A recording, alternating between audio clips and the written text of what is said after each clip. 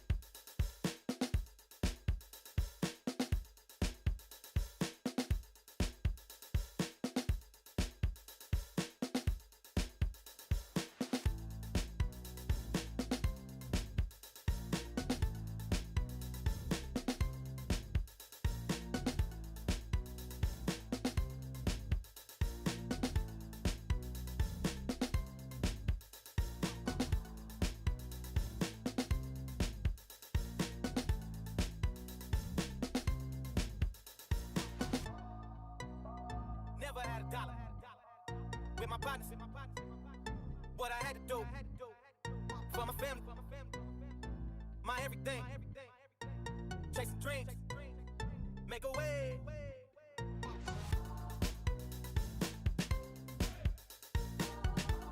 Never had a dollar with my partners. What I had to do for my family, my everything. Chasing dreams, make a way.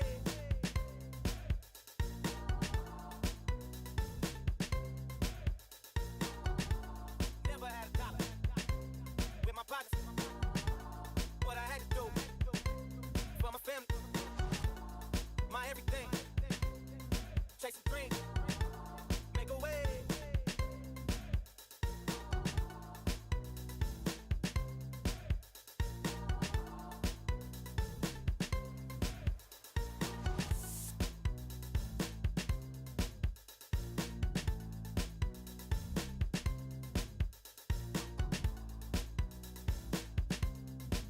Never had a dollar with my partners. What I had to do for my family, my everything. Chasing dreams, make a way.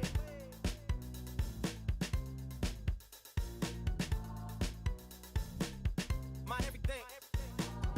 Chasing dreams.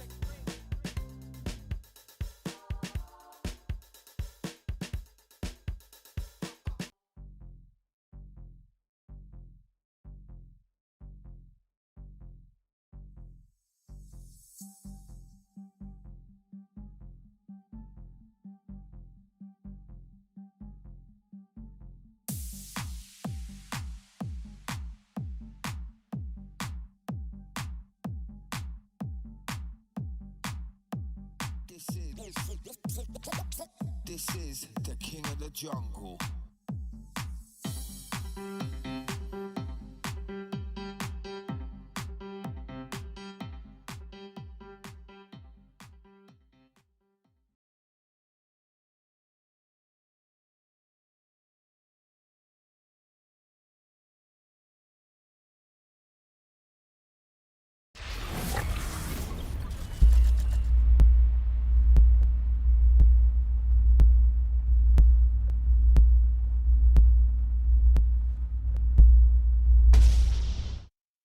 And we're back. Let's actually see what's going on here. We do have Big Beast on the left side and COC on the right side. It looks like they did start off on the pick and ban phase here. They did also pick a map. It's going to be a long one. It looks like today we're going to have the Rich Highlands being played out by the two teams. And that is going to be, yeah, we might actually have what Eco Supreme was saying yesterday. You know, proper late game over there with some thermonukes or something. Let's actually see what they're going to pick as civilizations to actually challenge each other here in the games. We do have Cree being picked up first on the Big B side as a ban. We do have on the other side also Eleanor France. Since the they are using Fearless Draft over here, they do have quite a few auto bans in the game too. That's gonna be the teams that the civilizations, or I should say the leaders that have been playing in the first game. Batriu, Catherine de Medici, the Black Queen, Cleopatra, Egyptian, Cooper, Ludwig II, we got King, Mandate of Heaven, Theodore Roosevelt, Rough Rider, and then Tokugawa is gonna be the last one that's gonna be auto banned. So they do kind of need to play around these civs, and plus the ones that they're gonna be taken out here. We do have the big beasts that are thinking about the choices, and since this is the Rich Highlands, we need to prepare. We need to prepare for a lot of simming civs. I'm actually curious what the balance will be between those damage dealers and of course the simming civilizations here. Now, since it is Rich Highlands, the distance between them, and not to mention also the hilly distance between them, is gonna be quite big. Quite big, I should say. Let me actually double check if everything is working. Let me click on this. We should be fine. We should be fine. Okay. Oh, so it's not Panda Puddles anymore also. Moel played a couple of games during the season. Yeah. I barely got to see him, honestly. Okay. The Rich Puddles. We're gonna be playing on the Rich Puddles. Okay, there we go. Man, I need to get a haircut. Anyway, Age of Steam here on the Big Beast is gonna be banned. We do have also Spain banned. On the other side, Vercingetorix and also Bulmus are gonna be the two ones that were banned by COC. Okay, so yeah, definitely going for the Simmers over here. Let's actually see the next two from each side. Afterwards, we're gonna have the Big B setting the tone for the game. I would imagine it's still gonna be simming. I don't think they're gonna pick something like Genghis Khan in the first row. Like honestly, I don't think they're gonna do it. Also, good evening, YouTube. Hello there. Oh, I need to delete a message from Kick right now. Wow. Yeah, they're getting spam, man. Every time I open the stream, I get spammed on Kick. That's not a really good incentive to keep streaming. Just saying, man. Anyway, yeah, on Kick, I mean. We do have Russia on the side of the bees being taken out. So one of the Tundra nations, man, we ain't gonna have the Tundra populated anymore. I mean, there still is Kivuk and I guess Canada if they really want to go into the Tundra. Hopefully, they're gonna find a solution. Let's see. Maybe some Tundra play.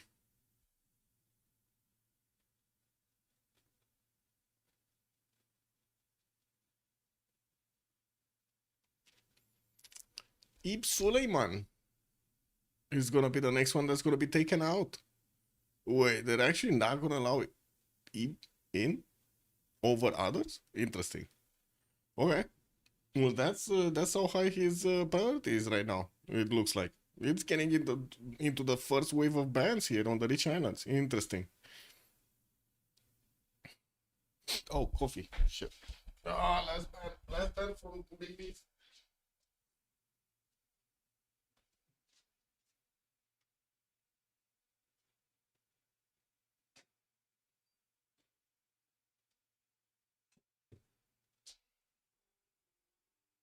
Oh, they still didn't ban it, and I got my coffee. That's amazing. We're gonna close the door. If you hear something during the stream, like the door being opened forcefully, it's fine. That means just the Terminator has entered the room. It's fine. Okay, next one is gonna be Hungary, and that's gonna be the last one from the first phase for the big beast. And we do need the COC to pick up their fifth also.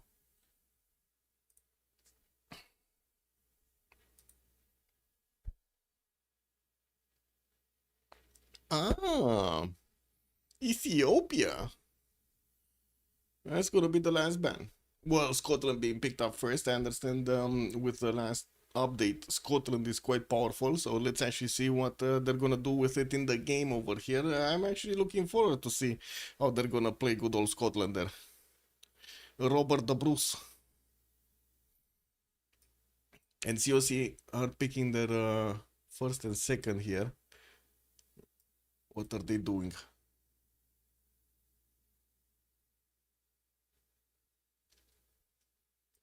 Beep beep boop beep beep beep boop.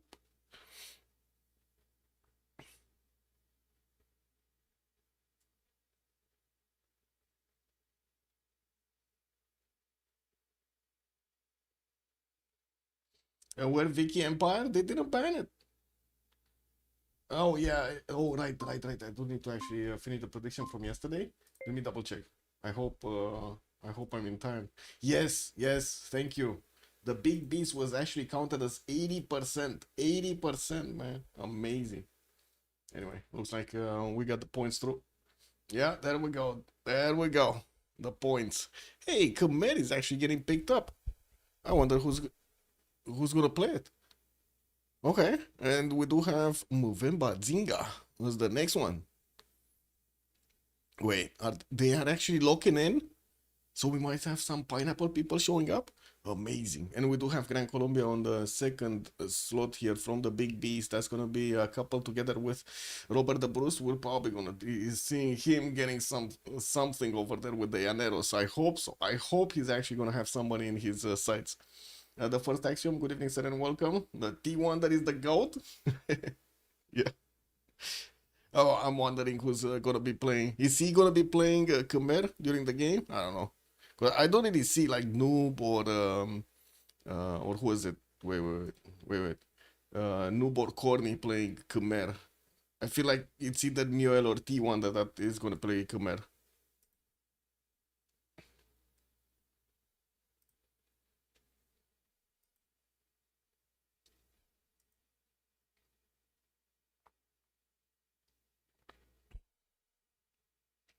Indonesia. Okay. On the side of COC. That's surprising that it actually got banned in the second wave, not in the first wave, but I guess, you know, it is what it is. Yeah, rich puddles. We gotta reach highlands. Yeah. Planet puddles is lakes, rich puddles is rich highlands, man. We got some rich. Wait, they took out both Gallic nations? Ugh. Well, Ambiorix is not gonna be happy about this news. Ducky Quack, good evening, sir, and welcome. T-Wonder is going to make me wonder good play. Wonder good today. Wait, make me wonder good today. So you're expecting him to actually make a lot of wonders? Okay, hopefully. We did have yesterday King Shi making a lot of wonders. Still did not manage to win the game though. I don't know.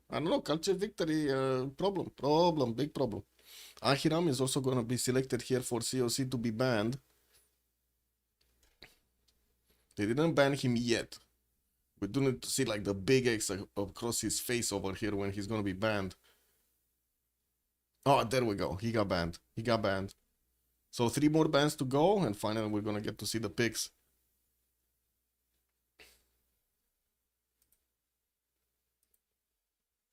I need to scroll down here. Click.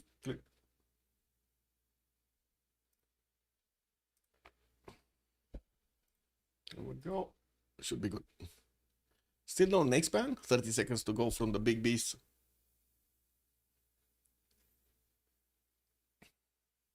Oh, did I get in the lobby? I did. Okay.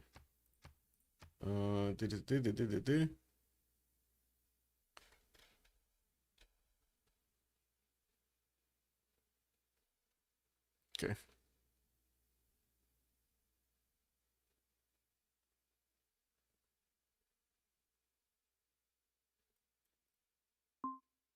Wow, running down the clock.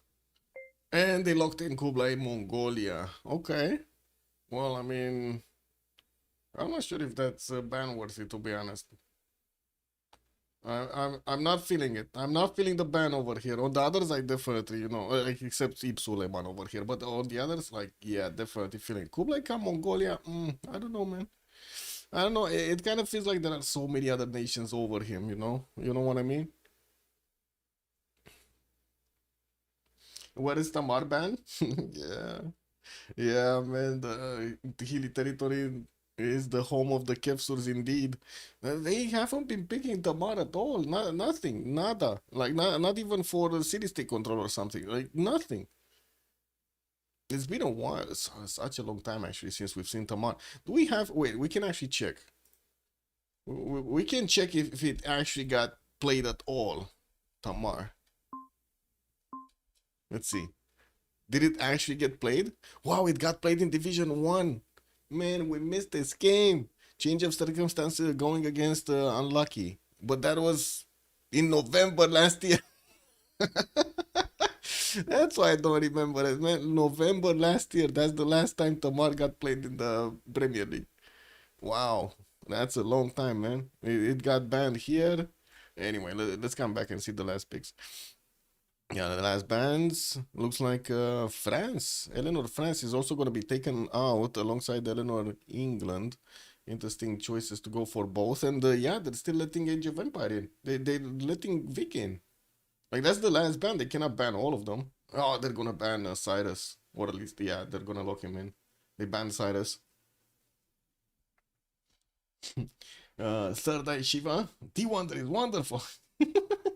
Good evening, sir, and welcome. What is Canada ban? What is Arabia ban? Yeah, true, man. What are those bans? True. Well, Canada ban. I'm not sure about the Canada ban. It's not that strong anymore. But Arabia, still strong if you can manage to actually get the goal from somebody else. Oh, I think I need to actually refresh the page because it says connecting to chat. For some reason, I think Twitch has a problem. There we go. It reconnected. It's fine. Now I don't see any chat. Oh, finally, it came up. It came up. Perfect. Okay, we got Mali on COC side. Musa. We're actually gonna see some Musa gameplay. I cannot believe it. Amazing. Some Musa, some proper Mansa Musa gameplay. Okay, well, next up, Babylon here is gonna be taken out, and also Poland on the side of the big bees. Well, they're taken in. I mean, that's gonna be the entire matchup: Scotland, Gran Colombia, Babylon, and then Poland. And let's see the fourth from COC. Wow, I still cannot believe we're actually gonna see Mansa Musa in the game. That is incredible. What is this? Disconnect. Let me actually refresh. See what's going on. Isn't Arabia like very good at rushing modern armors? It is. It is very good. Not only modern armors. It is very, very good. What's the last pick? Can I see the fourth pick on the left? Oh, I see. Poland. It's Poland.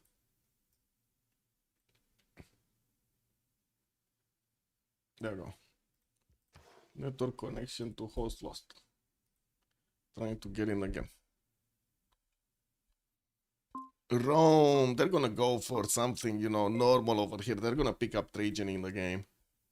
And hopefully we're actually gonna get to connect to players and stuff like that. Because, like Forex stuff and shit. Okay, there we go. We're getting through. 1, 2, 2, 1. And we pick something up for them.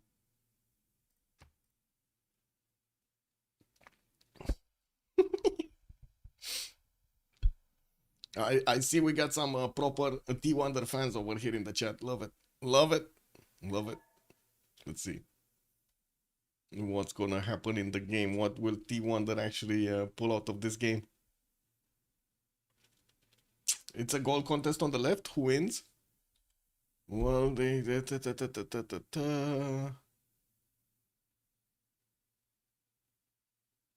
no, I think both teams will actually have a decent amount of gold throughout the game. Like, to be honest, doesn't seem like they will have that many problems. I'm curious how Scotland is going to be played out, but other than that, I think they have this in the bag, as in with gold generation and everything. There's no oh my god, Arabia over there that is gonna take all of their gold, So we go left already. I mean, we need to actually load in the game, but yeah, we can go left.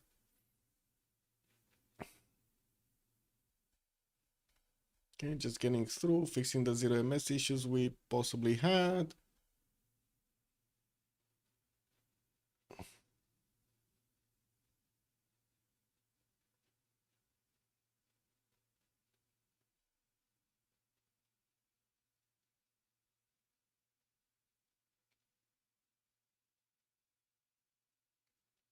Jadwiga and Simon both need gold same time. Yeah. I guess we're gonna need to see if they do manage to get the gold at the same time. You think? I think actually Jadwiga's timing is a bit earlier than Simon, if I remember correctly, no? You get there faster. Wait, what is this with all of the greetings and shit? This is a new message from MPH. Greetings, Kazandar has joined a multiplayer game using multiplayer helper. Wow. Wow. Okay. Why is it only Krudlov saying this? And then, because Krudlov is not the host.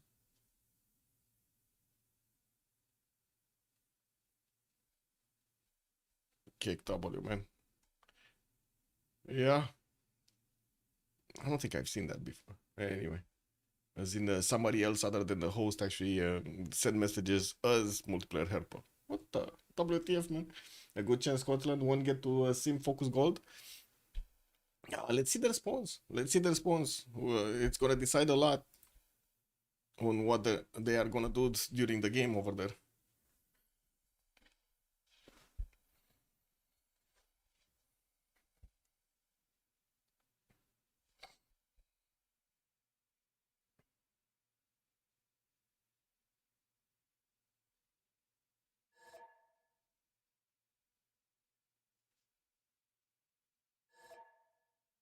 Just need to give them a few moments here to get into the lobby and get into their correct slots, pick up their civilizations. Looks like Corny is gonna be a second slot here with Javar on the 7th.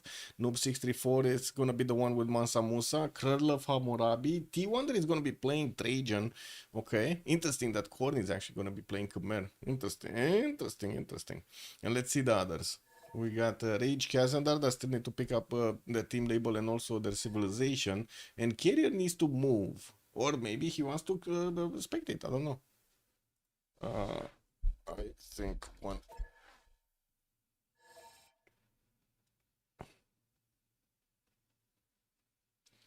All roads lead to Rome. No? All roads lead to the T. Oh my god, they put a T intersection over there at the end of the road? That sounds terrible, man. Especially if it's a highway, you know? You just keep driving 200 kilometers an hour and it's a T intersection in front. No! So happy, good evening, sir, and welcome. Miguel Movemba Zinga. It looks like Radov is going to be picking up Simon Bolivar. Kind of makes sense because he's the one that really likes to derail himself into his opponents. Like, this is, wow, this is amazing, actually. So many games we've seen with Radov in them. He just goes full ham against his next door neighbor. He's just, let me at him. Let me at him. The third issue, go team undergo. Let's go. All the roads lead to coffee. Yeah. Hey, wait a second. Kazandar is gonna be top slot here with Jadwiga. And we got Muir on the last one with Vemba at Zinga. Okay. While Rage is gonna be playing Babylon. Wait a second, we got two Babylons. Why is Babylon picked up twice? Wait, Age of Steam hasn't been picked up, right? One of these guys do need to actually pick up Age of Steam. Interesting. It's either Carrier or Rage. Or wait, Age of Steam got banned. Never mind. What am I talking about? Age of Steam got banned. Babylon, Poland, Scotland is missing. Robert the Bruce here. Okay. Yeah, I was remembering here the Age of Steam. But anyway, this is what it is. Good luck to both teams. May the spawns be with them. Yeah. Let's see if RNG is gonna give today. We need to see if RNG is gonna give this up.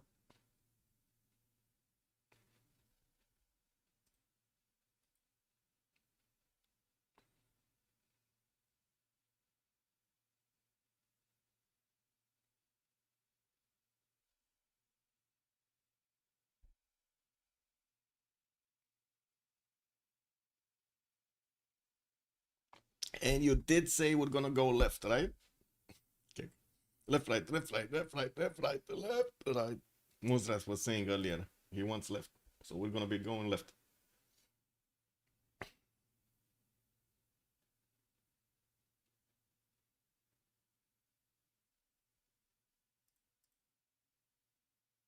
Let me pop this out. Click, click, click. This is fine now. Click. Let me know if there's any kind of weird echo or something. I'm not really sure about the sound settings on Kick. But anyway, this is what it is. So you said left, that's gonna be Mioel on the left side. And I think I can actually put up the team labels early on. Let me see. On the left side, we're gonna have COC. And on the right side, we're gonna have the big beast. There we go. Bam.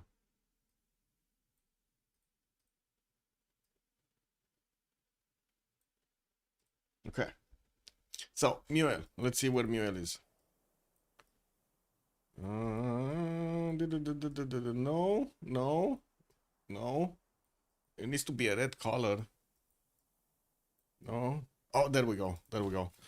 Congo, we got him with the banana spawn, and he's gonna have also some ivories to feast on the banana. Looks like in the south he's gonna have also maple tiles. That's very nice. We do have him with quite a few chops and rainforest tiles that he's gonna need to get cleaned up. Unfortunately, no fresh water. Where is the fresh water? There's no fresh water here. He does have some of these like futile lakes here on the futile rivers on the western side. Of course, the one that he has in the capital.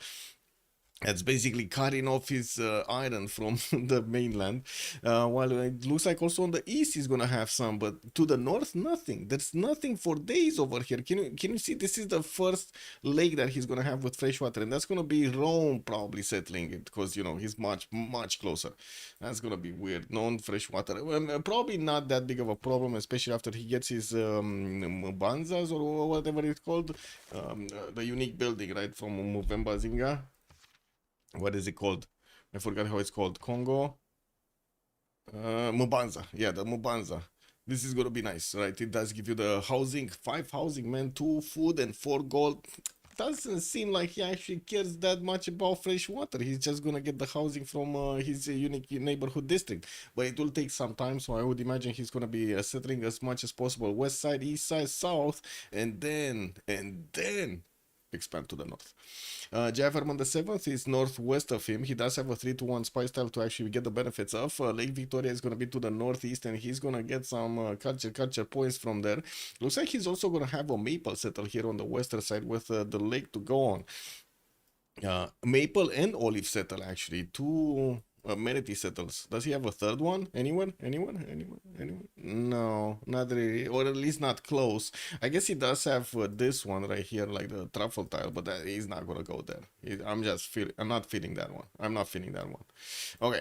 Yeah. Well, Courtney again with fresh water. He does have the river from the north to the south, the lake that he's gonna get some, and I do see on the western side quite a few more one-tile lakes. He's also gonna have an ally west, an ally east. Wait, yeah, he's gonna have an ally east. That's gonna be Trajan, very far away, and Movemba Zinga. So he has 2 allies eastern side.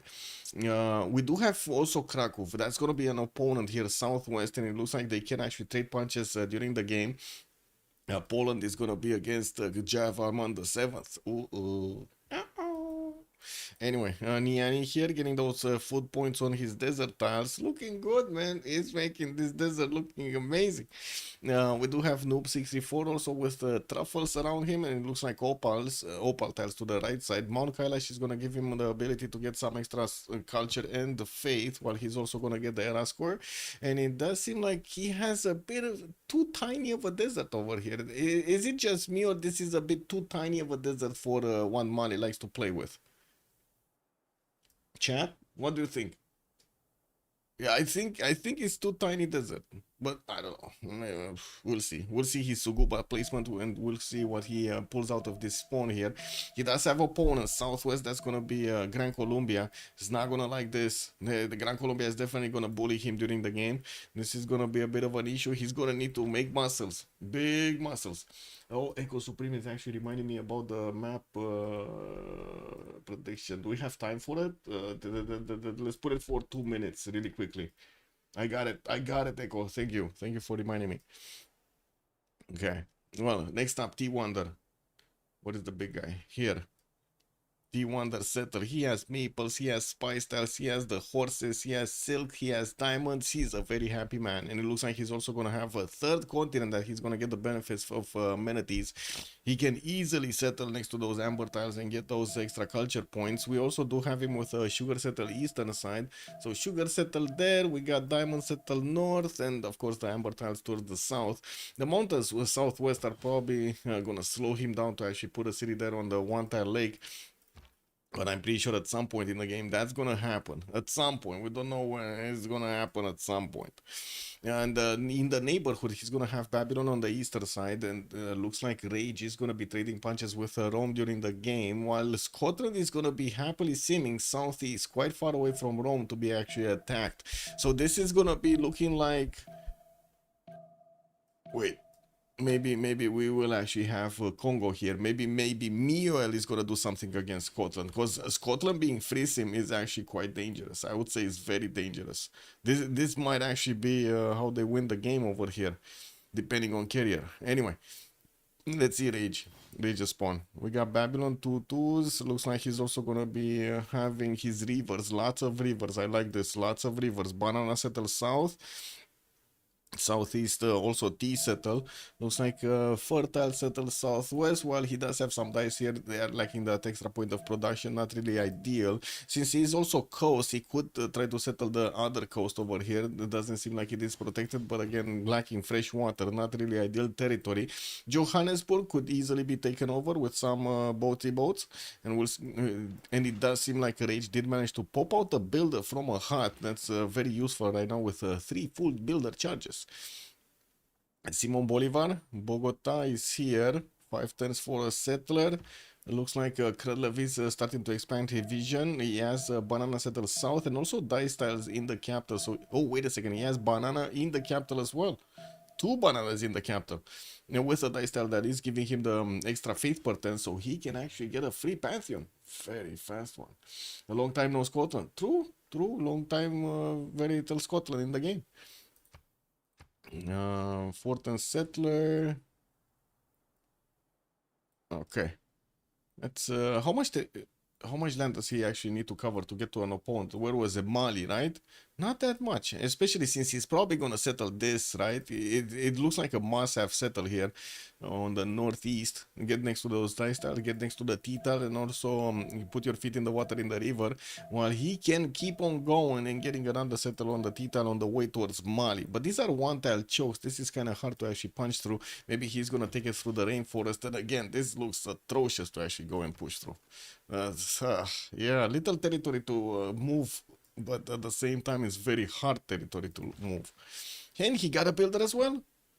Man, yesterday we had like 5 builders before 10-10. Now we have 2. What the fuck? Anyway, 3. We got 3 builders, and all the builders are, guess what? With the big beast. All builders spawn on the big beast. There's no build. Oh, he got a builder. Well, I mean, he got a builder from Granada. That's a 2 charger. What did this builder even do to lose a charge? And it's not guaranteed that he's gonna get it back, because Granada is fighting back, man. He's grabbing that scout from the forest. Anyway, we do have Carrier upgrading his fish tile, getting that extra food going. He's gonna pop out his first settler next turn. Could easily go northeast next to the fertile to get some extra juicy food there. We do have him with the mountain southwest. Also, Delicate Arch in a desert position. Very unfortunate. This looks terrible, like terrible, man. At least he does have fresh water from rivers, and also I do see some one-tile lakes that he can go for. Northwest not gonna be a problem to actually get here alongside this ridge here. And it does seem like he's gonna have quite a bit of distance in between him and Congo. Congo did get a builder. Okay, so we are 3-1 on builders. 3 builders on the big beast, 1 builder on the COC side. We have any more? Oh, we got 4.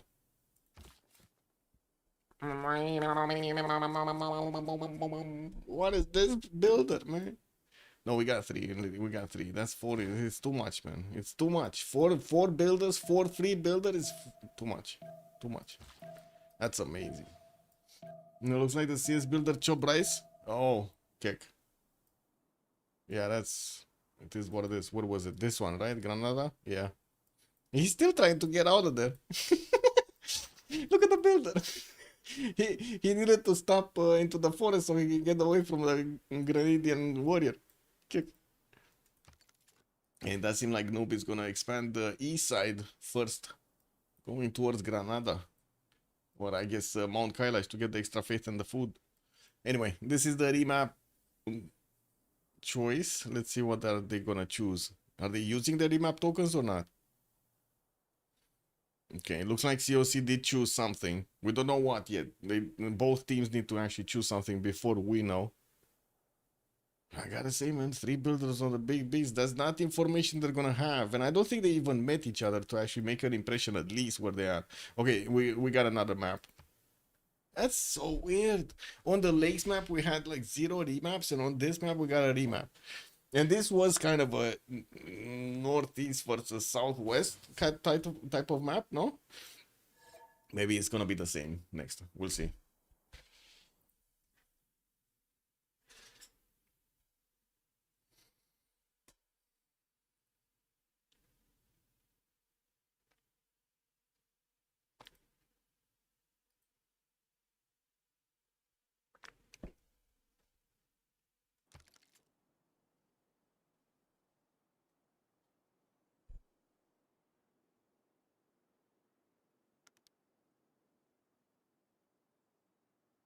Why did COC remap? That's a good question.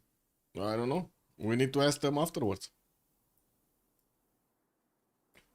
I don't really see an easy reason for them to remap this, to be honest.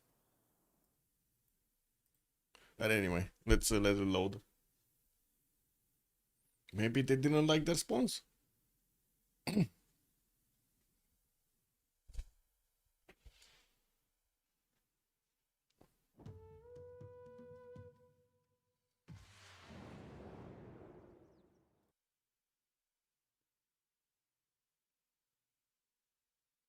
Okay, where are we going, chat? We're going left or are we going right? Left is gonna be again moving Bazinga, and right side is gonna be Poland, Kazandar. Oh, I think we actually missed to take a look at Poland's post. We glanced over it, but we didn't actually take a look at it in detail last map. Okay. Chat, left, right, left, right, left, right. Which one?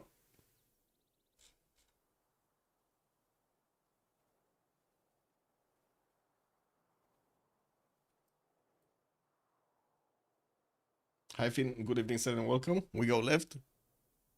Okay. Okay. So we need to find the Zinga again. What is the Zinga? Is he next to a water again? That would be kind of sad. No, Scotland. No. Okay. Let's take it like this. Oh, there we go. Ooh. That's probably the worst position of geothermal fissures I have ever seen. Incredible, man. What is he gonna do? Put the scientist in the water so he can get the extra adjacency? Oh man, this is just RNG failing.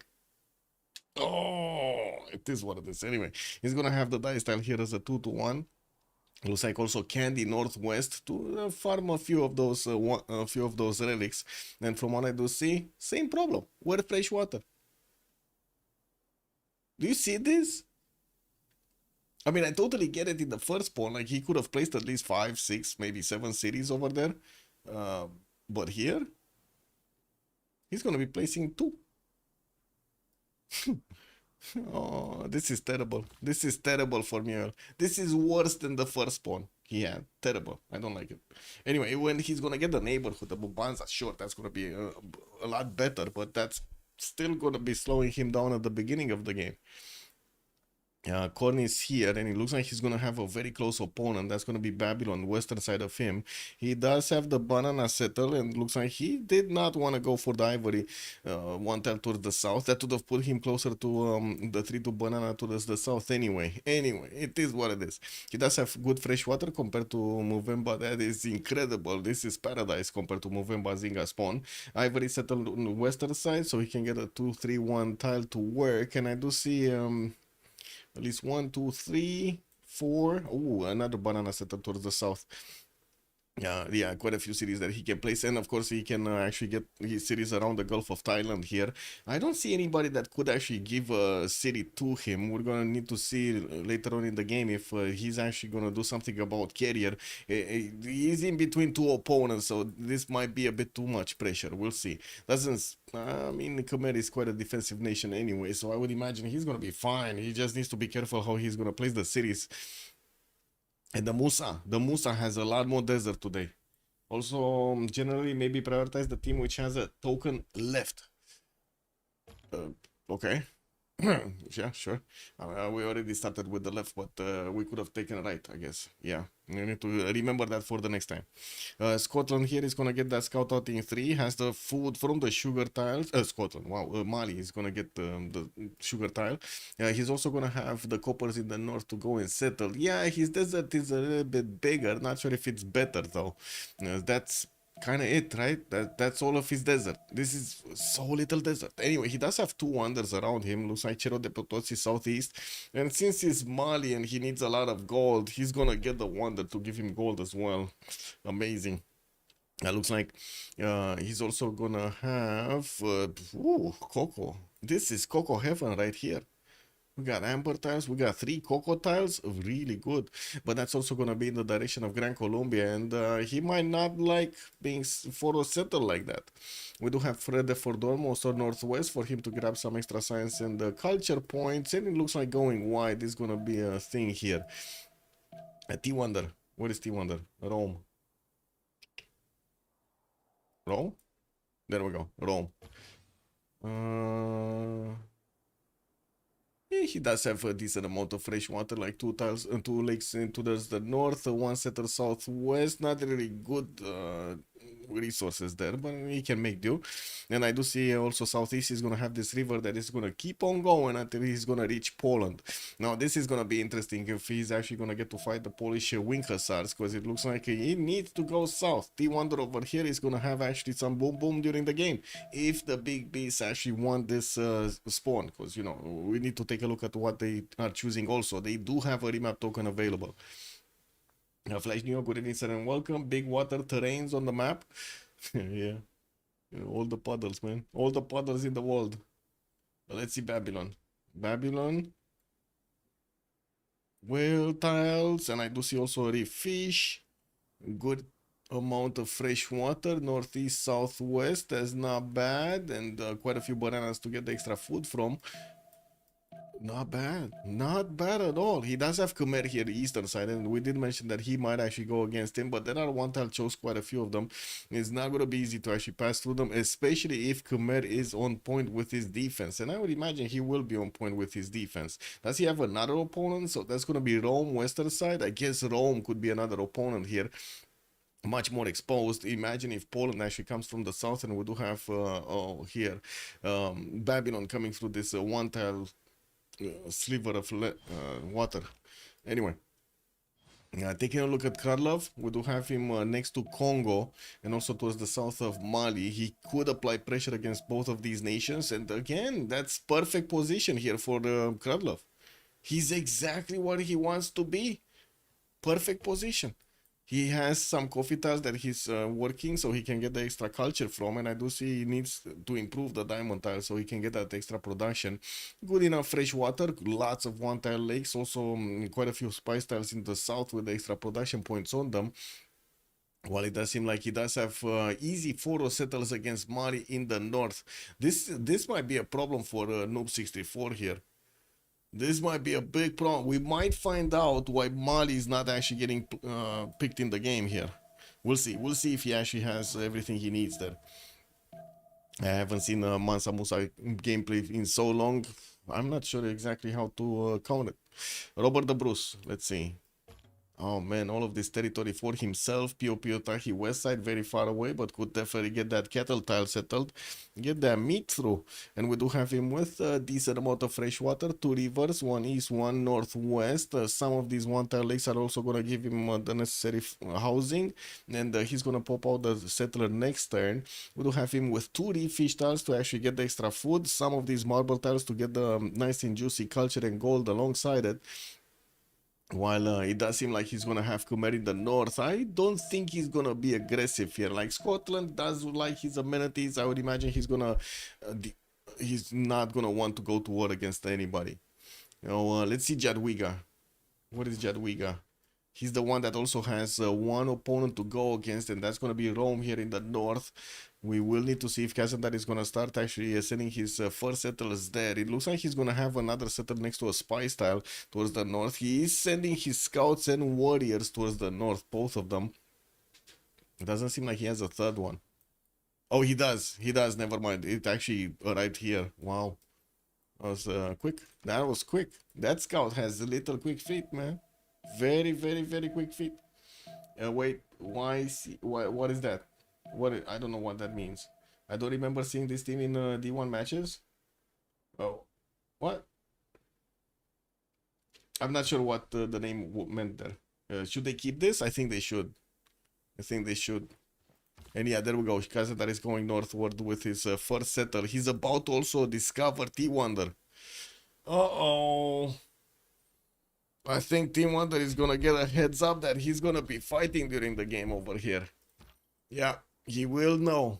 he will know that he has Krasnodar in the south, and of course he's going to need to prepare for the wing hussar timing, because after otherwise you don't want to be caught with the pants down when the wing hussars come through, man. YCBS versus Unlucky, other I see. You're talking about whoa. You can't be serious. You cannot be serious. This one, right? Yeah. Let me see. What's with the, why am I getting pinged? Oh. Okay. What's with the name, by the way? Who's playing there? Who's playing on the, do we know who's playing? We must know who's playing. What do we have here? Adam is playing. Oh, look at that. It's Adam playing. I think we can see here, no? Czop, Elephant, SND, and Adam. Oh, so you get actually multiple streams, because Elephant guys was streaming also. I saw the notification. Interesting. Let's see what they're gonna pick. They're going for the remap. Yeah. It's the Why So Serious renamed. It kind of looks like his Why So Serious renamed. And this is gonna be the map. This is gonna be the map. Okay, let's finish the prediction. Choose an outcome. It was one remap, and somebody's gonna get 8,500 points. And also Linda was saying Adam changed the WSS name after some roster move. Got it. And Sandro Games, good evening, sir, and welcome. Did you get your prestige? I want to know, Sandro. Your level of prestige is everything. Did you get it? Did you get it? Anyway, let's see Muir here. We do have Movember Zinga. Starting off with his next settler. He did grab the dice tile, and we're going to be seeing a Pantheon picked up soon. We're just on 11. He does need 12 points for it. And I do see he's going to get that settler moving somewhere. Like it's last second movement. What is this, man? Hello, Muir? Where are you going? Oh. Wow. He's going into the... Uh-oh. Uh-oh. He's going into the only direction he does not have fresh water. I guess it's not the only direction. Did he even scout this? Oh, he did. But this Grand Colombian scout actually got through the vision of Mali and also his warrior. So he kind of doesn't really know where he's going here. This Kralovian scout might actually get through and grab the settler. This is gonna be sad. This might be very sad. Miguel is getting his bronze orchid in 7, and I do see him. He's gonna pop out another settler in 5 turns. We're gonna need to see his strategics. Horse tile in the second ring. We do have an iron tile second ring also northeast. Okay. But it looks like he's moving always. He's moving last second of the turn. I think the coffee tile is the target, or is it the diamonds? Like one of these. I think if you wanted the diamonds, you would have gone direct. So that's why I'm saying coffee. Is he gonna get the vision? This is gonna be tricky. Wait, Kralov is not moving his scout? He didn't move his scout for a turn. Nah, it's fine. If Kralov didn't move his scout, it's fine. Jeff Arman the 7th. Oh, where does Congo have fresh water in the first place? Yeah, true. Yeah. Gulf of Thailand, getting the turtles going. Looks like also whales coming out from Angkor Wat. He did improve 2 resources, so now he got his celestial navigation boost. To imagine he's not gonna go harbors. We do have him opening up with holy sites, and I do see his second city is about to settle next to that ivory tile, and he's gonna have bananas in the second ring. While he did meet Babylon on the west, it does seem like he blocked that tile, so he doesn't let the Babylonian scout cross the river and get closer to his cities. Both strategic resources in the north, iron tile and horses, and we do have his next settler popping out in 2 turns here from Angkor Tom. That's a little bit faster than what Congo is getting here. Just a tad bit faster. It's fine. Noob 634, Mansa Musa. We do have him just on 1 city. Oh, about to settle his second one. That's gonna be big, man. Look at that. He settled Gen on the Cerro de Potosi, got instant 3 gold a turn. Noob 64 already 10 gold a turn. He did improve his first horse style, and I do see he did finish his holy site and got to build the shrine. Well, at least he's gonna finish it next turn. while he still has a few scouts that are roaming around to see what's going on. His builder is exposed. There is no opponent to actually do any damage here, and we do have a warrior from Gran Colombia quite far away. We're gonna need to wait and come back and see if the warrior actually got to the cities of Mali here. Placing down second holy site, and we're gonna need to come back and also see his religion choice. Is just making the points, acquiring the points for the great prophets. I would imagine he's not gonna get projects through. He's just gonna build the shrines, but I guess it is what it is. Wait, did he? Oh yeah, he finished. T-Wonder, 2 settles going. Looks like he did grab the dice tile. We're gonna need to see what kind of pantheon is he gonna pick with it. He can couple it together with that nice and extra sheep tile, so he can get the extra food. We do have a settler coming up in 2 here from Rome, getting a horse tile in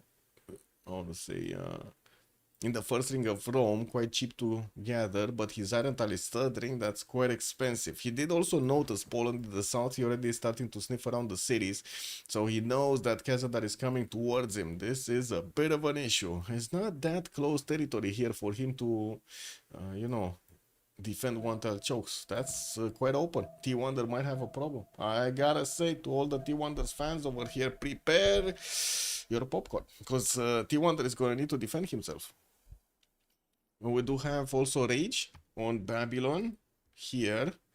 It's getting scouted out by Khmer. Khmer also did get a builder from Muscat. Looks like he did settle his second city, Mashka Shapir, next to the bananas in the south, while he does have a third one popping out from Babylon in 2 turns. Use his builder to improve tiles. Will probably get also the whale tile there improved and send it to one of his allies, while he does have Freshwater southwest in a relatively defensible position here, because that's where his opponents are.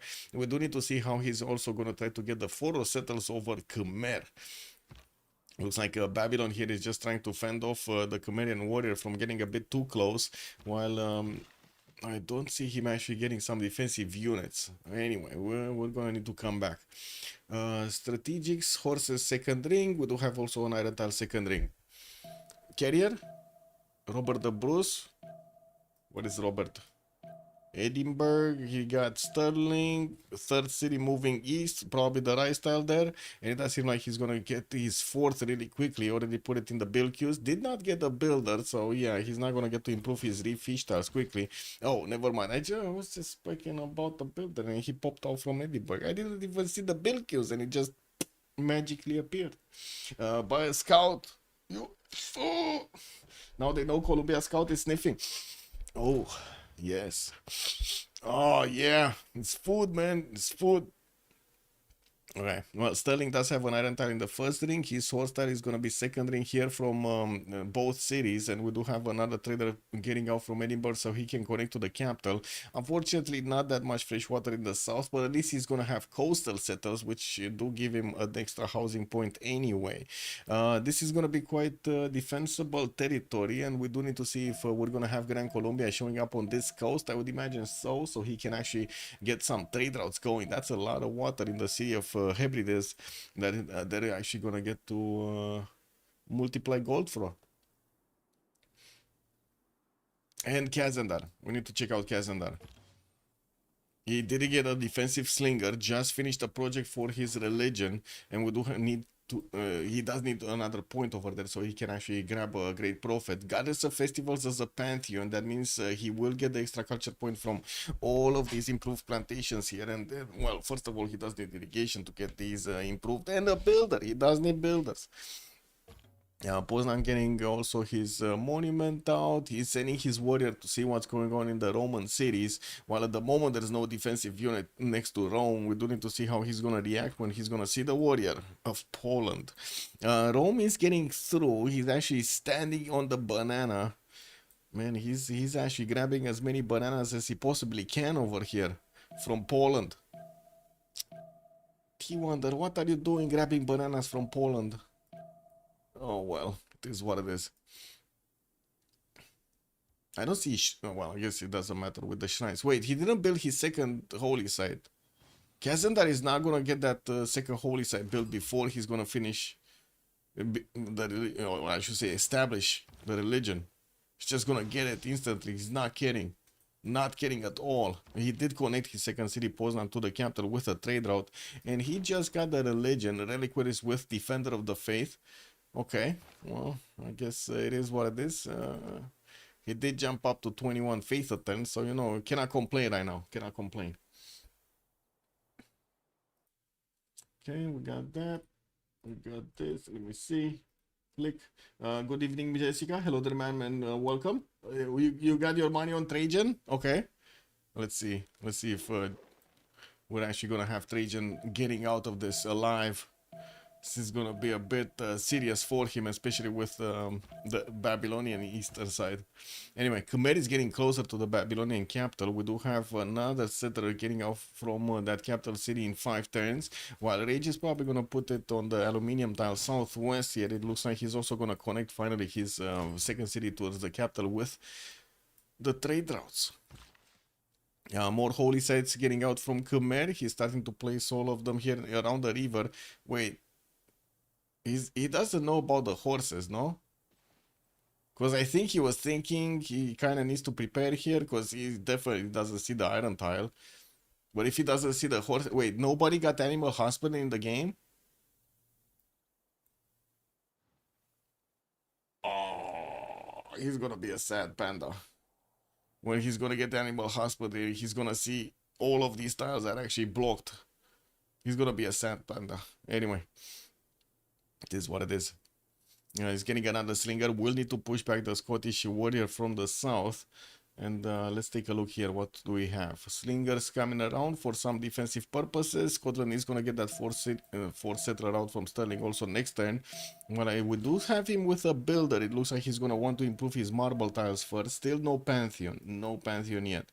Mali did go for Earth Goddess, actually supercharging his faith per turn to 13 points a turn.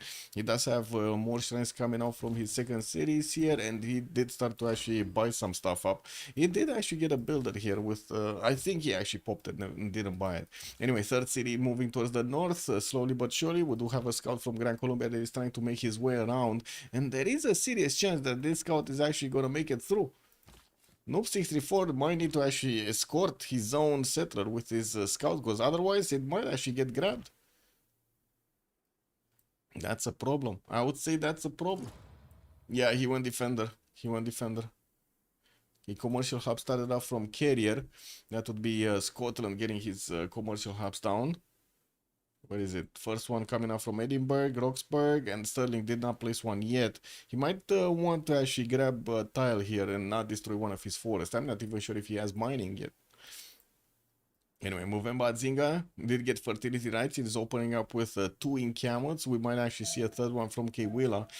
He did have a very close ally. That's going to be Mali towards the western side, but also an opponent, Simon Bolivar. And as you can see, they are starting to actually trade punches with each other here.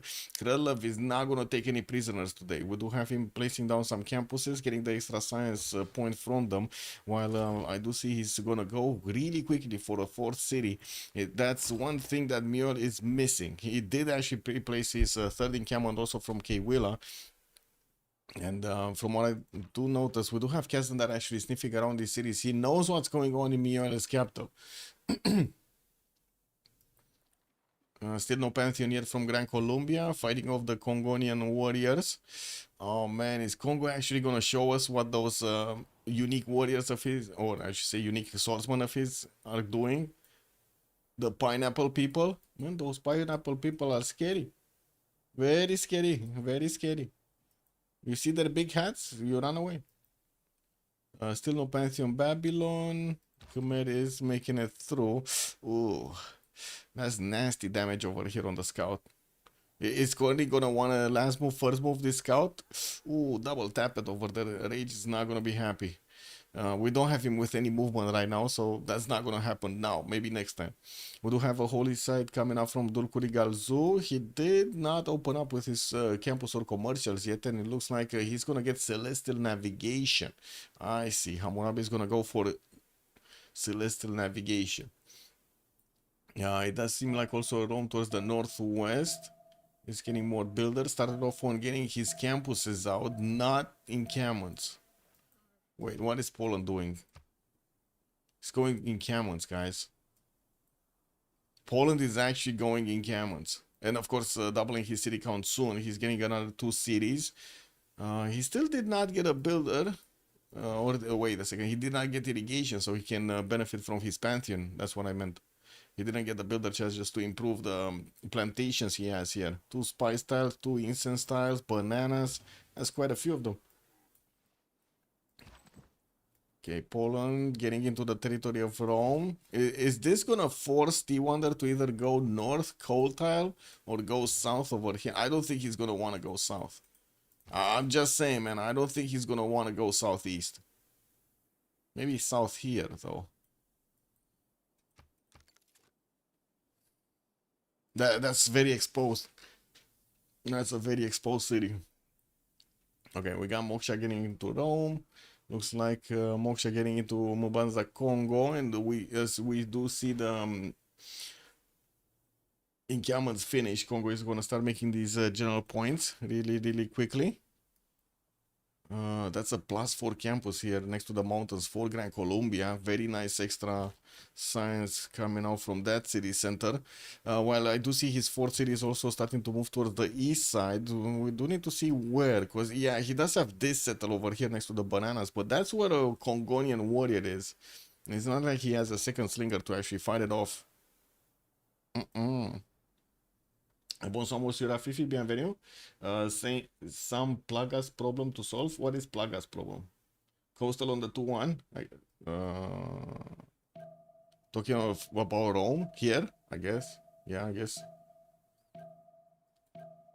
What is Plagas problem?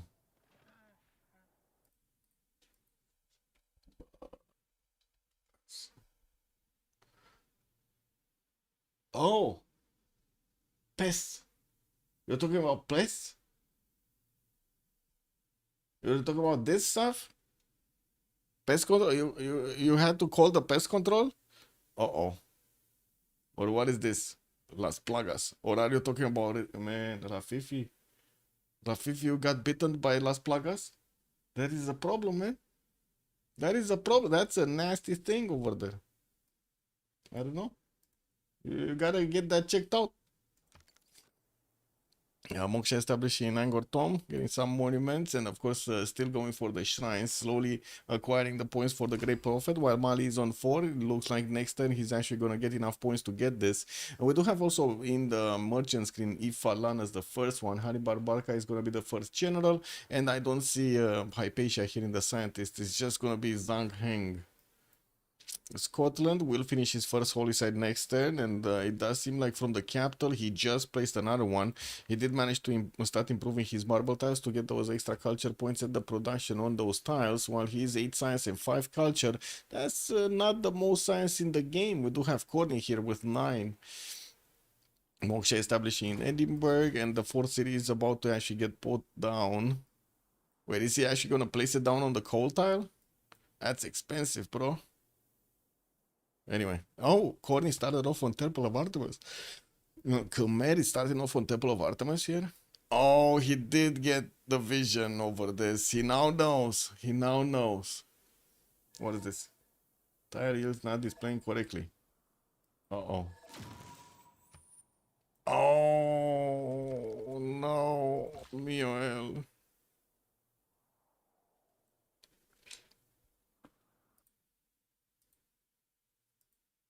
Wait, Resident Evil 4 is not the movie, right? It's the game series. I don't think I actually played Resident Evil 4. I don't think I played the Resident Evil. I like the movies, but you know, but not the games that much. Mm.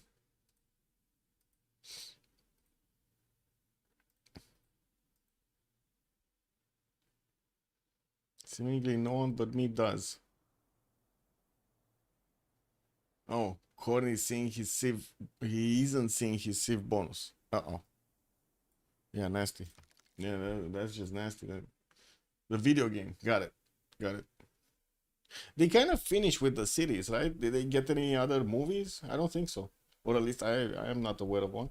No Freshwater Congo is something. Yeah, but he's gonna get the Banzas at some point. And since he did start off with encampments, he's definitely gonna get some housing from that.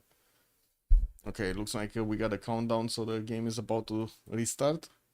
City Patron goddess as a pantheon for Babylon. It's plugging in Moksha in the cattle, starting off on his harbors. And Corny did try to smack around that Babylonian scout, and it looks like he's dizzy. He's very dizzy, and he's going back.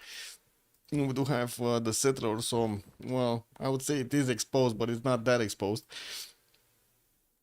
And the Holy Site is going to finish in Turkuli Galzu in 4 turns. Scotland still working on his commercials. Looks like Gran Colombia is going to finish his campuses. While looking at the tech side here, looks like Gran Colombia is going to go for irrigation in 4 turns. We do not have him with a Pantheon yet. He does have quite a few plantations that he needs to improve. And he's still trying to push back this Congonian warrior from his northeast here.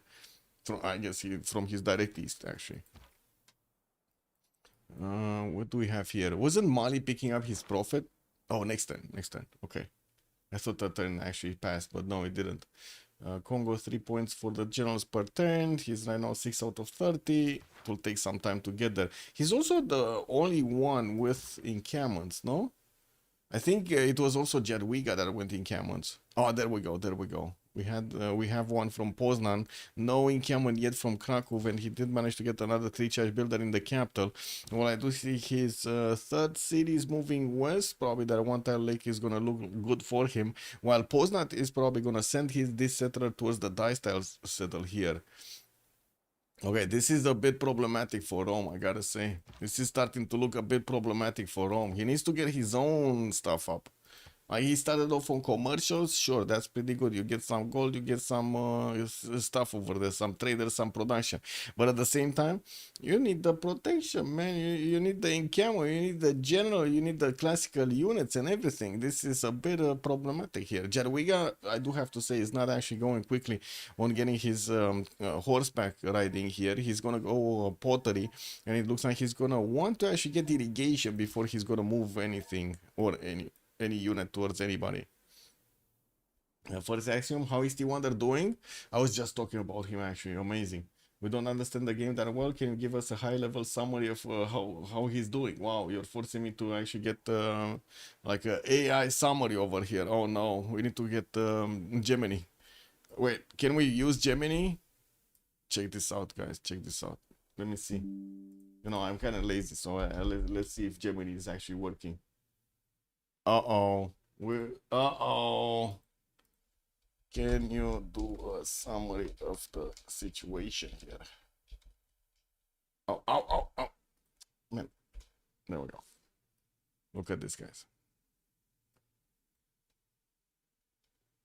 It's analyzing. It's analyzing first action. Man, he actually knows it's the Roman Empire, okay? He has 2 pop, only 2 pop. Man, that's kind of nasty. Couldn't resource production queue, heavily invested in builders. Man, high level summary here. Anyway, we do need to reconnect, and we're gonna be talking about his pawn, well, in more detail after we actually get back into the game. Amazing what you can do with Gemini now, no?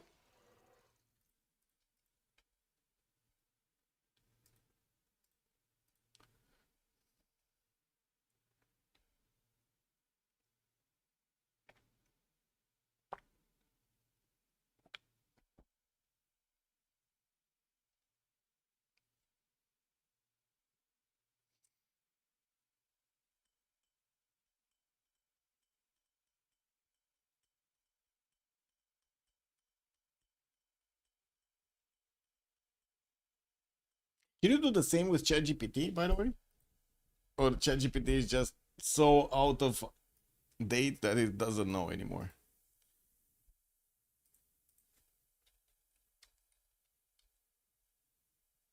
Let's see. Maybe it does know.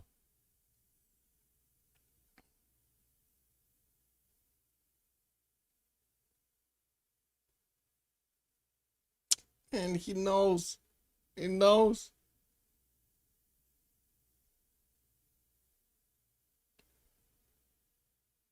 Wow. Strengths and weak spots. Interesting. Strengths and weaknesses, man. It's like I taught him to make a SWAT kick.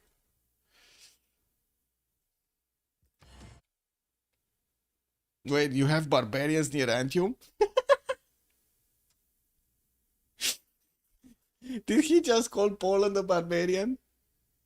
Yeah, yeah. I think he just called Poland a barbarian. The Bard kept good snowballing. He's right. He's actually right. ChatGPT is right on this point, right? The Bard camp, as in Poland, could just snowball if ignored, no? He needs to do something about it. Wow, it actually gives us a city by city advice. Amazing, man. Amazing. What do you need tutorials anymore? You just click on this. What happened to the game? Unfortunately, it's not the perfect how to say interaction between the host and the players in this game. The netcode is kind of shit, so sometimes the information that is passed through is not getting revealed to some of the players. So in this case, we did have Congo just totally missing out on the bonuses of his civilization. He was not seeing them, but the host was actually seeing them, and we as a spectator were seeing them. It's kind of weird because whenever that happens, unfortunately, you might miss out on quite a few of your yields because you don't have those bonuses showing up on your side. And I'm not sure how it doesn't desync immediately, but it sometimes happens to desync. He did try to get out of the game and reconnect to the game, so basically he refreshes the information that he's getting, but it didn't work. We went one turn after and it started desynchronizing with the players, so yeah, we needed to relobby. So basically what we did, we all got out of the game. We made the host made another loaded the save basically, and we just got back. But at least we did get back quickly, and we can take a look at Rome now. So okay, so his 4 cities, he's in between one ally that's gonna be Mule western side, and this is a safe zone. West side Rapa Nui, Mule, that's gonna be safe. East side here it's Babylon, but Babylon has other problems with Khmer. The problem is Babylon here could actually use this northern choke point so he can get to the cities of Rome from the backside. So later on in the game we might see some form of interaction. At the moment, looks like Rome is going for his gold generation. We do have quite a few commercials coming up. Gold generation also gives you the ability to get trade routes. What I should say, the commercials give you the ability to get trade routes. The traders also do give you extra yields for each of these cities that are getting connected to the capital. This is one of the growth strategies that we've had in the games. It basically gives you more food, more production to these external to the other cities than the one that the trader is going. We do have also Moksha getting into Rome. He's gonna try to increase his culture output as quickly as possible, and by the looks of it, in the south, he's gonna have quite an aggressive neighbor, Poland over here. Not only that, he have the timing for Wing Hussars, which is a unique unit, a very powerful unique unit. I would say for him, we do need to see if T1 is gonna be able to get a general for himself. To get a general, he would need the bronze working as a technology, and he would need also to place down his first encampment. As you can see, it takes quite a bit of time to already build his chosen choices here, like the commercial hubs. It takes him like 5 turns in the capital, 4 turns in Kume. So that increases the time that he has to actually get an encampment down and get the projects down to get the general. On the other side, we do have Poland working on his settler, another 2 turns from Poznań, but afterwards he already placed his encampment, so he's definitely thinking of going for a general. And this is information that T-Wonder does have. I do have to say, if we change to his vision, he knows there is an encampment put down from Poland. It's not finished yet, but he doesn't know what the stage of development is at the moment. Good evening, Bernhard Sean. Hello there, sir. Is there a list of mods used in these games? Let's see if we do have a quick list of mods. I'm not sure exactly where the channel is for the quick list of mods in PL. Information Hub, maybe? Rule updates. I think it's rule, or it should be something related to rules, no?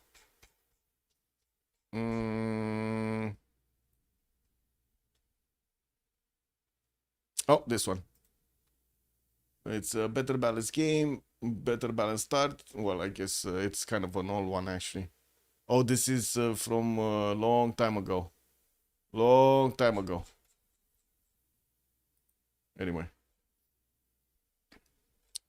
I guess I can give you the list like here. So team resource visibility sharing, top panel extension pro, BBG expanded 1-to-1, which adds a few civilizations in the game and a few resources, better balance game 731, better balance map 137, better report screen, the increased the better UI basically, better spectator mode so we can actually take a look at the game, and I think that's about it. Oh, multiplayer helper 176, notification clear.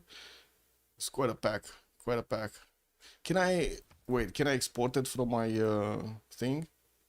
Let me see. Maybe I can export it, like make a picture for you. Subscribed items. There we go. Can get this. It's 10 mods. I can share it on my Discord if you want. Give me a second. Just gonna do this. This. This.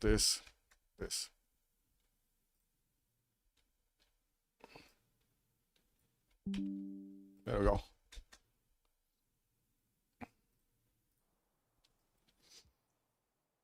Those are the mods. Oh, and exclamation mark Discord if you want, if you're not there. Okay, next up, let's see. Poland, still working on the settler, getting out next. The Government Plaza is also going to finish next turn. Still did not put an encampment because it doesn't have another slot there for the population count, from the population count. And Krasnodar is moving west with the third city. I'm actually curious if he's going to go for a second encampment or he's going to stay on one. Well, I do see also Rage is going to go for this May settle northwest. Or actually, is it going for the May settle? Because he does have a better city next to the Ivory and the Bananas, no? Yeah, he's going Maze, never mind. He's also going to be on the same coast. He's going to be putting that city on the same coast as Rome. That might be a problem. He could get boats out. He could actually attack into Antium. It's only one tile choke point here, one tile vector of attack, which is not usually great. You don't do that much damage, especially if the opposing team does, or I should say the opposing player does manage to get a classical unit or something. Your boat is just not going to do that much. Got a warrior coming up from Babylon, so he can push back the Khmerian warrior and also get to defend his trade routes. While let's take a look here what's going on. Khmer still working on Temple of Artemis. Okay, 5 turns to finish. While I do see he's gonna also increase his shrine count so he can get those extra faith points. We still don't have him with religion yet. That's not something that he did. Oh, Mali did get a religion. He went for feed the world with pilgrimage. Food and faith, man. He went for the food and the faith. Okay. Well, he did also improve his soul mine here in Gen to get some extra gold points and faith points from that. While he does get the amenity, that's very good. Looks like the Grand Colombian Scout could not manage to actually take the settler going north here towards Valata, not Valletta. Scotland, 4 cities strong, getting a galley out to start exploring what's going on in the Bracklesham Bay. Well, I do see he did put his builder in the water to start improving his fish tiles. We still need him to actually finish off all of his commercials commissioned here. Doesn't seem like anybody's making at the moment points for the merchants, and just as I say that, you know, Murphy's Law happened and boom, there's a point over there on Scotland. I should have known. Congo is also halfway there to get a general, still on 3 points a turn. He's getting that 4th city also moving southwest. Looks like he started off getting his bonus points of production, no? 2-3 tiles, man. He has 2-3 tiles here. Beautiful tiles in the capital. Also, he did improve his iron tile, and it looks like he's gonna go for the pineapple attack. He's gonna go for the pineapple attack, guys. Amazing. Let's actually see who will win, and it's gonna be a choice between COC and the Big Beast. Let's put it for 30 minutes. Very nice. I do have to mention Gran Colombia is going to get a free Commandant General. That's basically a free general for him. Doesn't need to actually place down encampments, and that's the reason he actually wanted to open up with campuses here. There wasn't any major need to go encampments. We do have him finishing off next turn this +4 Guayaquilian campus, and that's going to put him on 12 science. I would imagine he's going to be very happy with that number. We do need to see if he's going to go for horseback riding or a classical unit technology. He did manage to get a galley. I guess that actually gives him stronger garrison defense by default, but still classical units, you do need them, especially if you do get to fight Congo or something. It's been a long time since we've seen Congo in action. Congo does have a unique unit that and the Engao Mubeba, which actually gives you a lot of defense against range. And also, didn't they give you like extra movement in rainforest tiles or some shit? That's what I remember anyway. I'm not sure if they actually toned that down with an update or something. But anyway, the Engao Mubeba is super good at actually withstanding damage from archers, and it does move quite quickly to get an attack runs against his opponent. Not as quickly as horses, but still, he's not getting stopped by the rainforest, or at least that's what I remember. Looks like Poland sniffing around candy.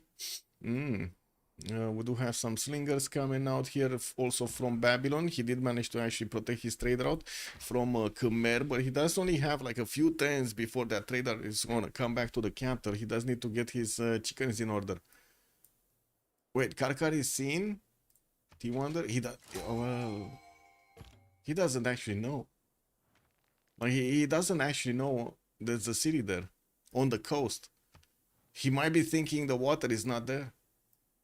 It's not that far. Anyway, fourth city from Poland also getting towards the north. The encampment is gonna finish next turn. And looking at the text screen here, I do have to mention T-Wonder is getting sailing. He's not getting encampments. He did also follow up his placement of commercials with campuses. Am I the only one that has the impression that T1 that is basically like just simming like in an FFA or something, totally ignoring Kazandar, totally ignoring the barbarian from the south? That's what ChatGPT said, okay? ChatGPT said Poland is the barbarian in the territory of Rome. Guess it is what it is. I don't think Kazandar minds. We got lighthouses coming out, more traders from Babylon. He did finish his harbors and got the first lighthouses going. Okay. And how far away? We got 5 more turns for Mule to actually get his iron working. He does have 6 science 11 culture, and it looks like he's going to need to bank up on quite a bit of gold if he wants to upgrade these. Getting barracks so he can get the units much faster. He already did open up with 3 of these encampments, and it looks like he's going to go for 5 cities. He got another 2 settlers from this. 4th city from Niani, southwest.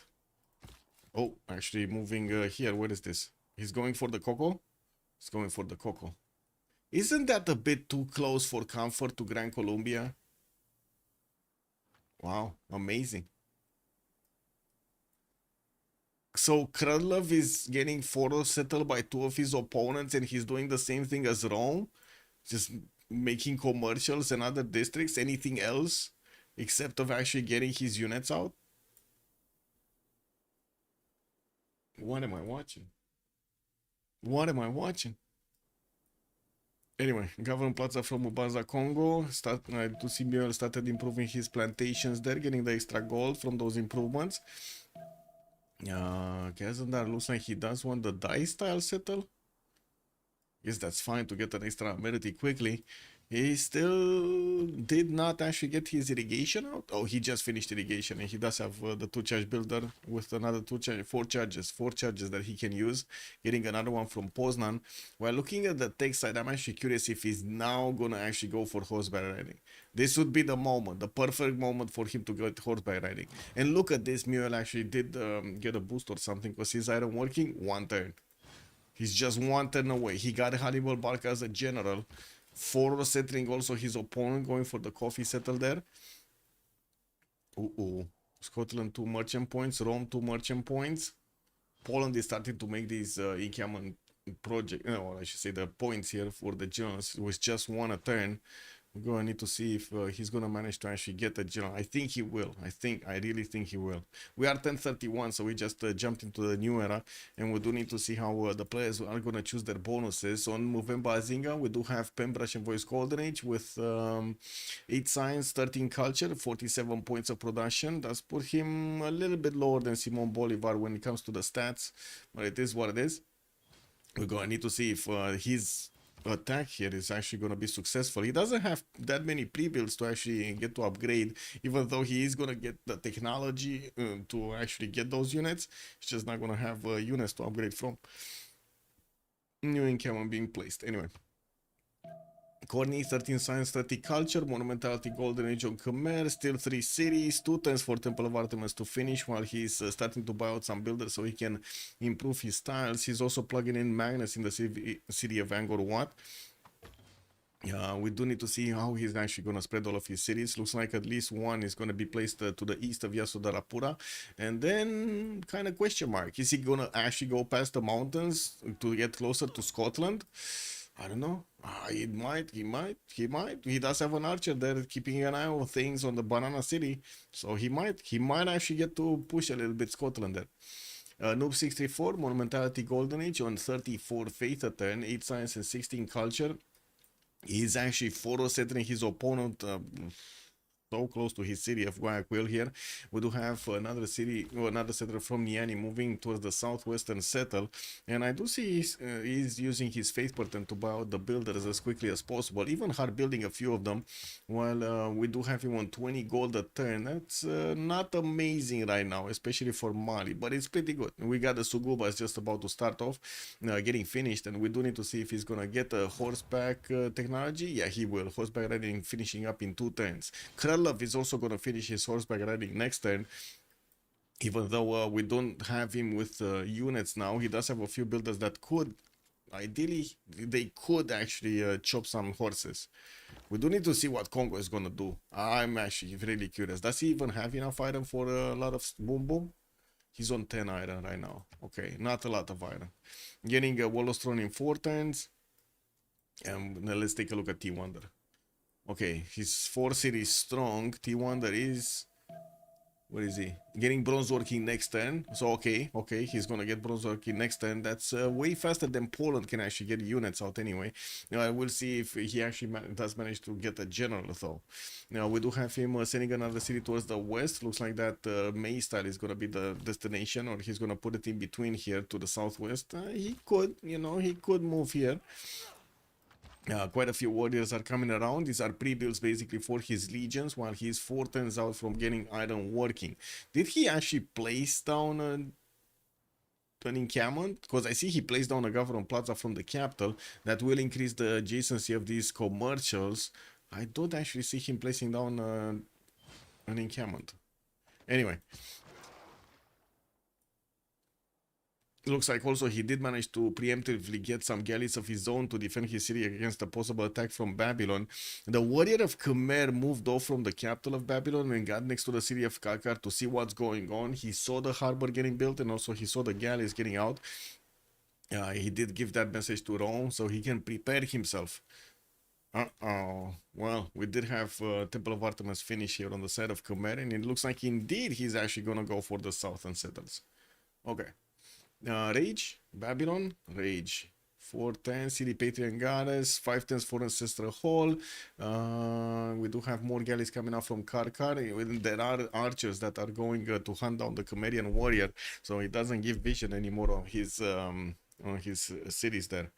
More settlers coming up from Asha Shapir and builders from Borsipa. While his holy site got pillaged over here, he didn't manage to actually get the great prophet points for to recruit one, basically, for a religion.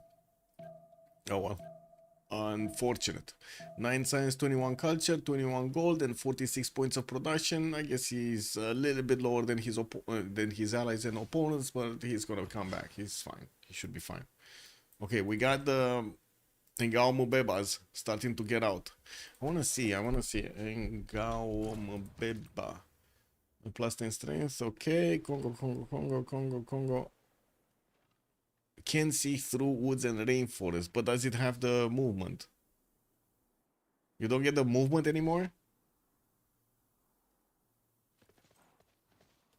Once you enter the classical, this one. Once you enter the classical era, so basically the era we're in, all land combat units and great generals ignore the rainforest and woods movement. This is major, especially on a map like Rich Highlands. This is major bonus. We do have horses coming around from Gran Colombia, and I do see he is on 19 science and 26 culture, definitely much better stats than we do have on Muel, with also 59 points of production, getting his horses on the front line. I think that one got chopped once, at least with the builder. While I do see he did place his governor plaza, he is using that to increase his adjacency towards other campuses here. While he did also manage to get some commercials out, he's going to get the markets and going to start bringing more of those traders towards the capital city. Started off with Governor Yang in the capital, which does give him the extra food points and the extra production points on each of these resources. As you can see, he does have like 3, 3, 2, 1s coffee tiles. That's pretty good, man. That's pretty good, eh? Okay, another encampment being placed. Man, Miguel is very aggressive. He is extremely aggressive here. Extremely aggressive. Anyway, we did already have Francisco de Paula Santander as a commandant general recruited for Kralov. He's not worried that he will need a general. It's just more of, you know, actually getting the units out. Okay, first Engao Mubeba coming through. The general is also coming through. Might just use that to teleport to Mubumbi. Problem would be here iron, or is it? It doesn't look like it's that big of a problem. We do have 14. Wallastron is also finishing next turn, which will add more. And I do see more archers are coming through. I want to see the damage. I want to see the damage. So that's a 50 strength unit versus the horse of 36. Well, I guess you can count it 41 with the Commandant General, but still not amazing, man. Not good. Not good. Not good. Carrier, what is Carrier doing? Fish, good evening, sir, and welcome. Since also, hello there, ma'am, and welcome. Good evening. Audience chamber coming out from Edinburgh. We do have campuses coming out from his main cities here, Stirling and Roxburgh. And he does not have a scout towards the north to see what's going on from Khmer, as Khmer is putting down cities towards him. We will need to see how Carrier is going to react to that. Reina is getting in to his capital city, and I do see he's still waiting to actually buy some tiles to improve his resources. He did go for stone circles, so he is getting on each of these quarries an extra point of production, while Audience chamber is going to allow him to get some housing, some food points there. I do see he did improve at least the horse style. I don't think he actually knows about bronze working, so that's why he didn't improve his iron. Oh well. He is 14 science, 41 culture already, and 60 points of production. I guess that's the average right now of everybody. And I do see he is still using Moshe in the city of Edinburgh. Kind of weird that he placed down. Anyway, it is what it is. Kazandar 17 science, 33 culture, monumentality golden age, 4 cities strong. God Oracle in the city of Poznan. And I do see he's also gonna bring down one of these theater squares, a +4. Very nice. We thought he would be aggressive against Rome. I guess Rome got out of this, man. He got out of this. Kazadar just got totally distracted. He wanted to build wonders instead of actually pushing his opponents. Okay, we got Congo. And yeah, yes, Fish. Yes, actually, Congo getting into the games. Oh my God, man, that's a long time coming. What is this? And actually being aggressive with his pineapple people. Anyway, let's see what's going to happen here. It looks like the second general got also picked up by Muriel. He got Burica. And we do have Poland 3 points at 10. Congo is on 7.5 already. That's a lot of points, man. He's going to recruit so many of these. We did have also Scotland picking up Ifadlan, while the others are just fooling around in the desert there. Antineo, bonsoir, monsieur. Hello there, sir. Good evening. More pineapple people are coming out. Mubuji and Mubumbi working on them. Well, I do see Pingala is establishing Kwila for those extra science points. Anyway, did we? We did. So Pingala is establishing Poznan. We got an amphitheater coming through. With Oracle's help, he's actually going to start rolling in quite a few writer points here. And from that theater square plus the amphitheater, plus Pingala, plus Oracle. That's amazing. He's going to get so many of those extra books. He does need a lot of culture so he can get to his unique unit. And we do need to see when Trajan is actually going to start working on generals. Looks like he's not. He's just totally ignoring the need to get a general. Pingala here in Kume, getting a +3 campus in between the commercial and of course the mountains. And I do see he started fighting off Karkar. Babylon is bringing some archers to bear while he does have galleys on the front line. He does need to be careful not to actually move them. He does need to buy also the Craptor so he can get that extra heal. Oh, that's dead. That is just, oh my god, it almost died, man.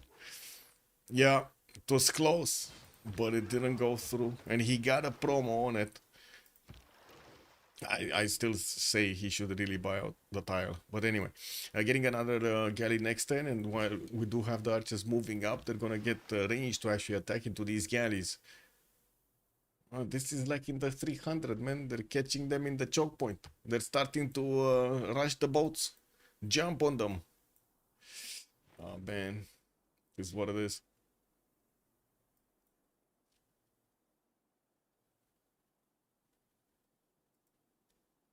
Okay, Gran Colombia. Only keeping 2 horses to defend against Cuenca, and I do have to say Noob 634 is actually coming with quite an array of archers from the north. We don't really have him with units here. We do need to see his Sugubas finishing, and I do also notice Pingala is establishing the city of Gen. Audience Chamber finishing in the capital next turn, while the holy site in Valata does need to finish. Now we do need to see when he's gonna actually get something stronger, because these are 12 strength cities. That's not strong. That is not strong. Okay, looks like the Bubebas can definitely trade the punches with the horses of Gran Colombia, even if they do have the Commandant General next to them. I think it's more of a numbers game right now. He just doesn't have enough units to push with.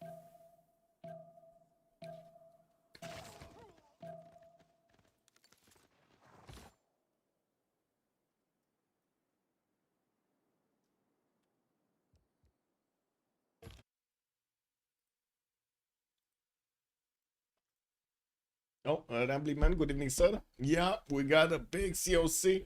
Also, Jessica was asking why Khmer on rich paddles, not many rivers. I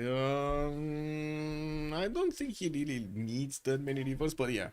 Oh, he got Colosseum actually. Wait a second, but you're right. Freshwater is definitely a must. You're right. You're right. I'm not. Usually, Khmer is quite a seeming civilization. It likes to go tall. It usually does make a lot of food because of those holy site bonuses. And to be honest, I haven't really seen him having problems with non-fresh water.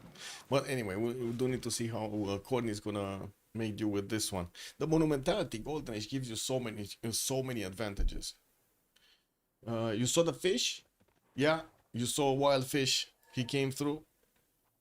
Wait, was that a horse that got taken down? Oh, he got taken down. The archer actually came in, Bobumi over there, started shooting pam pam, and the horse just got taken down from the encampment. And Gao Mubeba did also get a promotion here. Both of them got a promotion. That's very good. That is very, very nice. I think Kralov over here was trying to also push the city of Gao, and I do see he's making a bit of a scare. He's pushing back the archers of Noob 64 while Noob is trying to get his horses on the front line here so he can stop any kind of distraction. I think he won't be able to stop everything. Some victims will be made here. I don't know which, but some victims will be made. Or maybe Noob 64 knows the way of saving everybody at the same time. Anyway, lots of production. Do you see his 130 horses over there? Very nice actually from Mali. 80 points of production and also 62 faith points per turn for Noob 64's Monumentality Golden Age. Okay, this is important. Ngao Mubeba moving back, getting a promo. He's getting the new ones on the front line. And I do see the military engineer that got converted from the general Burica is making the road pathway between his capital and the forward settle. That's going to allow all of these units to move so much quicker. So much quicker. Wait, he missed the road pathway. The fuck? Anyway, you see this one actually looks like it doesn't have road. KW. For some reason. I think it's more of a graphical glitch than actually mechanical glitch, but sure. Cheese is meat. Yo. Hello there, sir. Good evening. Good evening. Buenos Aires has been defeated. Oh, looks like Corny got aggressive here, and well, that's another freshwater settler that he's gonna benefit from. Do have him repairing the monuments, and I do see in his main series he's going for the prasas. These are basically the replacement temples that he's benefiting from. Yes, we did have actually the big beast winning yesterday, and it kind of seems like they're putting their opponents right now in a bit of a pickle. They're putting the COC boys in a bit of a problem situation. Anyway, let's see what's going on here. And I think Krylov is gonna get this. I have a feeling Krylov is gonna get this. Like he's 37 science, 33 culture, 74 points of production. Castles is coming out in 8 turns. That will allow him to actually get his horses upgraded into coursers, which should be, ideally, should be strong enough to actually get to defend against the Engao Mubebas and also push into them. Because it definitely feels like his horses are not strong enough. Especially against 3 units.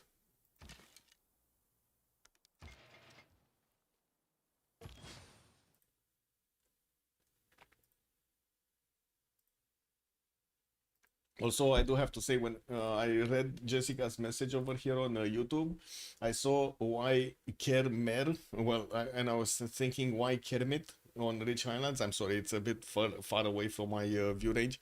Yeah, it's like 50 centimeters, it's almost a meter to actually read what's going on over there. And I was thinking, what do you mean Kermit? Are you talking about like Kermit the Frog or something? Well, what's going on there? Did I miss a memo?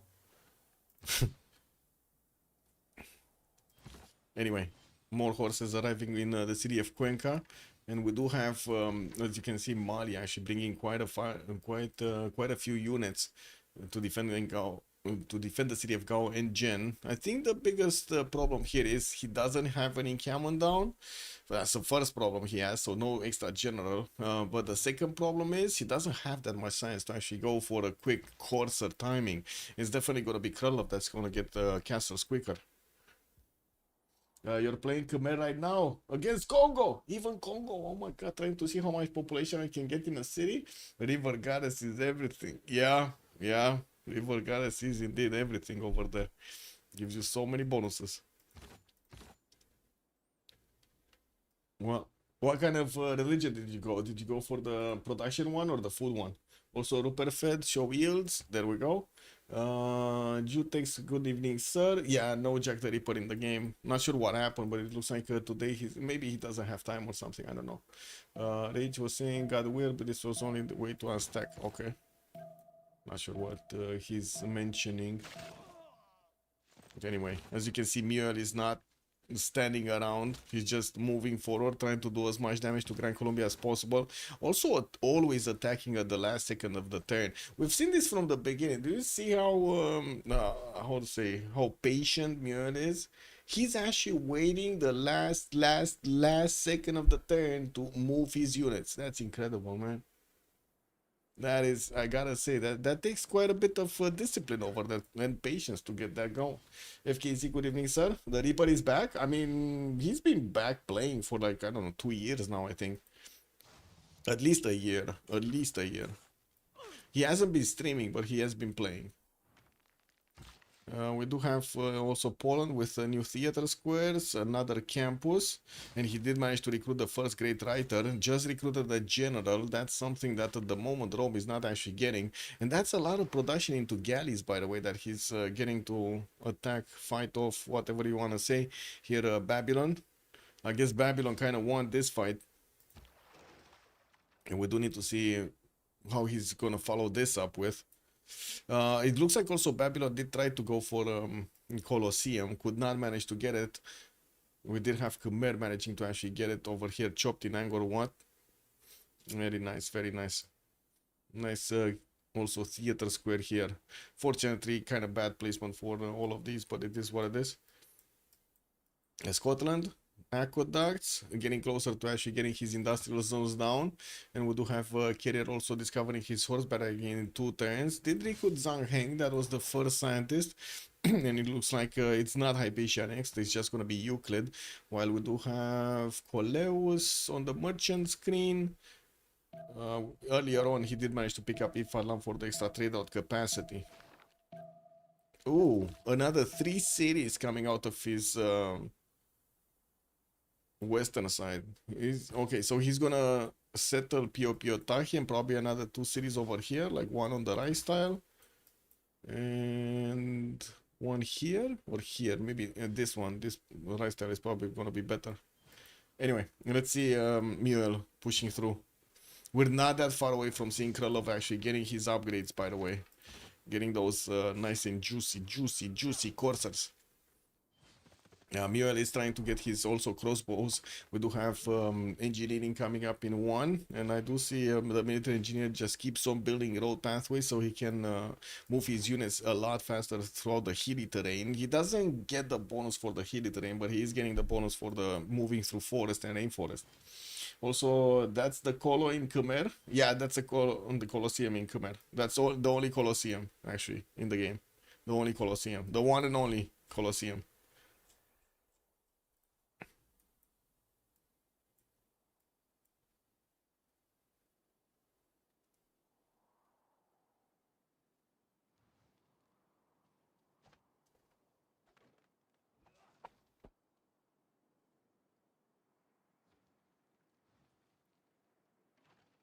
Oh, what is this line of legions going towards Rapa Nui?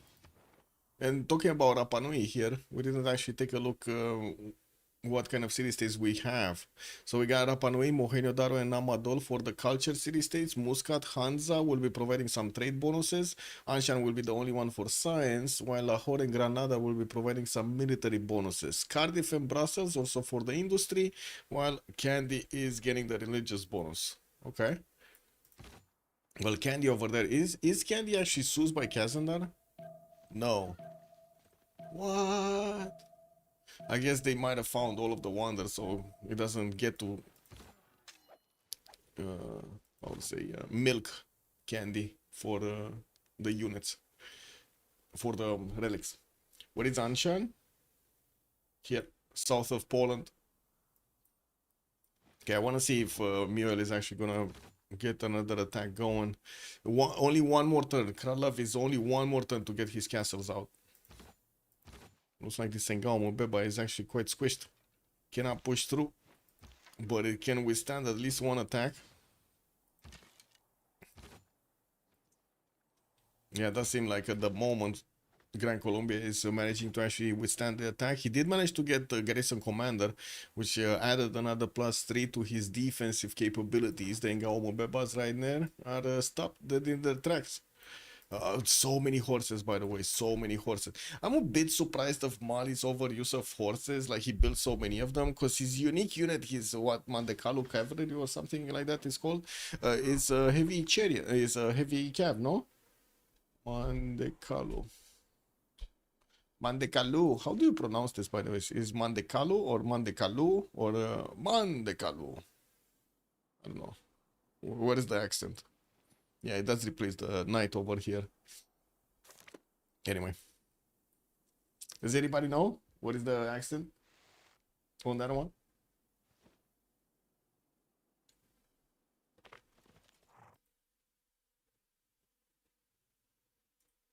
Nobody knows? Okay. Nobody knows. Oh, right. There we go.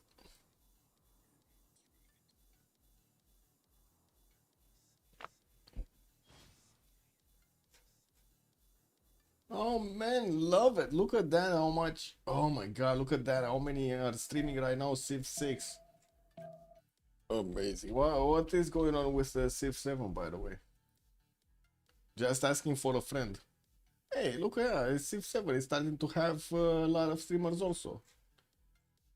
Ah, Writing Bull is actually streaming right now. They got to him, boys. They got to him.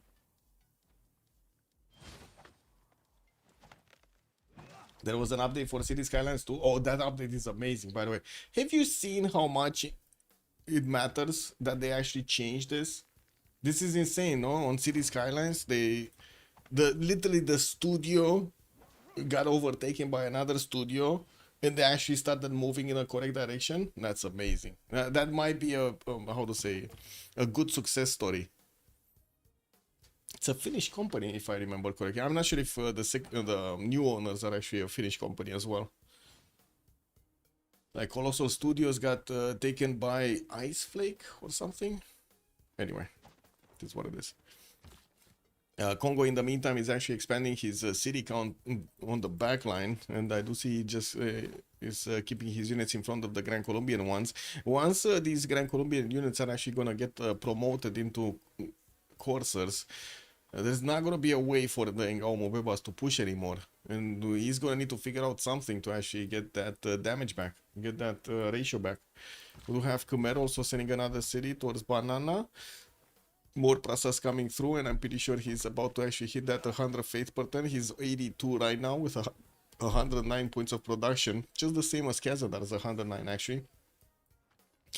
Comparing Rome's production to Kazandar is a bit of a problem though.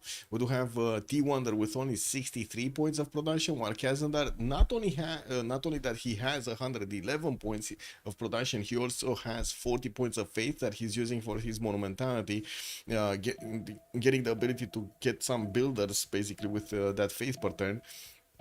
He's also on 52 science and 81 culture, while T-Wonder is 33 and 48. Looks like mathematics is getting discovered next turn, and military tactics next turn.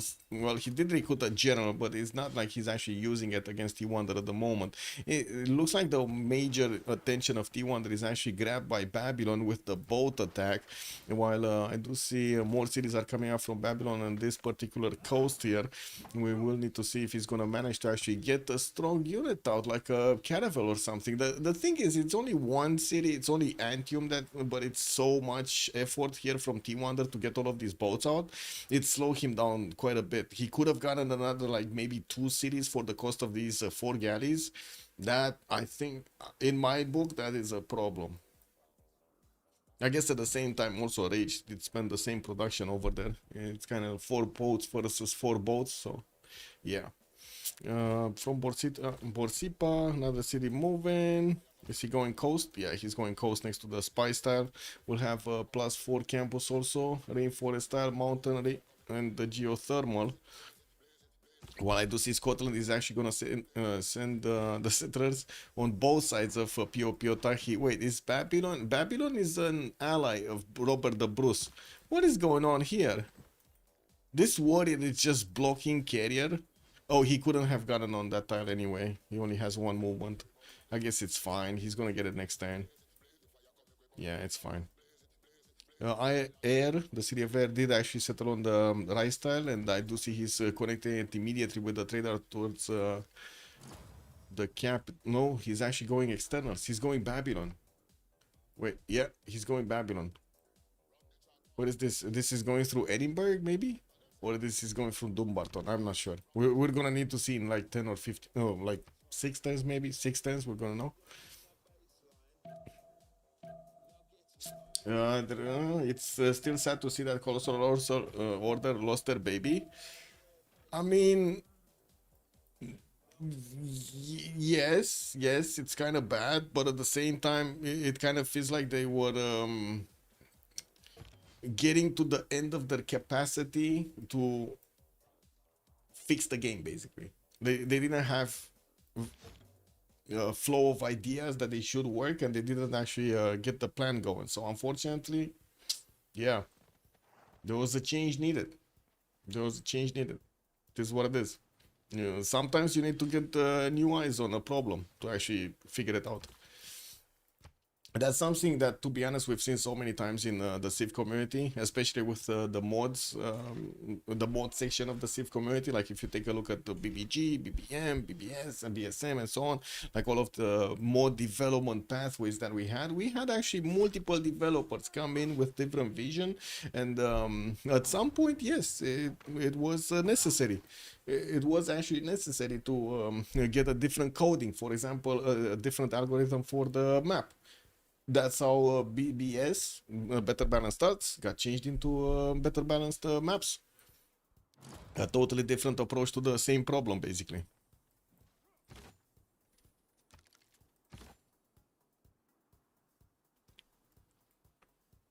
Common training projects coming through. Looks like Congo is managing to actually get quite a few archers on the front line. We still don't see Grand Colombia upgrading his units, and I do have to say we're just 5 turns away from the Congress. While looking at the era score, it does seem like we do have a bit of a problem on the beast with the amount of era score that they did manage to acquire in these turns. Stonehenge got finished on Mali. That means he might have gotten also a bonus here. No, he did not actually use it. Khmer did also establish his religion with choral music and tithe for the culture and the gold. While we do see him actually with quite a few cities starting to sprawl away. 2, 4, 6, 7 cities at the moment. 8th one coming, 9th one coming. Yeah, and 10th. Okay, he has 10. He's gonna be soon on 10 cities. That's something that Babylon is not matching very quickly. I do have to say Babylon at the moment is just 5 cities and another 3 settlers are coming out. And it does seem like also the city of Mashka Shapir is getting attacked by Muscat. Muscat is amazing in this case. Because yeah, Babylon did not manage to actually get a classical unit out. He has the boat strength basically in that city center.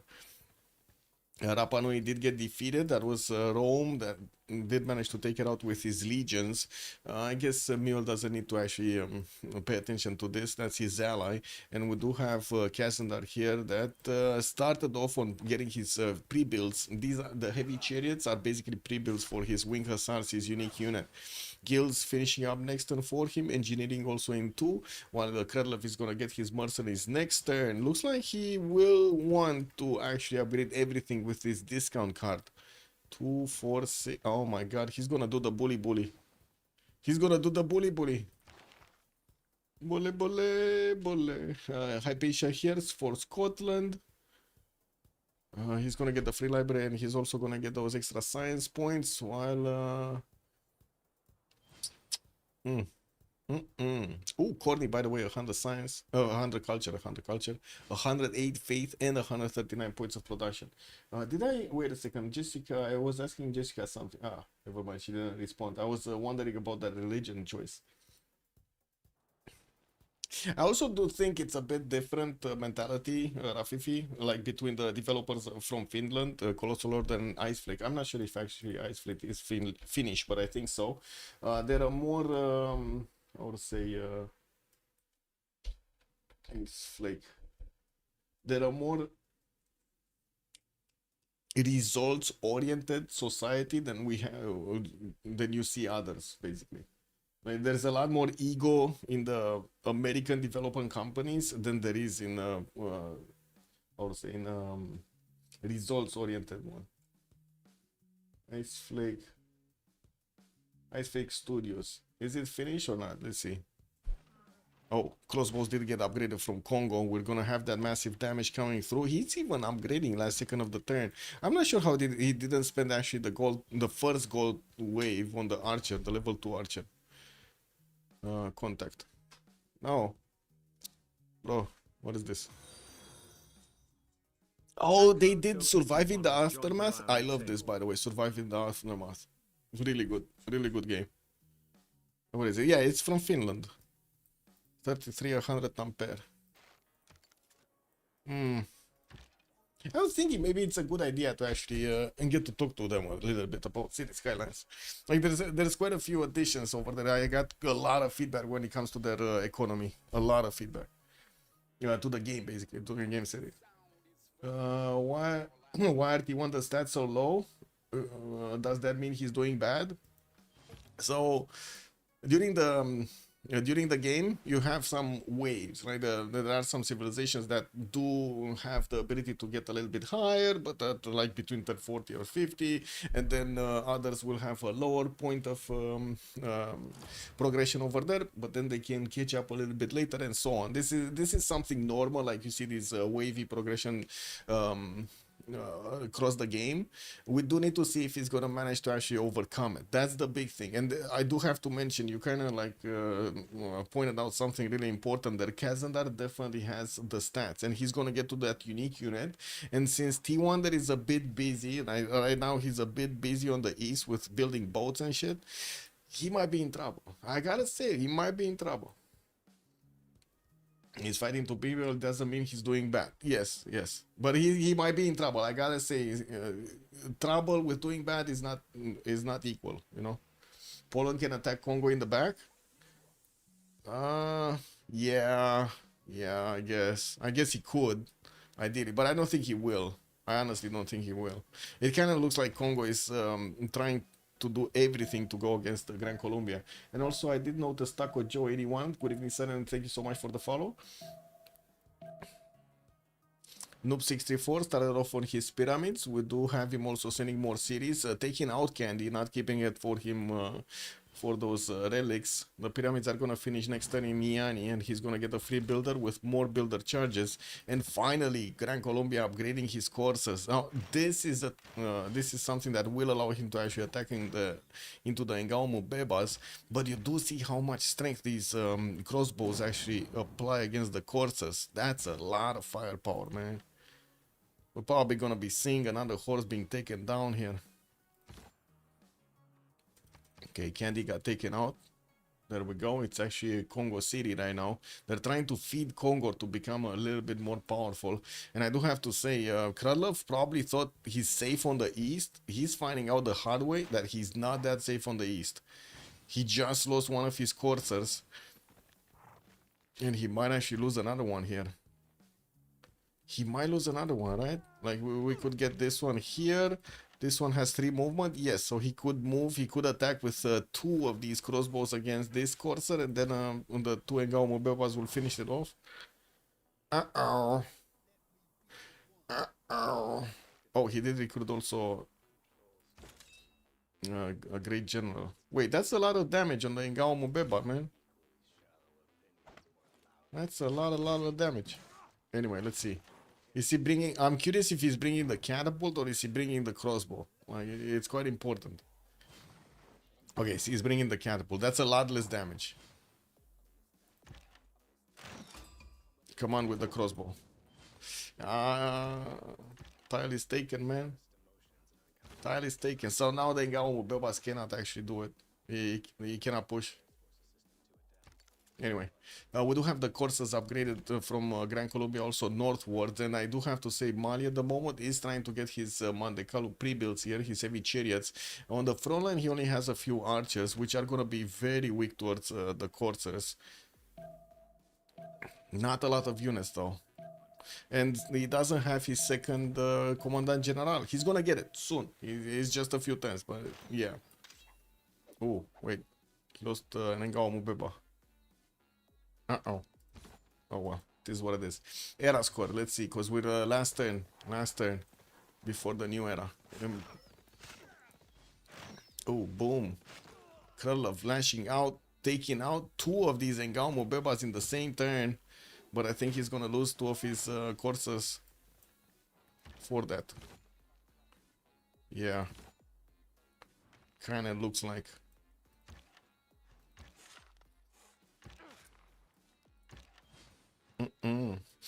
Anyway, Mule here did secure his golden age. We do have Corny securing his golden age. Noob634 secured his golden age. T1 is in a dark age. This is kind of bad. This is kind of bad. He's in trouble. He's in big trouble. We got the Wing Hussars already started to show up in the build queues from Kazandar. He has 1, 2, 3, 4, 5 pre-builds, plus the ones that he's getting out right now. Getting hard built and also getting chopped. Looks like there are a few builders that will allow him to actually chop these. Ooh, that's a bad doo-doo. That's a very bad doo-doo. And as you can see, Rage is getting more cities here, more production capabilities towards boats. I don't really see Rage going for cartography, but he's getting buttress. You know, in my mind is like maybe he needs to focus on Khmer or something, but it looks like Rage is just fully focused in on T-Wonder.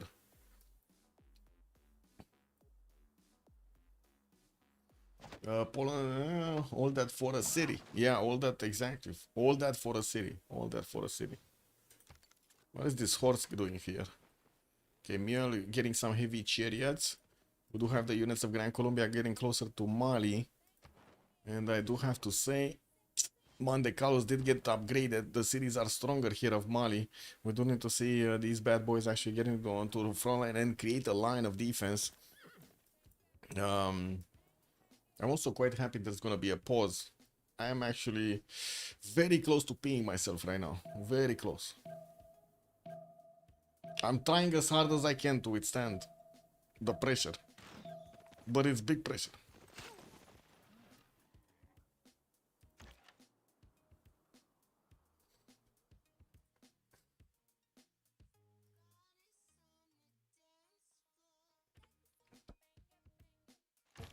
It's like Mule fighting tooth and nail over here to get every tile from Krudlov.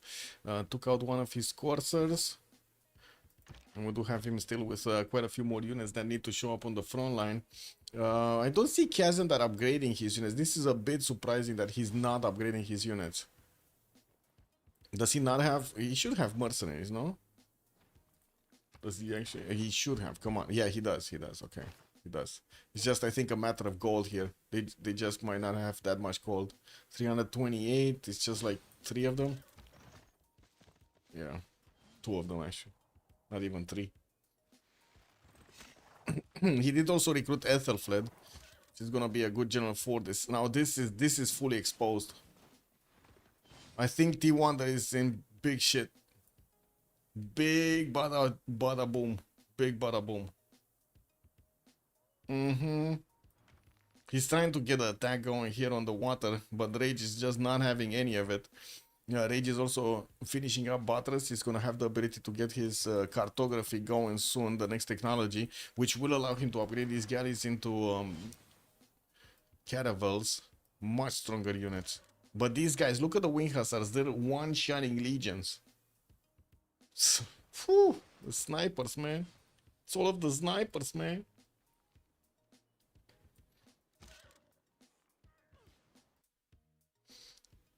Bucket under the desk is too far. Yes, I didn't get a battle chair. I'm still waiting for one of those battle chairs from Idiocracy, man. Like, have you seen that shit? You get the toilet directly under, you get everything next to. Perfect. I'm kidding. I hope you understand that I'm kidding. I hope you understand that I'm kidding. These days, man, you never know. You never know when a crisis gets to you, you know? Okay, so Mule did get his stirrups, and now he has knights on the front line. Much better units to actually tackle the coursers. While from the north, it does seem like Krylov is not actually going to get to push through Mali's defenses. Okay, pause. I'm getting the choices done, and we're going to be back in a few minutes here.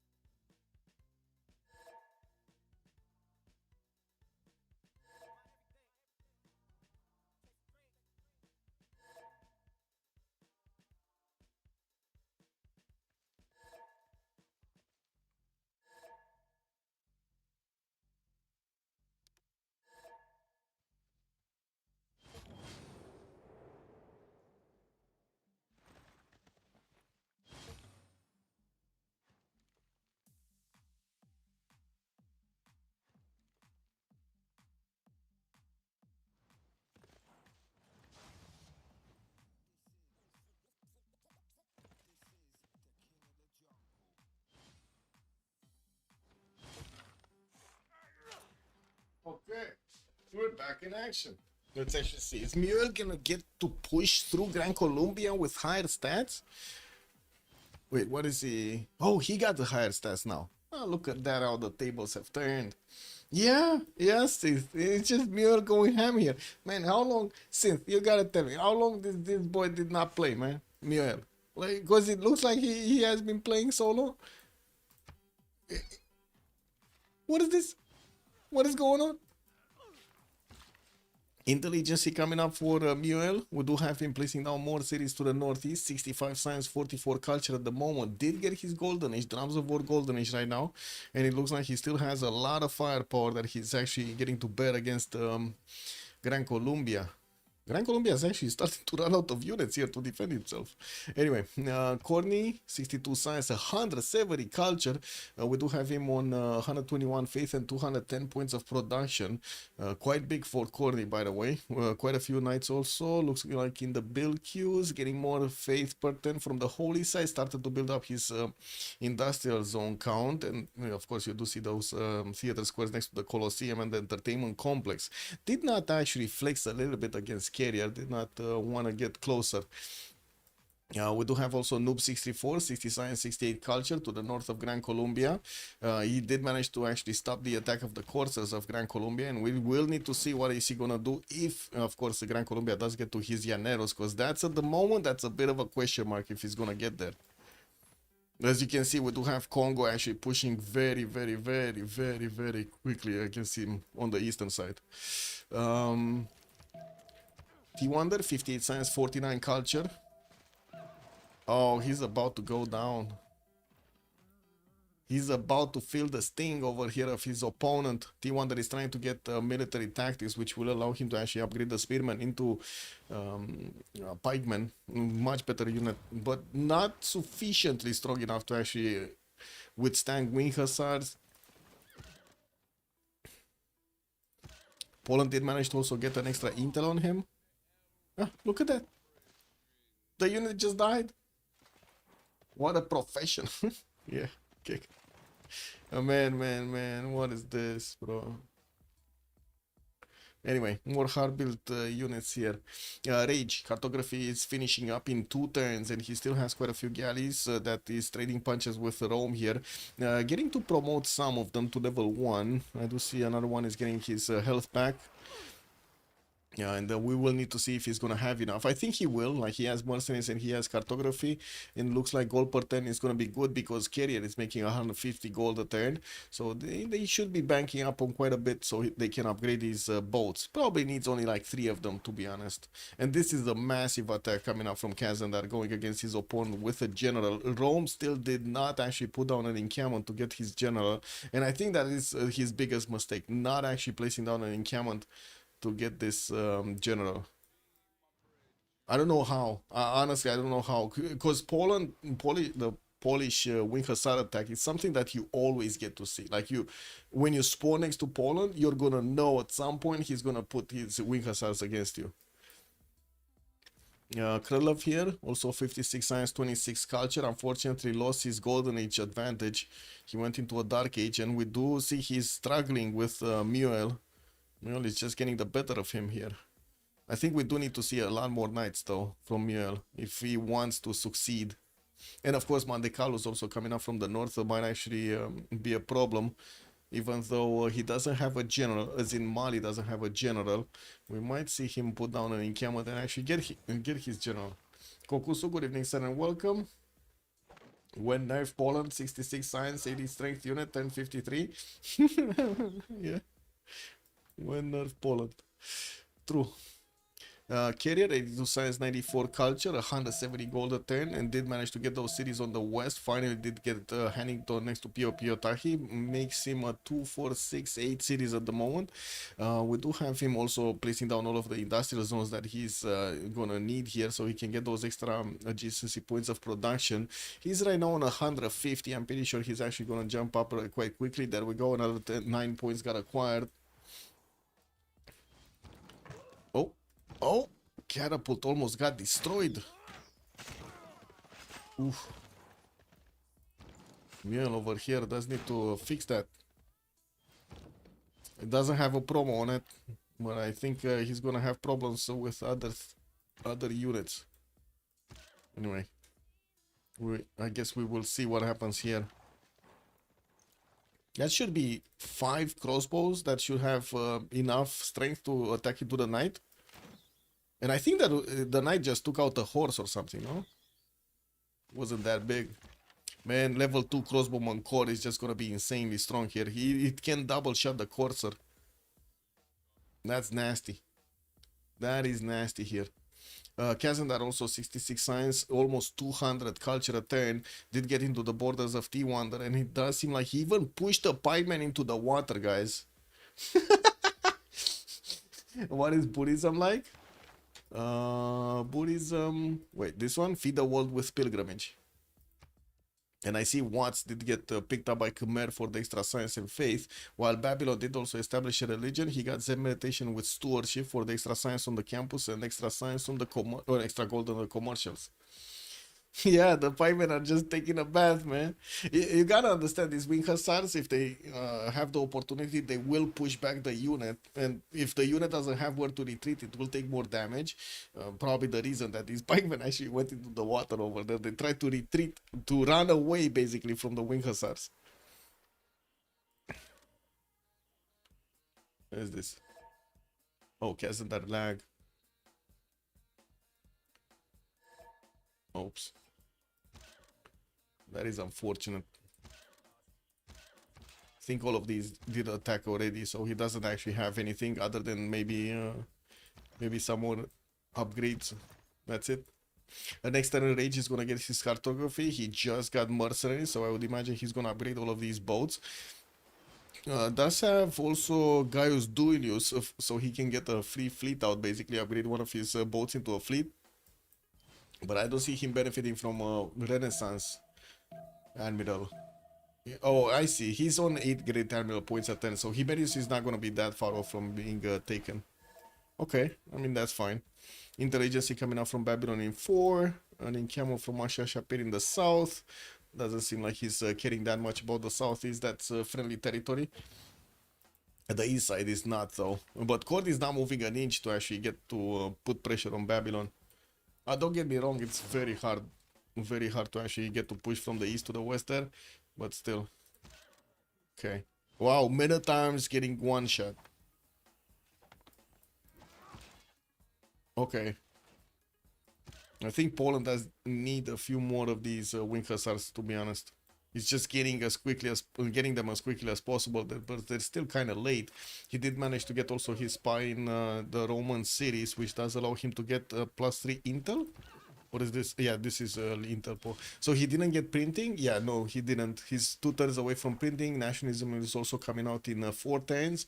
What I do see, T1 that is trying to get to his own cartography. He's 7 turns out from that. Yeah, he's not gonna make it. He's not gonna make it to cartography. We already have Babylon discovering that technology, getting his caravel freed out, and as you can see, he's starting to smash through the Roman galleys. That's just gonna be a total takeover of this sea over here, the Tyrrhenian Sea. Okay, what do we have here?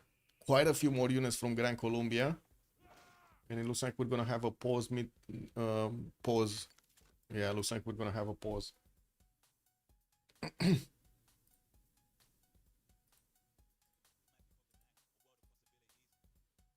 Yes, feed the walls. Oh, you got feed the wall plus good varas? That's a lot of food. You're going for very, very tall cities. Very nice.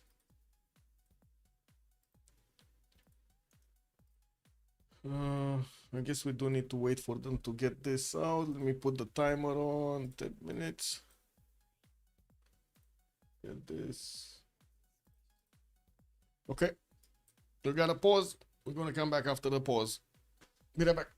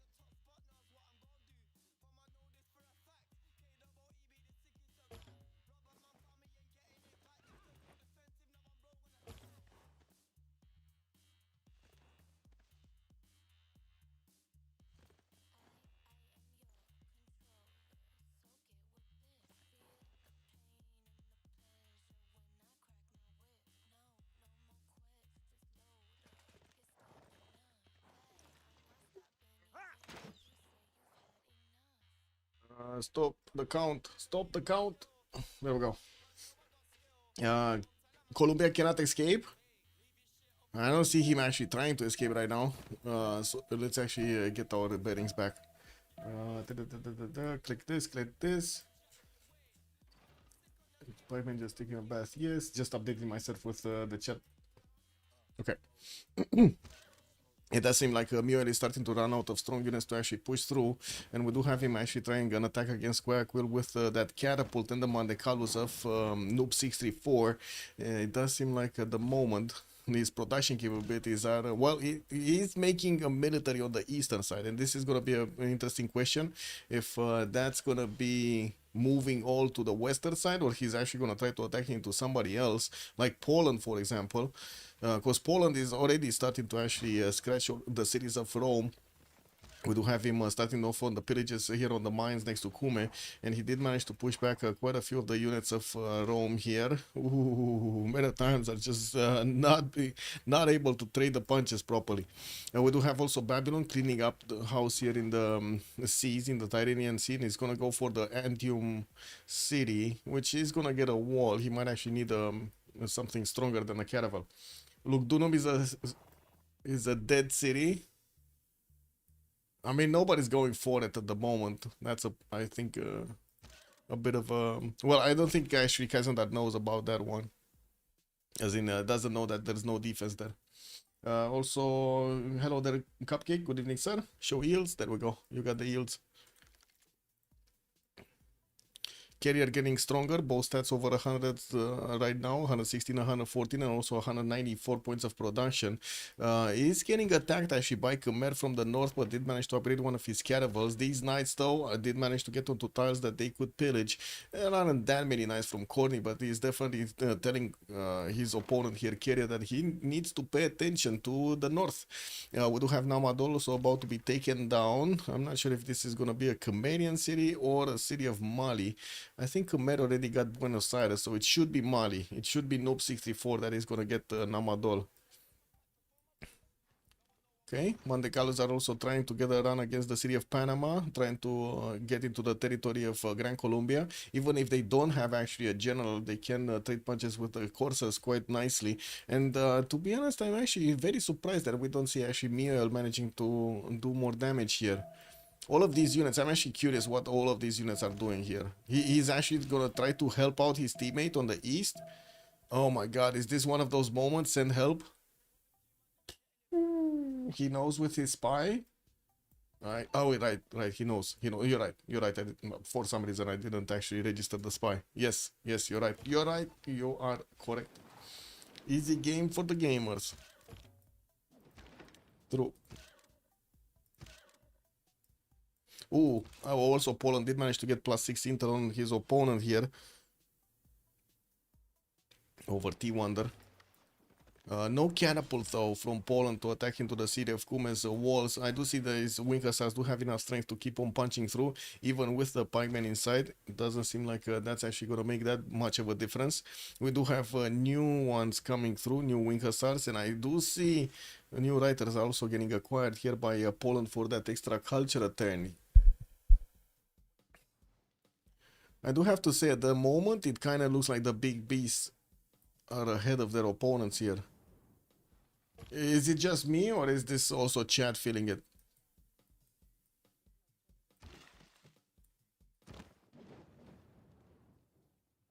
Mali did get a +3 over Gran Colombia. The stats of Gran Colombia are unfortunately quite weak right now.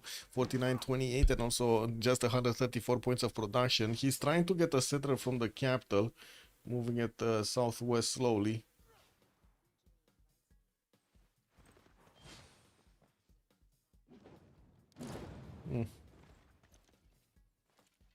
No, that's a lot of effort to put against Gran Colombia, I gotta say. They are putting it down though, as in both Mioel and Noob 64 do manage to actually get, first of all, their golden ages, better stats than Krudlov right now.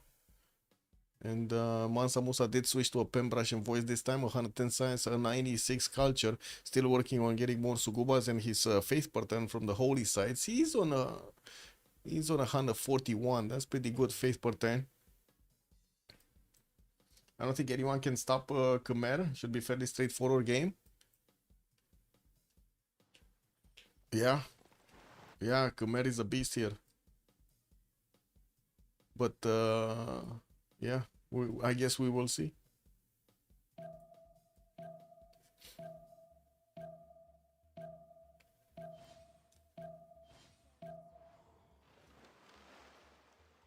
So you think Babylon is not gonna have a chance to stop?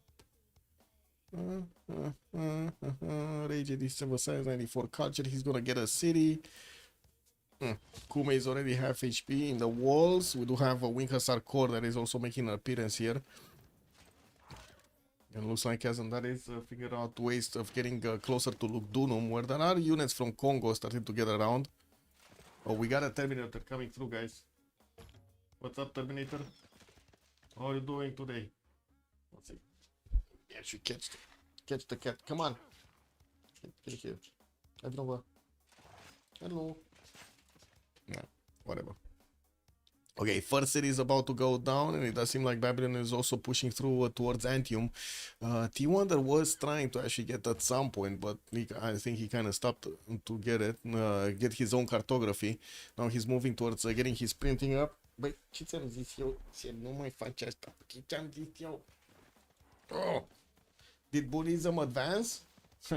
Also, Tom is saying clear advantage for the big beast. Rome is in trouble. Very big trouble. Yes. Not only Rome, but also, how to say, it doesn't seem like Mali and Congo are able to push through Gran Colombia, and the more Gran Colombia stays in the game, the harder it will be to actually get here. Like, it will slow down both Congo and Mali. We do have actually Krudlov trying to lash out. And it does seem like, well, he's starting to lose units here. He just lost 2 of the ones that he was attacking with. Not that great, but I do have to say it kind of looks like Congo is making a mistake moving east. We do need to see if Poland is actually going to start smacking through. He can double shot Lugdunum.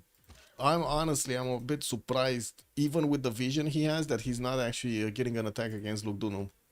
Like, look at that. He knows about everything here. Well, he also knows about the horses of Congo, which are kind of irrelevant. Like, look at the knights are basically dying attacking into Poland. And what is Buddhism? Stupas. He got crusade and stupas. Wait, he's actually crusading in Gran Colombia? No, we got the GNU. What does GNU mean? This is Jesuit education and holy waters for the extra heals.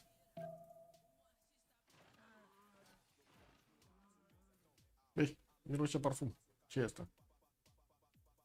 Yeah, the little one just woke up. She wants a little bit of petting.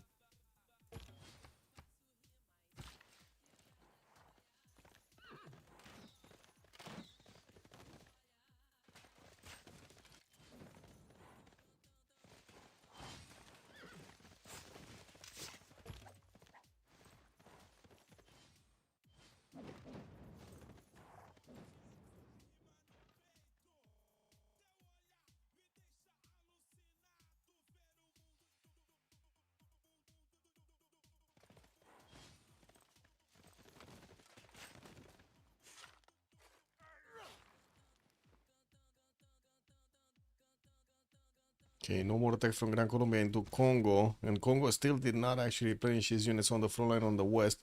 Still trying to actually save what is left from Rome. But I think Rome is just going to lose Kume this turn, and we're going to need to see if Poland is going to manage to actually keep pushing through. There are a few units that got pushed back here. The Winchesters, some of them did not manage to get their promotions. And there were new ones that are coming around. Looks like Poland is also trying to expand behind all of this attack so he can keep his stats up. He's only 70 science, but he does have 217 culture, putting him very close. If he didn't get it already, right? He did get nationalism? Yeah, he did get nationalism. Very strong units. Okay, here. Looks like Gran Colombia is also trying another run against Mali. but that kind of feels like it's not gonna go through proper. Maybe some pillages. We do have more pressure from Khmer on the cities of Scotland. Scotland carrier was forced to get a few courses of his own out. That puts a bit of pressure on their economy. On the big B side, we do have Scotland with 224 and Rage is also 63, but the others are losing gold right now. Minus 33 on Krudlov, and also Kazandar is minus 12. 300 points of production here on Corny. 123 science, 210 culture. Chat was mentioning there's nothing that can stop Jayavarman the 7th. So it might be. Ib Khaldun also got picked up by Scotland. And I do see Newton is coming up next. Probably Khmer is going to pick this one up. He was making project, or at least he did just finish the project. Let's see if he has more. Yeah, he's finishing a project right now, so he should get that one.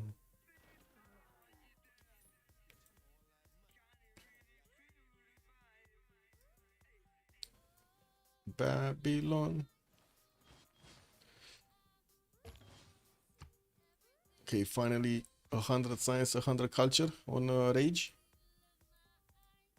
That city of Kume did get taken down. Did not actually get kept. It got deleted. T-Wonder just lost one of his cities here. He's down to 38 science and 44 culture. And we do need to see if we are going to see Poland managing to actually punch through the next tier units.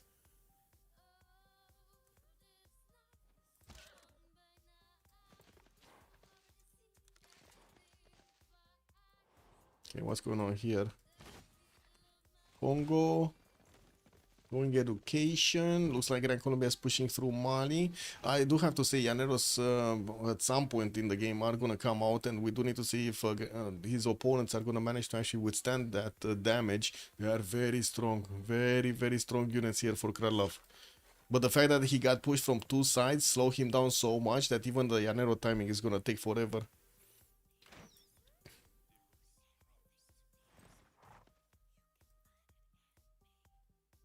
Okay, more universities from Noob. Do have him 115 science, 118 culture. Definitely kept on simming. While Miel couldn't manage to get to his 100 science, he did manage to settle more cities, and it does seem like he started fighting off the Polish units on the eastern side. While Poland is starting to actually cut up some of his units. He definitely is doing way more damage than these Congo Knights can withstand.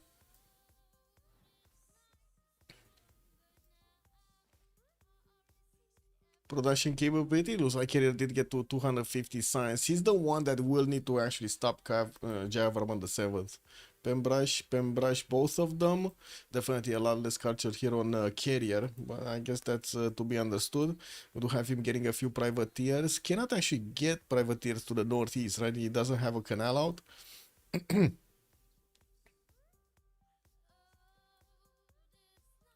More universities, commercial hubs. Doesn't have a general, nor does he have an encampment, but that's something that Khmer is also working on. He just got an encampment from Bavapura, and he did recruit Newton. Oh, another one of the courses got taken down.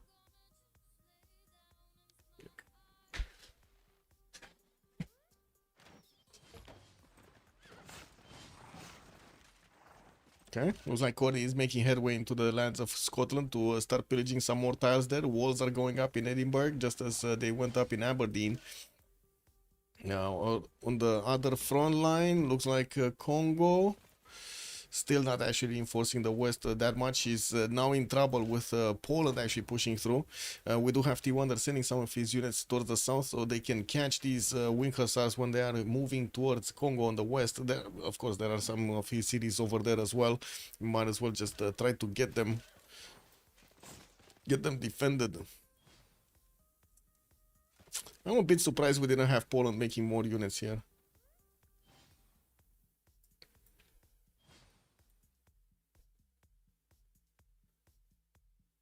He doesn't want to lose his spy too. Yeah, but I mean, the spy could have gotten into another city, and the difference right now wouldn't have made that much.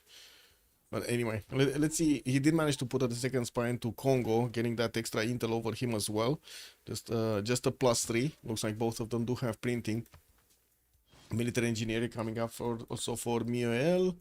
While it looks like Mali was successfully defending the Grand Colombian attack, we do have Krylov actually sending a settler towards the west with one of his coursers. I guess it's a good question mark if this one is gonna settle next to the volcano over there, or is that a safety settle? Is he gonna try to put it far off? It's not like he actually has where to go on the west. That's gonna be towards Mali, right? Mali and Khmer.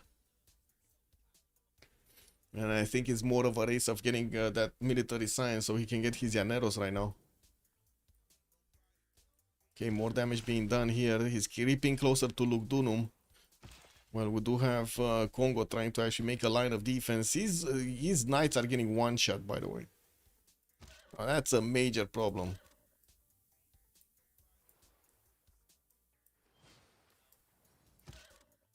Oh, so many pikemen. And it does seem like Babylon at the moment could not actually breach the defenses of Antium, even with his caravel fleet. He did get the galleys though, and we do have 2 frigates. Yeah, there we go. He actually was waiting for his frigates. Wait. Unde te duci, mă? The little one was about to fall off my lap. Kick. I do have to say it's kind of funny sometimes that she falls off of how to say chairs, and she's trying to actually yawn and stuff, like, how do you call it, a stretch and yawn, and she's just falling. Kick.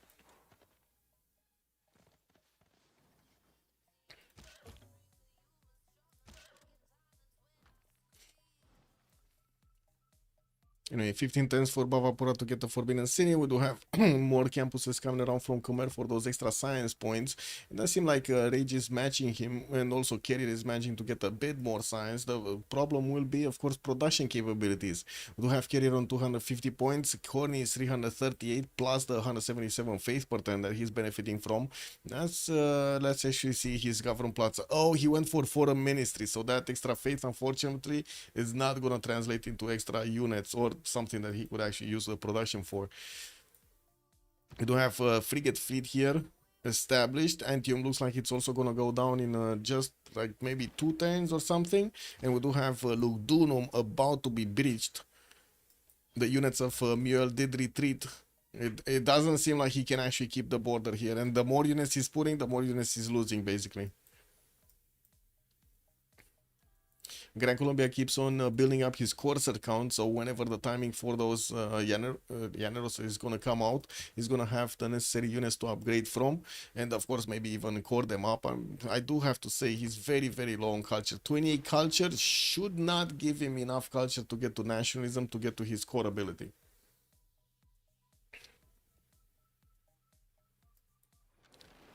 Does seem like Scotland is managing to push back the Khmerian units from his territory.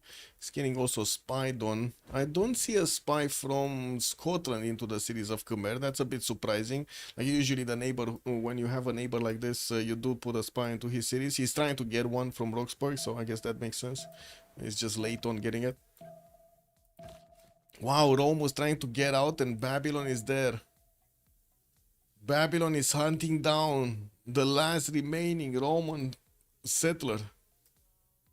Uh-oh.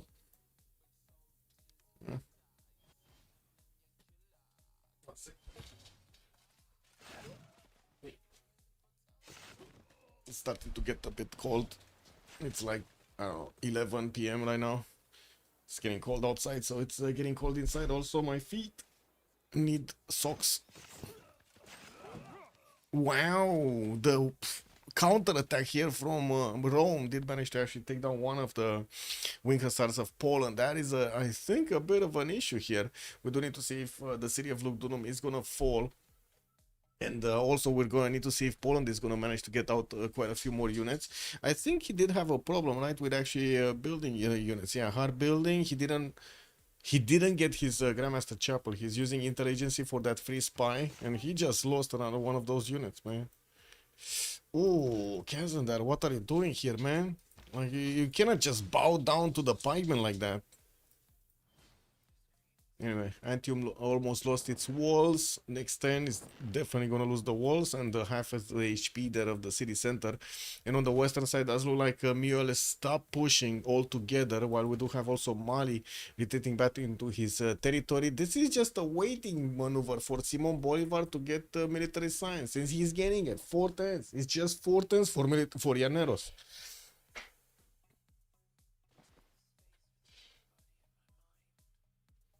Are we actually gonna see a late game with nukes here? Because it kind of feels like we might not. What is the feeling of the chat?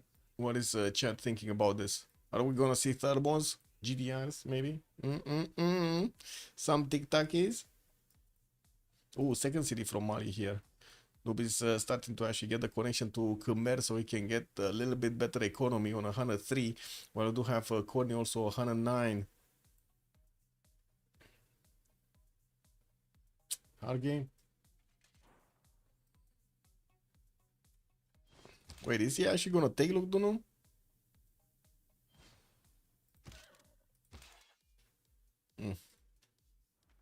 That city is gonna get a pikeman next turn.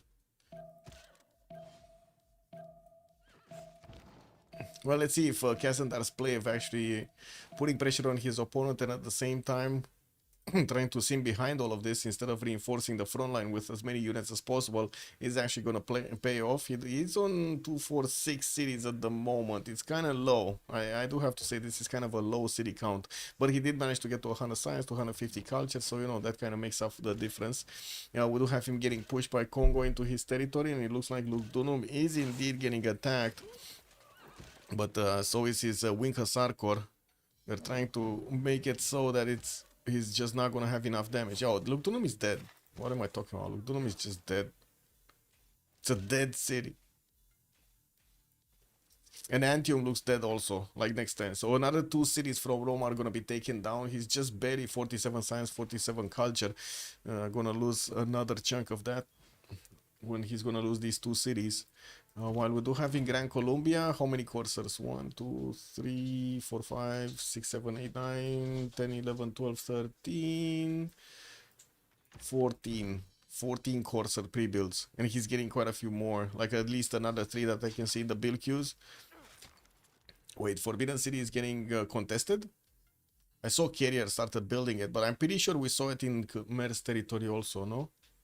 So Carrier is getting Mausoleum at Halicarnassus next turn. Does he have? No, he doesn't have a good engineer. And here, where was it? Here, right? Forbidden City is being built in Bavapura. No military engineer for Khmer either to actually increase that production capability. Ce este acolo? Am văzut. Just playing with something. League 1 Nefer, good evening, sir. Gordon's with GDR every day. Yeah, Gordon is getting the GDRs every day.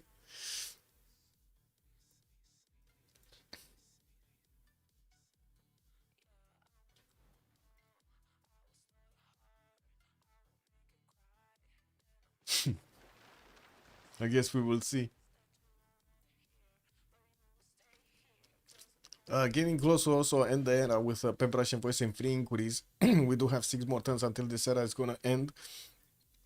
Yeah, Krylov is still in the Dark Age though. Where is he? 3 turns military science. Okay. Industrialization on Carrier also coming up in 3. What I do see, Corny is going for square rigging. It will take him a bit more time to get to his own industrialization. But I guess he does have way more production anyway. We do have him also with that 185 faith per turn that he's benefiting from, while Carrier only has 260 points of production. Is Carrier getting more cities here? 2, 4, 6, 8. That's again low city count. He should be getting at least 2 more cities. Like Khmer is such a big empire right now, and he does have slots for like at least 1 here, 1 here, another 2 over there, 3rd. Pretty sure he can put more cities here. Isaac Newton is still not activated, by the way, on Corny to give him that free science and free university. It does have the movement, it does have an open campus, so I would imagine that's exactly what he's gonna do. He's gonna move it there and also activate it for both of those free buildings, and also the extra science that he's gonna get from all of his universities afterward. That's an extra +2. Very nice. Polish attack. Okay, so Lugdunum got taken down. Antium, or whatever this city was called, also got taken down. Rage did manage to win that one, and now with his frigates he can actually trade some damage here, or do some damage against T-Wonder. While I do see Kazadar is scrambling to get new wing hussars out. We do have Kazadar also going for the other cities, Ostia and Setia. It does look like he's actually gonna make quite a bit of a splash here. This wing hussar core is very close to dying. It just needs 4 more experience points to actually get a promotion. We'll see how much sacrifice Mule is gonna do next turn. Is he gonna try to attack with everything he has against that wing hussar? The Mule also giga big? Yeah, Mule is also giga. 133 science, 56 culture. I mean, we'll see. We will see what he's gonna do with the Llaneros, man. I think the Llaneros are gonna switch this, because you see that Congo just doesn't have a lot of strong units on the western side. Yes, he has a lot of crossbows. That's a lot of firepower on the ranged direction. Not a lot of knights, not a lot of pikemen, not a lot of metatimes or something that he could actually upgrade into stronger units. And those Llaneros are just not going to take any prisoners, man. They're just like, even if they're not cored up, they're just so strong. They are so strong. I'm a bit surprised that he's keeping so many towards the north, towards Mali, instead of sending some also towards the east. We only have like knights and crossbows here defending Cuenca right now. I guess the push from earlier from Mali actually made him pay more attention to Panama. This is what it is. And this is where the army of Mule is, trying to save his neighbor, to save Rome. Okay, City of Ostia taken down. That's another city taken down from T-Wonder. This one is also, by the looks of it, getting out from Granada. Granada does have Mule, actually, yeah, the Amani of Mule inside of it. So he's saving his Roman friend here. He's going to the north of Khmer. He might be, I don't know, he might be safe. We'll see. He might be safe for some time.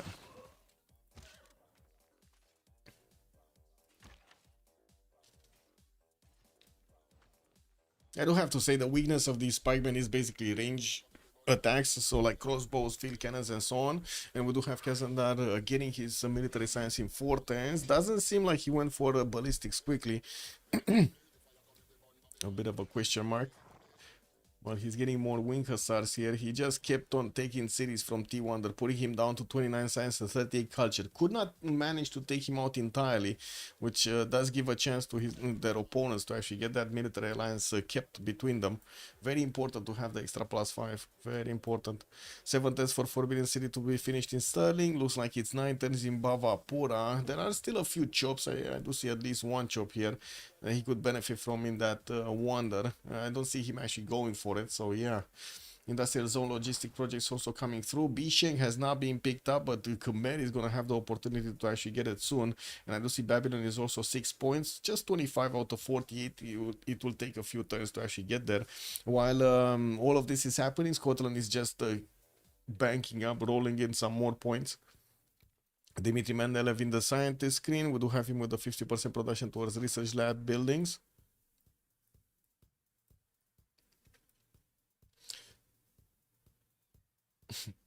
The moment there will be the Llaneros, that will be the GG. Wait, really? It says next turn. I don't know if that's gonna be the GG though. Because I think Corny will still want to get something done. Noob also did manage to get good science numbers, 160, 160, that's not bad. He's going for his metal casting next turn, so he should be getting his ballistics, which is gonna manage to actually, he's probably gonna get to defend those those Llaneros if he gets to ballistics. Field cannons, cuirassiers should be able to hold them. Especially since they're not cored up, because like Krylov just doesn't have the culture. It's only 36 culture a turn.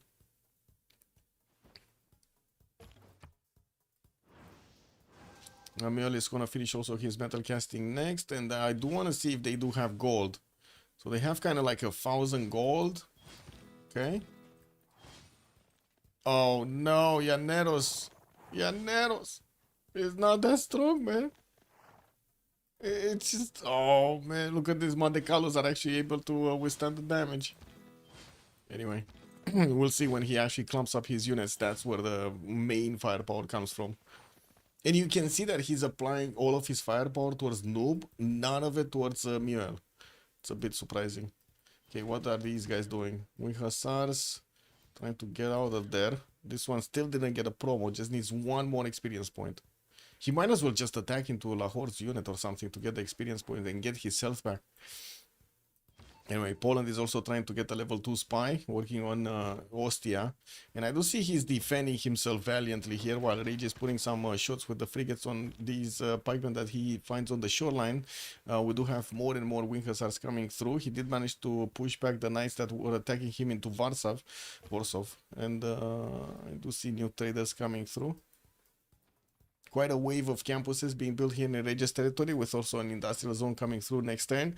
Rage is 165 science, 124 culture. Production capabilities is keeping him down right now with only 260, but I'm pretty sure he's gonna rise quite quickly while he's gonna get these industrial zones finished. He just doesn't have a lot of, like, all of his setup finished, basically. He's missing some aqueducts, missing some industrial zones from some of the cities. What? What do you want? Ma. Come on, one sec. Where are you? Man. Getting bamboozled by the little one. Factory is coming through for carrier. Also, intelligence is getting built in Edinburgh here. Quite surprisingly, he didn't get this actually earlier. Well, I don't think he got pillaged. Yeah, he's just building it right now. Also, Scotland is on 350 production. He's slowly catching up to Jayavarman's production. He does also have better science numbers, 248 versus the 200 of Corny. But at the same time, he's missing like 100 culture points from his output.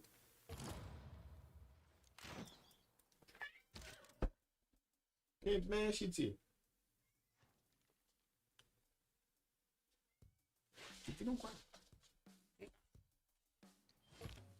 yeah, the little one wants to play.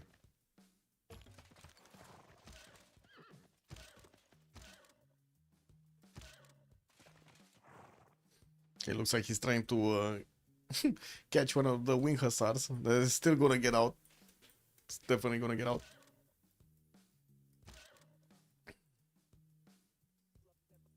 Okay, Llaneros.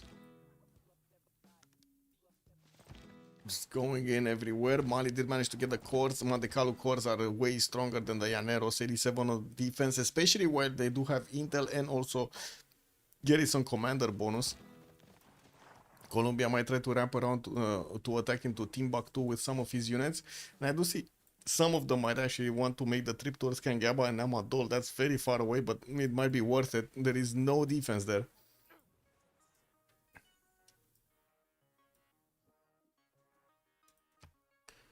Okay, looking at the era score, Muir is going dark, Corny is just 4 points off from getting his golden age, Noob 64 going dark, T-Wonder going dark, Rage is missing 7 points. We do have Krylov over here managing to secure it, Carrier also going dark, while I do see Kazandar is managing to get his next golden age bonus.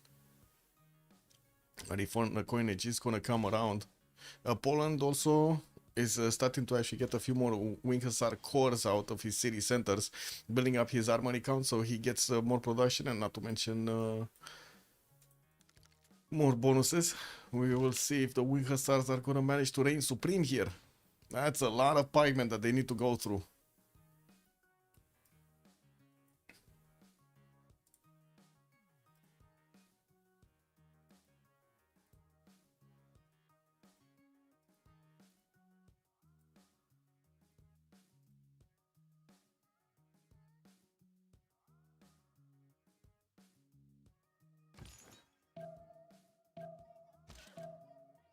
Okay, Congo did probably reposition quite a few of his knights from the east to the west here, because it looks like he does have good, decent depth in his military, like what, four units? Go COC. Yeah, they're coming back. They're trying to come back into this. I do have to say this is their chance, right? If the big beasts win this game, that's gonna be the series over. If COC wins this game, there's gonna need to be a third game. So I think they're gonna win that third game.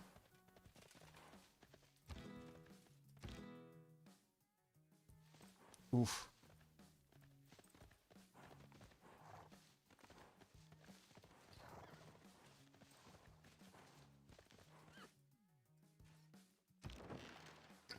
Babylon just trading punches here with the frigate fleets.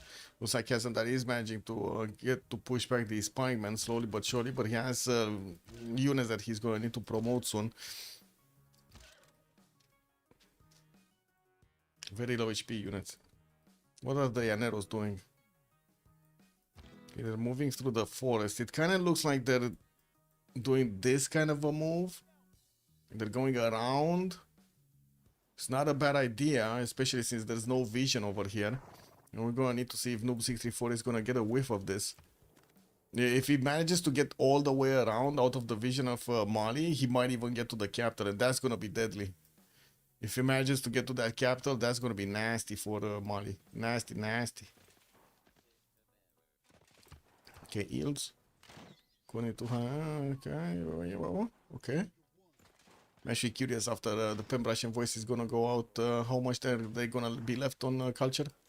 Attack also from Gran Colombia, slowly pushing into Congo. Congo is gonna get his ballistics next turn, so we're gonna see field cannons, cuirassiers getting upgraded. Lots of gold from Mali, lots of gold for Khmer. He's not caring that much about the gold that he has, and by the looks of it, Krylov is not managing to push quickly enough through his military.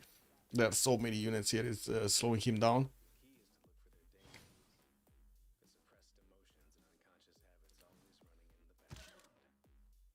Oh wow, this Wing Hussar Corps still did not manage to actually get his 1 point of production here. 1 point of experience. Lol. And he's like 2-shot. These knights can 2-shot it. He needs to be very careful to move. Always move this first. Otherwise, the knights are gonna catch up.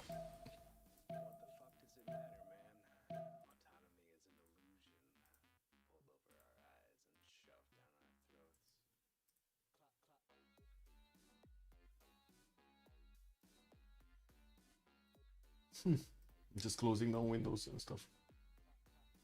Okay, that's fine. It returns military academy. Poland did start to get some of his musicians out, and it looks like he did lose one of his wing hussars. Couldn't exactly the one that did have a promo over there. He just didn't have enough time at the beginning of the turn to get that promoted. Llaneros, let's see. So we do have Mali also getting ballistics just at the same time as Congo got ballistics. Yeah, both of them got it. So it looks like Gran Colombia is gonna have a stronger unit to go against. This might not be good. I don't think it's gonna be good because these it does seem like the Cuirassier Corps can actually attack into the Llaneros now, counter-attack. Not to mention having field cannons is gonna be extremely problematic. Carrier is 209 sciences. We're getting into the new era, while Corny is 230. Definitely not the same culture level, but he did manage to get more production than Corny, 419 versus the 410. Let's see if he does manage to actually get Forbidden City. Oh, wait. Oh, he did manage to get it. Forbidden City got finished with the help of Isidore of Miletus. There we go. Scotland got it. And we do have Kilovaki Sivani getting built here by Khmer in 2 turns for those extra envoys. And of course, we will see what he's gonna get.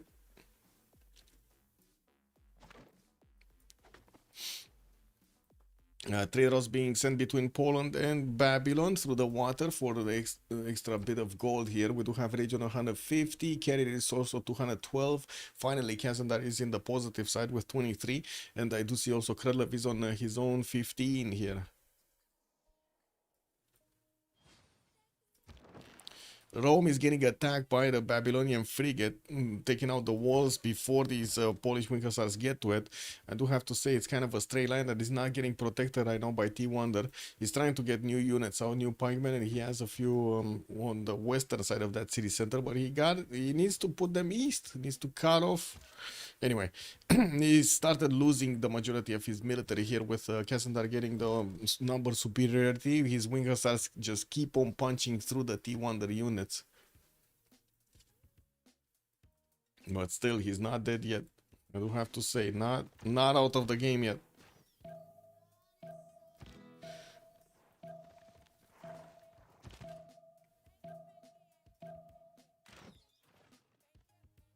Okay. We're gonna have 2 minutes as a pause. And we're gonna see what's going on afterwards. Be right back.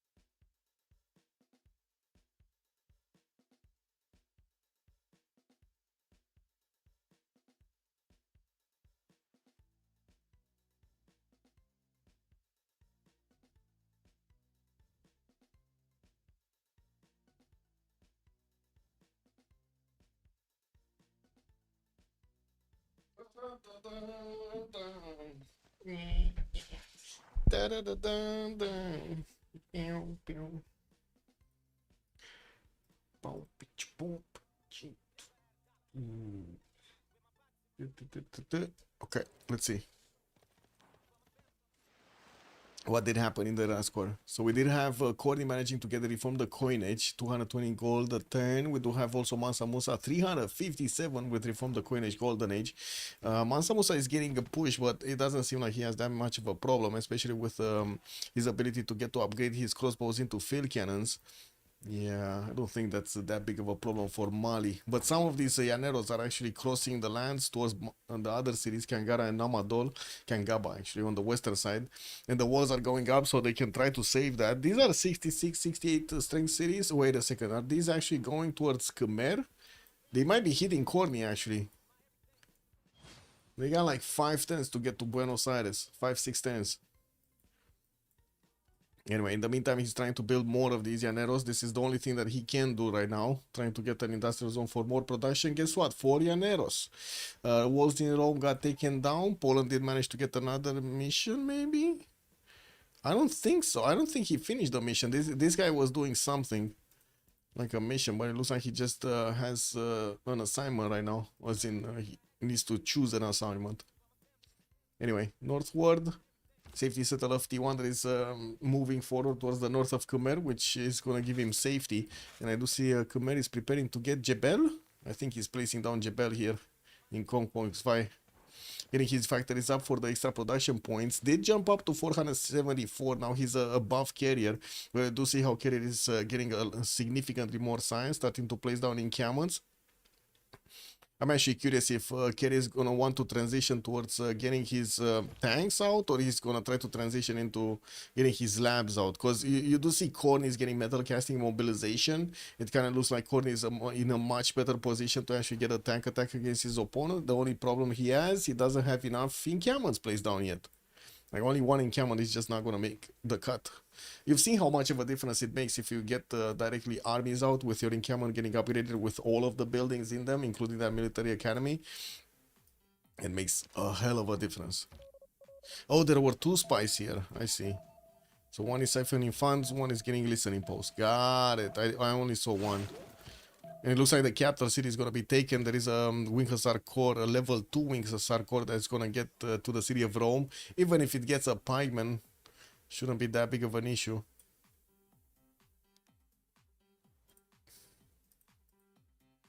Also, Del Mocello, good evening, sir. Bateriat, good evening, sir. I followed you. By the way, I'm doing live stream. Can you say hi? Hello. Hi. Wow. Somebody's saying to come spam him in his chat with a W. Sure.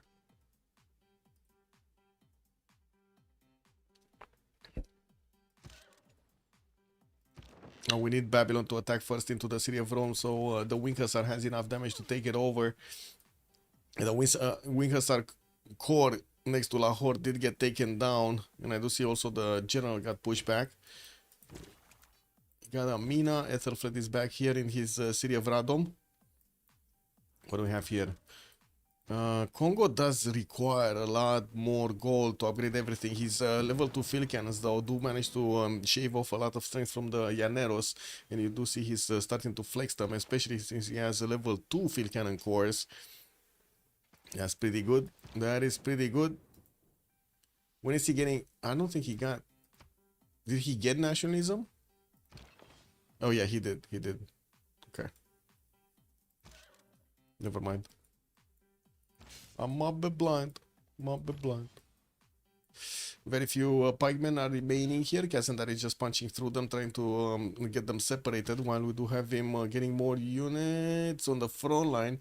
He did start off on getting some art museums and some archaeological museums for the extra culture. He's on 111 science with 200 culture, and he does have reformed the coinage. Now started off being on the positive side quite nicely, 72 gold a turn. Also, Echo Supreme was saying those Llaneros are probably just army deserters switching to their original profession, sheep herding. Yeah, they're cutting through, man, cutting through the sheeps. Lots of food over here on both Khmer and Noob to get those cities going, and I do have to say Noob's 200 science and 140 culture does look good here. It's probably gonna get to combustion way faster than Grand Columbia can actually get a stronger unit out. And as you can see, Gradlov is barely getting his metal casting, while we do have Noob 64 already with ballistics going for military science. We'll get rifling, we'll get steel, and then of course refining and combustion. Well, he's also started off on getting some commercial hub investments. We gotta take a look here. Oh, we got a toys one. We got John Spilsbury on the merchant screen. Khmer picked up Marco Polo for the extra free trade route, and I do see Khmer also did pick up Imhotep and Filippo Brunelleschi, while Isodor of Miletus got taken out by Robert the Bruce. That's exactly what he needed to get that Forbidden City finished. Extra wildcard policy slot is super valuable. Super valuable. Wait, Rome City did not get taken over? Baba Bibu? Baba Bibu? Drake, good evening, sir. Winghussar next to Rome Cannon? Yeah, no, he cannot defend. He just cannot defend this. I'm actually surprised he didn't take it over yet.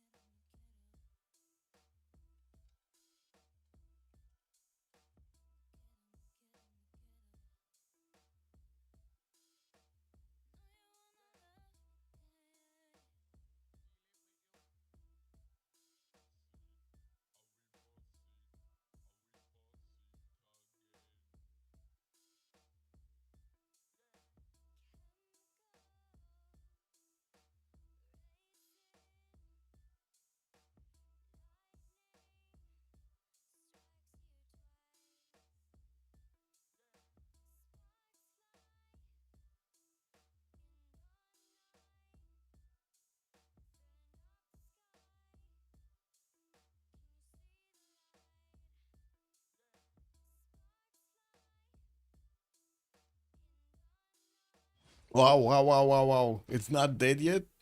They're just pillaging everything to try to extract the gold, use the gold for something else. Sorry, was reading something quickly on the other side. It does seem like also Mali is not actually moving to attack into Gran Colombia at the moment. Doesn't have enough units, maybe. I don't know. It looks like he's more on the defensive side, right? And we do have the Llaneros from Gran Colombia managing to get next to Mali's city of Namadol. He did, in the meantime, manage to get a few of these cuirassiers. And I do see he's also getting some quadrims to upgrade them into frigates if he needs to. Field cannons are getting upgraded, and it does seem like Krylov is just not gonna get a good time to attack into Mali's cities here.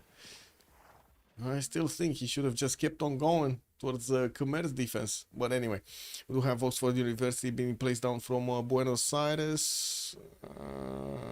It's not like he actually has chops for it. And I do see a lot of farms there, a lot of medpacks. Angkor Wat is getting built in Aberdeen for an extra point of population everywhere. We do have still 2, 4, 6, 8 cities for Scotland. I still don't believe that's enough. But anyway, he does have more science, so you know, 500 points of production.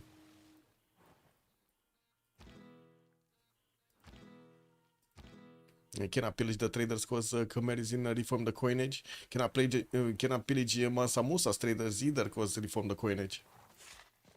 Okay, Morianos moving northwest. He's sending like half of his military to actually put pressure on Khmer here and on Mali.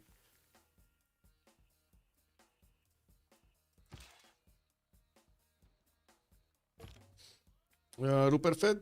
There we go. Yields. Fish. Forbidden City got built here in Scotland. Carrier got it. Did Buddhism get upgrades yet? Buddhism got finished actually. Crusade and Supas from Mali. I don't think he got to use it though. Like we still have New here as the dominant religion in Gran Colombia. He didn't actually get to push it through his opponent. And we still have a lot of units as a meat shield here for that city center. Congo is upgrading a few more field cannons, getting that goal from his teammates. I guess the question will be if he's actually going to try to get another push going against Gran Colombia. And where is that settler, by the way? Oh, here. Krylov actually is getting a safety settler through the water. We thought this is going to be placed here next to the volcano, but it looks like it just kept on going, and it's going to appear here towards the south of the Scottish cities. It's probably going to put it in the tundra somewhere. Is Khmer getting his infrastructure up for tanks? Just getting a lot of production numbers. Lots of these coal power plants are finishing right now. More campuses, and I do see his factories are still getting up. Still need to get built. We don't have him pre-placing encampments anywhere. Might actually need another population point, or I should say another wave of district points. Esther of Miletus is also going to try to build Angkor Wat much faster in Aberdeen. Okay.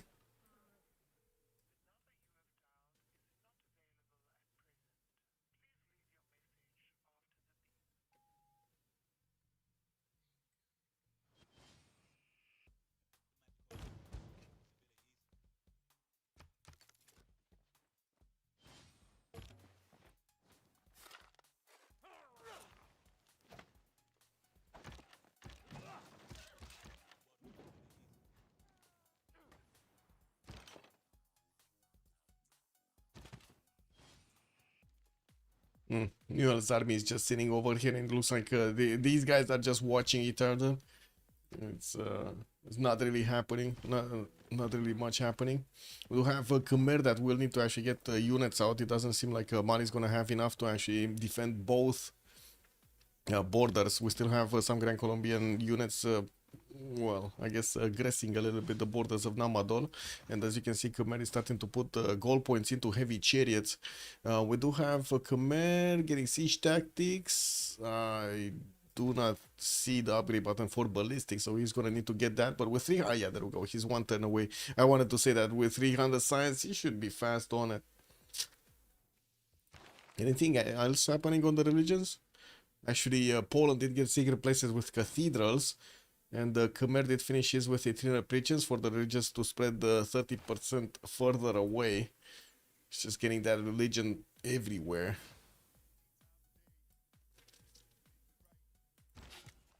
And he got Leonardo da Vinci. But he didn't get Mausoleum. Mausoleum is here. So he's not going to get the double charges. But still, +3 culture for each of those workshops is very good.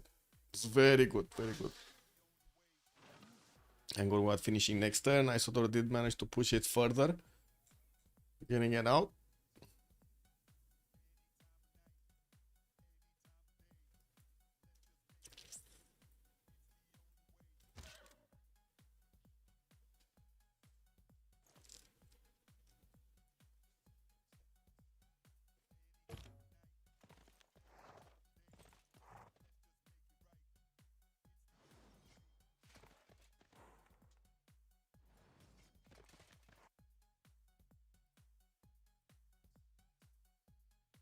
Oh, Rome would have survived if he avoided the coast. He might have. I mean, yeah, this city over here definitely put a lot of pressure on his production numbers. He needed to get boats out to defend and or attack against Babylon, and yeah, that slowed him down quite a bit. Well, I think the bigger problem was him not getting an encampment. If he would have had an extra +5 from a general, I think he would have been able to actually withstand a lot more punishing here.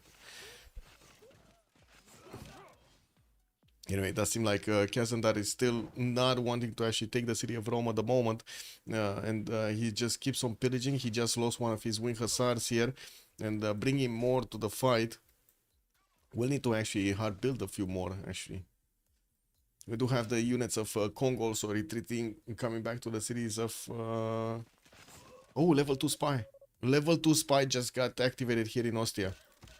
That's +3, okay. Rome does have a spy? Yeah, he does have a spy. So still, Poland did manage to get a +3 over Rome. And Llaneros? Yeah, they're not getting through, man. Khmer upgraded cuirassiers right on time on the border on the east, even though there's a lot more wide terrain over here to actually push through. These Kradlovian Llaneros did want to get through the 2-tile choke, and they're just not gonna get anywhere. Yeah, nothing's gonna happen. Okay. Mali also sending some of his cuirassier corps to deal with the problem. He does have 4 of them being sent over there. Still not actually pushing through the territory of Gran Colombia. While I do see Krylov did get one of his Llaneros in the backline. It's not like he can pillage these traders, especially with Noob 634 being in a Reform the Coinish Golden Age. What happened here? Players will not, the borders will not grow. Robert the Bruce, Inkama the 100% production, and then Javerman the 7th lost the 2 Diplo points. Yeah, it's not like they have a lot anyway. So it doesn't look like anybody's gonna push the Diplo victory. We're 1077 and they barely have like 4 points. Who got the happy scientist? Roy Batty, good evening, sir. I think Khmer, but let me double check. Actually, no, I think Scotland. Scotland did. 1 sec. Yeah, Scotland did. Ib Khaldun. I remember seeing him. And then Khmer got picked up. Newton. And also Hercules, good evening, sir. Just tuned in. Who won the game 1? Game 1 was won by Big Beast. So if they do manage to win this one, they win the cities. If we do have COC winning this one, we're gonna see a 3rd game. And it kind of seems like we don't know yet. I think that's the answer right now, no? We don't know yet. Miol is actually starting to have decent amount of science, not to mention a lot of military. He's kept on upgrading these units on the western side, but did not actually push through Gran Colombian defenses, while Mali is also keeping tight here. We don't know yet, Muzrath, who's winning. We just got a lot of punches being traded between them, but we don't know exactly who's gonna win. Oh, Rome did get 2 piking shots. This is a much stronger unit to actually withstand the Wing Hussar and also push him back. We do need to see if he's actually going to make use of it. He does need a little bit of goal support from his teammates so he can upgrade the other 2 pikemen towards the north.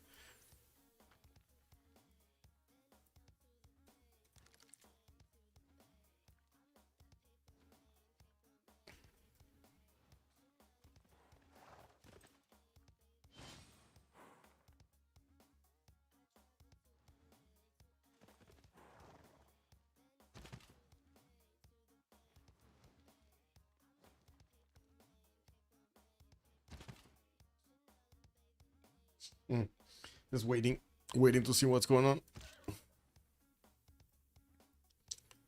More cities here from Scotland or still no? Still no new settlers, but he's starting placing down encampments. He did manage to get 1, 2 down. While his ally, Gran Colombia, is starting to get closer to his city centers. I need to see if he's going to keep on following up with more of those encampments. He's also getting an entertainment complex from his capital, so he keeps his amenities high. Let me actually click on 8. +6 happiness level in most cities. Yeah, very nice. He's getting all of those nice and juicy bonuses of Robert the Bruce. He's also on almost 600 points of production, but I do see Courtney is 674. Almost 100 points of production more. Actually, he's more than 100 points of production. No, almost. Never mind, he's missing like 3. Okay. Imhotep is just standing here next to Hong Kong's Vi, which is trying to get another cuirassier to defend his Gran Colombia and Llaneros, which are getting pushed back from the choke point. It's going to take them another 2 turns to wrap around, and of course that's probably going to be too late. We do have Mali also managing to get these Llaneros into a pincer maneuver, got to take them down. I think they even pushed the Commandant General from their side. So far away right now. More Llaneros from Gran Colombia. He's still trying to get nationalism, so he can get his cores up. He's getting enlightenment right now, with ballistics also coming up in 4. His own field cannons are gonna get out. Is that a level 4 field cannon? That is a level 4 field cannon core. Oh, that's very nice. Very nice from Congo. Echo Supreme is saying that COC is gonna win this. They might.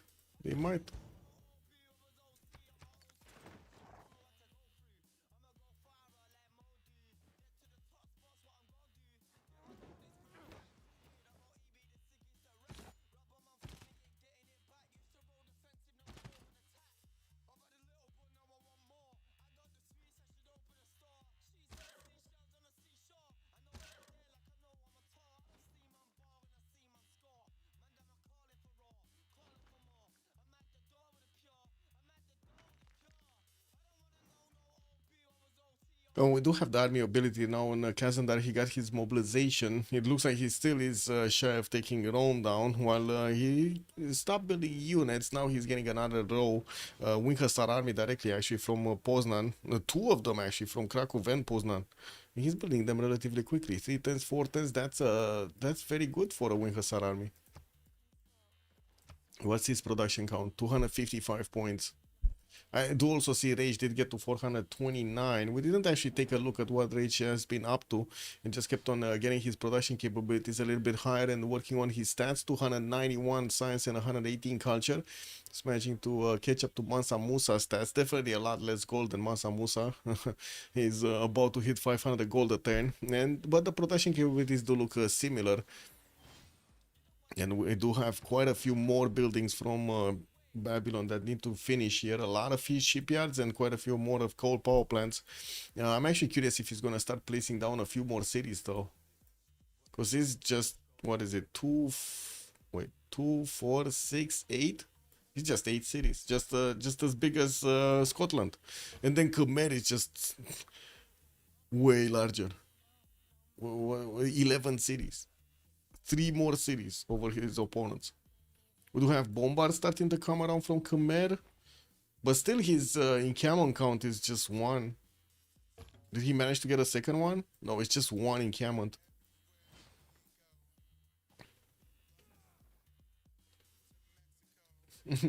I've invested all my points into the COC win prediction. Don't know what I'm gonna tell fam if we lose.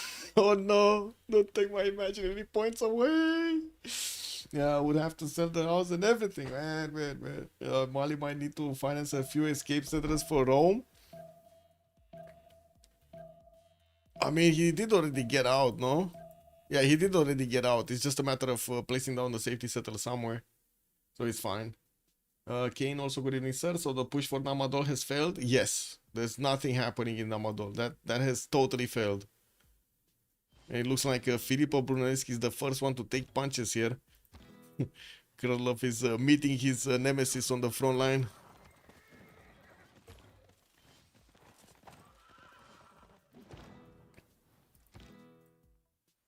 Push that back. Oxford University is also 10 turns away from finishing, but in the meantime, he does need to treat the Llaneros properly.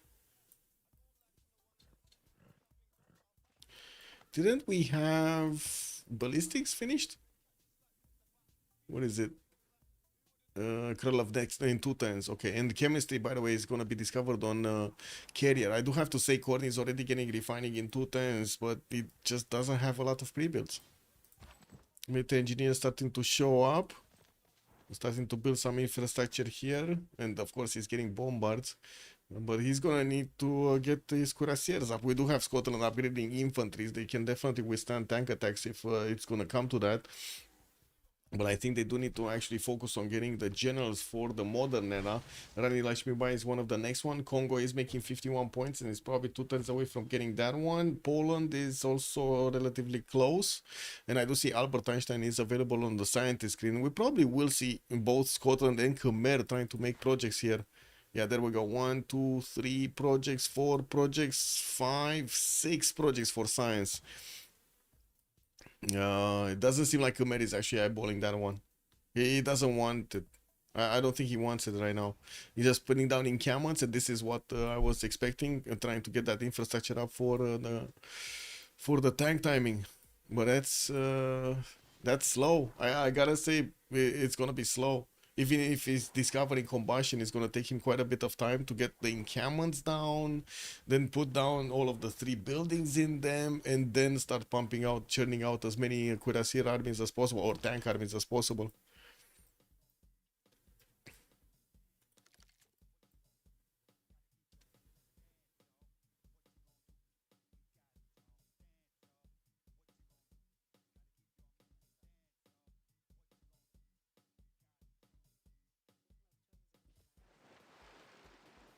Only 21,000? Yeah. That's wait. Only 21,000 on the prediction? Oh, it's 125,000 on the prediction. What do you mean? And it looks like the majority of the submissions were actually on COC. It is 53 against 47 right now.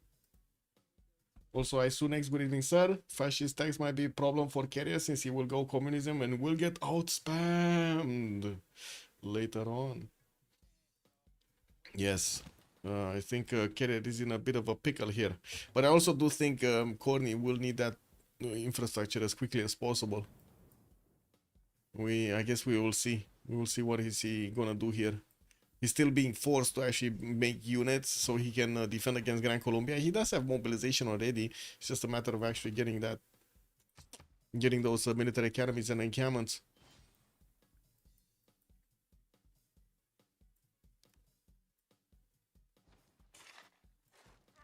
Ah, there we go. Congo is actually trying to push through. He does have those field cannons we were talking about earlier, including the level 4 field cannon. We're gonna need to see if this bad boy is gonna give him what he needs so he can destroy his opponent here. Got a few field cannons that also need to core up on the front line. Not sure exactly why he didn't core them up yet. Hard building cuirassier cores from quite a few cities, and I'm pretty sure he's gonna follow up with tanks, getting steel walls in 4 turns, while he's gonna get boosted there by Corny next turn. We also do have Khmer getting his ideology in 2. That puts him very, very close to getting his fascism, just as well as Carrier and Kazar that are both going there. Krylov is quite far behind. He's barely getting nationalism in 7. He cannot even core up his Llaneros. This is quite a problem for him. What do we get for a double VIP lounge pass? I don't know for Putambe. That's actually quite a question mark. Not sure exactly what I can pull off with this, like with the points. Not sure of the reward.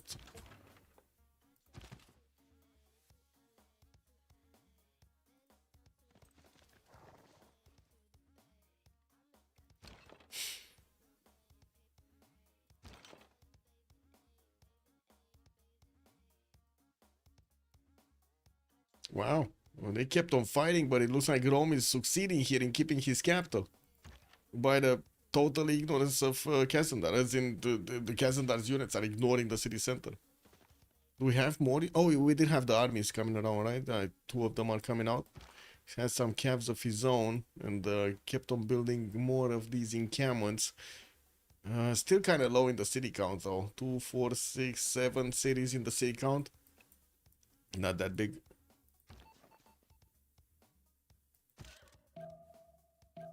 Cuirassier army is definitely strong enough to punch through the parking shot defense. That is not that big of an issue, but he's also taking quite a bit of damage on return if he goes into them full strength. Wait, his general? Yeah, his general is dead. It's fine. Did we have Rome placing down the city? No. T1 that is here with that city center towards the north. I think he's lucky that Krylov is actually not aware of his position there. He's probably expecting him to be around here somewhere. Not here. Anyway, I do have to say Gran Colombia is stopping that Oxford University from getting finished by Khmer, and I do want to ask if it is here being built somewhere. Yeah, it doesn't look like Scotland is gonna build it. We do have Scotland also sending his units towards Muscat, his infantries to take out that city center. That's gonna be a wave of gold being taken out. While he's building up his research labs, he did get a lot of Lovelace and what was that? Was that Einstein? Did he just get Einstein? He did get Einstein. There we go. He did get Einstein. So that's going to be a lot of science banked up on Carrier. 570 science versus scoring 474. And I do see him catching up on the culture screen. He's keeping up in the production while he does have only 2 encampments. Wow, that's low encampment count. Low encampment count. Cuirassier army starting to come out from the cities of Khmer here. From that Bhavapura city. I'm a bit surprised that he's not actually taking the time to get that, but that's still 3 turns or 4 turns at least to actually get the, barracks, stable or whatever it is, and then armory, then military academy. He's probably thinking he wants to get this a little bit quicker. Combustion is finishing in 2 turns. Carrier is getting his flight.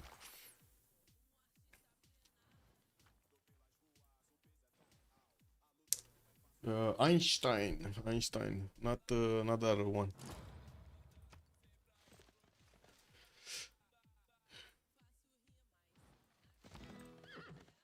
So did they actually figure out where the aliens were?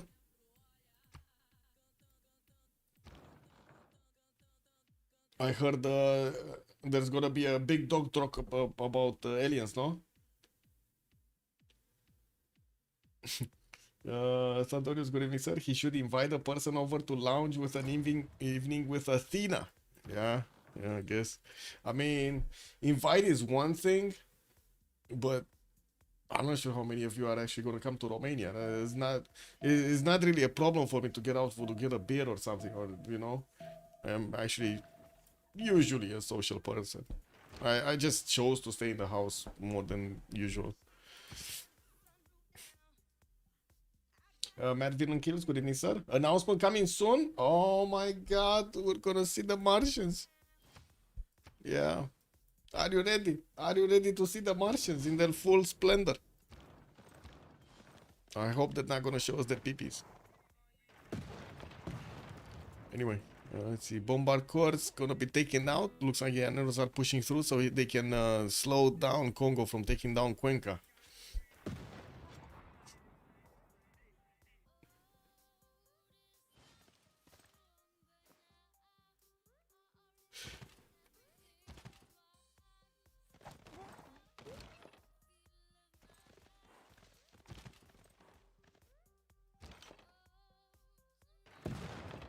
Field cannon course coming through.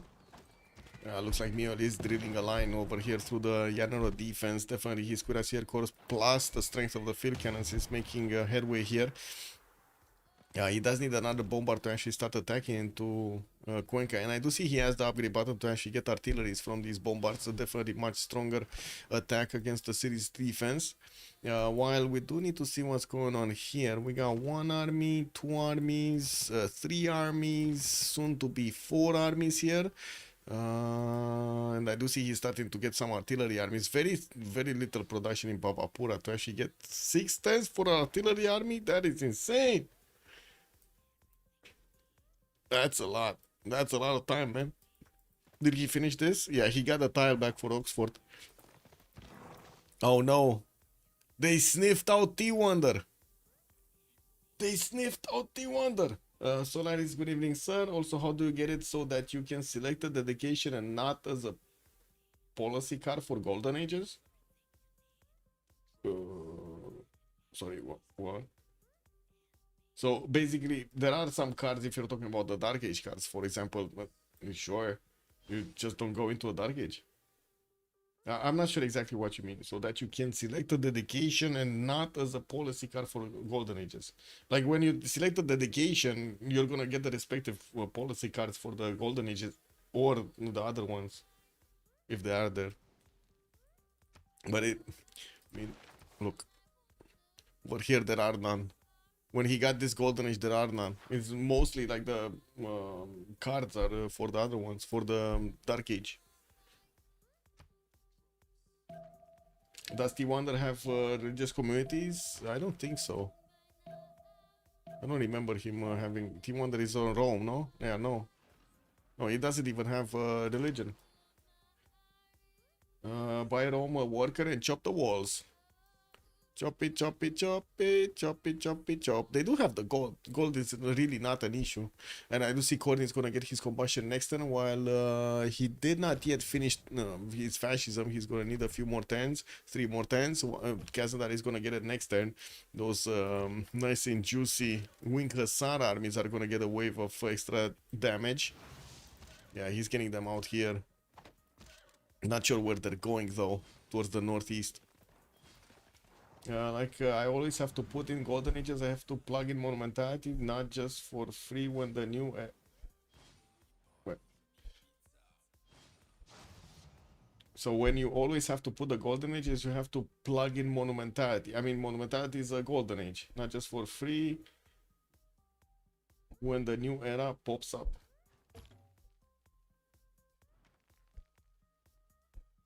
Monumentality is a Golden Age. Well, it is a, I guess, a rollover bonus, an era bonus, a dedication bonus. Oh, religious settlements, you said. He's on religious settlements, yes. Oh, you were wondering why he got an extra 2 tiles. Yeah, that's why. He got the religious settlements bonus. Dark Age, who's in a Dark Age? Because we should be seeing, so it's Heroic Age on Simon.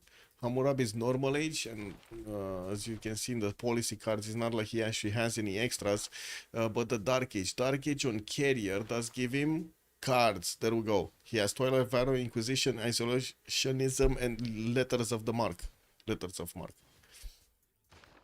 I know, but it might be with my DLCs. I don't think it's any, I would say, relationship with the DLCs as far as I know. Yeah, you do get like a few different dedications with BBG because they changed this, but it's still 4 dedications every time era switches, and you have to choose from them, and it's still like the same spread. Like you get like a Dark Age dedication with a Normal Age dedication and Golden Age dedication. I'm not sure what the problem is. As in, you get a dedication, you get Monumentality, but then I cannot follow your thought pattern over there. What is the effect of you getting the more? You're annoyed that you need to keep on getting those to actually get to perform into the game instead of having like the liberty of choosing from the other ones with different bonuses. I'm not sure. Oh, Cheesy's Meat is also making an interesting question over here, asking an interesting question. Are you thinking of dramatic agents? Because that's a totally different gameplay than this one. It's a game mode, not a DLC per se. It's a game mode. Yeah, that's the one that this how to say you have to plug in the Golden Ages in your policy slots. Oh, there we go. Cheesy's Meat is making a bit of a clear. Is making it clear here.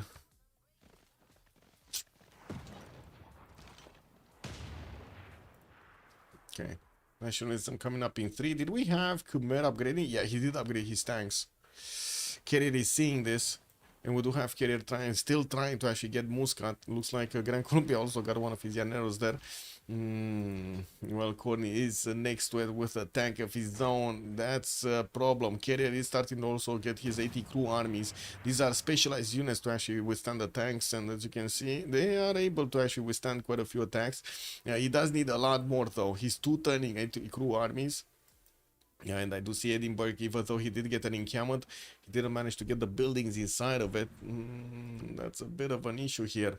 We do have Courtney with 1200 gold. It keeps on getting his tanks upgraded and moving them onto the front line. Will need artillery, so as you can see, he's trying to get some.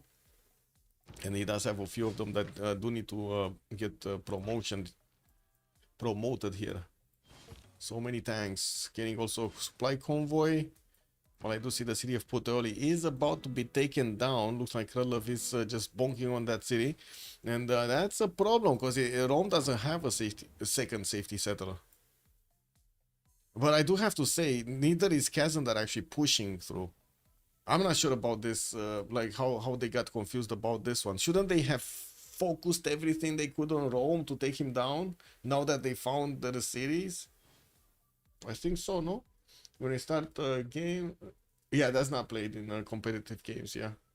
When you start a game, go in advanced options and switch it off in the create game section. Are you using, yeah, switch it off. The dramatic ages is just not good.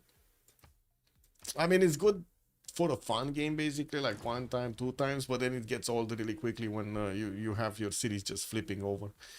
Taj Mahal Niani, we do have also cities flipping over, not because of something you did, something you just cannot prevent anymore.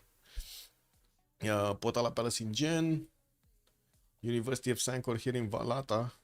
I'm actually like, this is extremely how to say, extremely curious to me, because I'm pretty sure Firaxis already has the data on the games that were being played and in what configuration they were being played in the majority, like in Civ6, and they could have looked at that data, taken from there, you know, like the good tidbits of what the players are actually playing, but the majority of the players, not the fringe ones, because if you take only the fringe ones, well, that's not really gonna give you a respective how to say, image of the entire player base.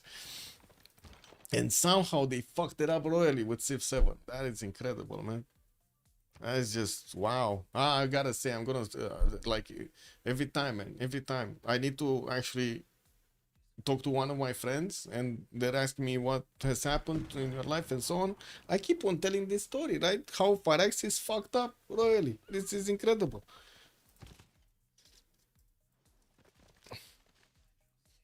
Yeah, miss one normal and golden and half your, yeah, exactly. You miss one and poof, it just woo. At this point, COC would play with 3. Maybe better to go against their carry players. It's the problem with military alliance. That's the biggest issue I see right here. Like they have the opportunity to actually take out one of the military alliance from the other powerful ones. Not Rome. Rome is basically irrelevant right now. It's just a walking, talking military alliance and maybe a few trade routes, and that's it. But taking that military alliance from Khmer, for example, an extra +5 from Khmer, that is gold. I think that is gold. So that's why I'm a bit confused why he's not focusing on taking down all of these cities of Rome. Anyway, we do have a big military being sent northeast, and I think actually they're worried about Babylon here. Rage is trying to get his own cuirassier armies, battleship armadas to help defend, and as you can see, we do have quite a military going against the cities of Scotland. And while we do see biplanes are coming around, these are barely scratching the tank armies. Submarine fleets are going to be a bit better, but still not amazing. His 80 crews are taking damage, and I do have to say the artillery corps are gonna take this down. It kind of looks like Carrier is in big trouble. Yeah. Is Rome saving that escape saddle? No, that's it. It's dead, man. Oh wait, Khmer is saving it. That's it. It's not dead anymore. Check this out. The Llanero doesn't have enough damage to take it next turn. The city's gonna heal like what, 20 points? And this is just like at the edge, right? This Llanero is taking this city just at the edge, almost barely taking the city. If it goes up 20 points, he's not gonna take it anymore. So I think that's saved actually. Nob is bugged again. Okay. Oh, they're talking about the Congress getting bugged. It does seem like Miol is getting pushed. This is incredible. I gotta say, Kralov played this game incredibly. Man, he could withstand Miol. Miol, the one and only Miol. And then he had to the North Mali just keep on slapping him over there. And he's still alive. How is he still alive? He has like so little stats compared to his opponents. Look at that. He's like 5 times less than Masa Musa science, 3 times less than Miol science. Yes, he's still hanging on. Yeah, he's there. He's like, let me at him. Let me at him. Amazing.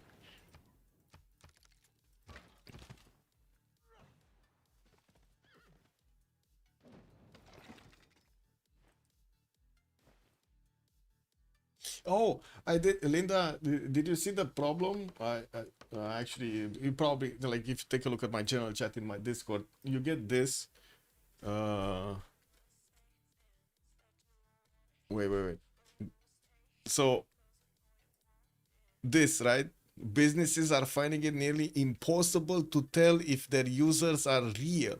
This leads to wasted marketing budgets and strategic decisions based on ghost engagement.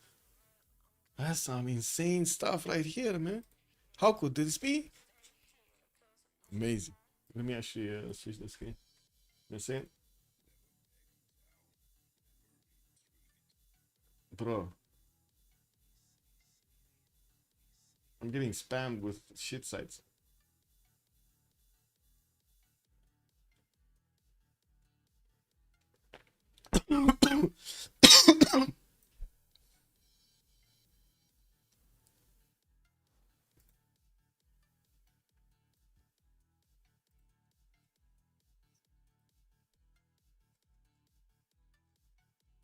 So again, just resetting my Windows on the right. I saw some messages and I wanted to parse through them quickly. Sorry. Well, business should be able to tell if they have playing customers. Those that depend on no players may have a problem. You mean paying or playing? Non-playing? Yeah. I don't think it's really depending on them though. They should know, but that's an ideal situation, unfortunately.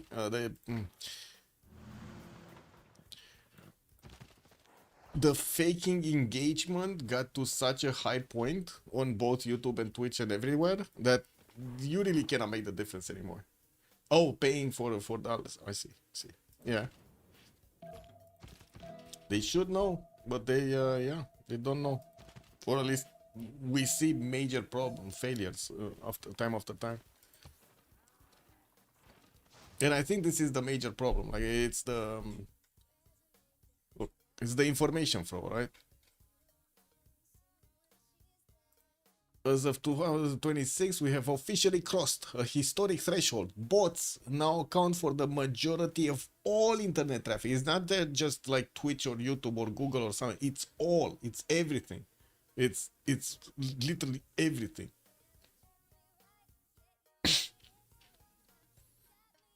I don't understand. Why is the police not doing anything about the bad bots? Like, honestly.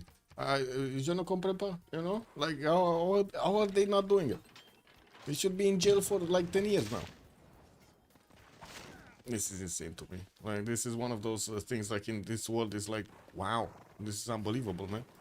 Like, if you think of it from above, like from an alien perspective, it's like, look at those guys, man, they're actually killing themselves. That is insane. Anyway.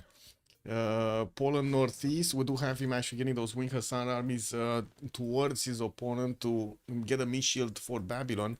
Well, I do see the tanks of Khmer did manage to take out that city. Where is he going? Because he didn't take a city from Scotland right now. Looks like he got stopped by the line of 80 crew armies and fighters here.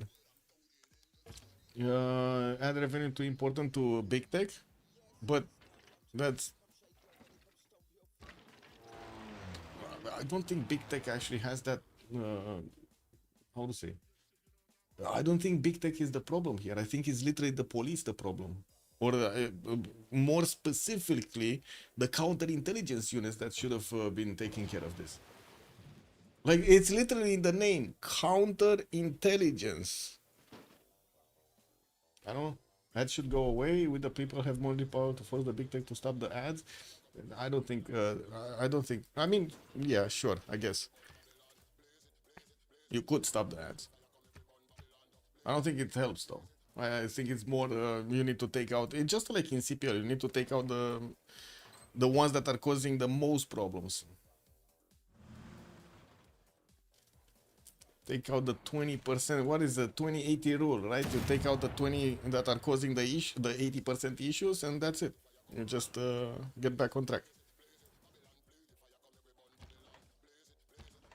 Oh, Courtney looks like he wants to get into Babylon's territory, but there are quite a few tank armies here to actually stop this from happening. We do have Dandara as a general and also observation balloons coming through from Khmer.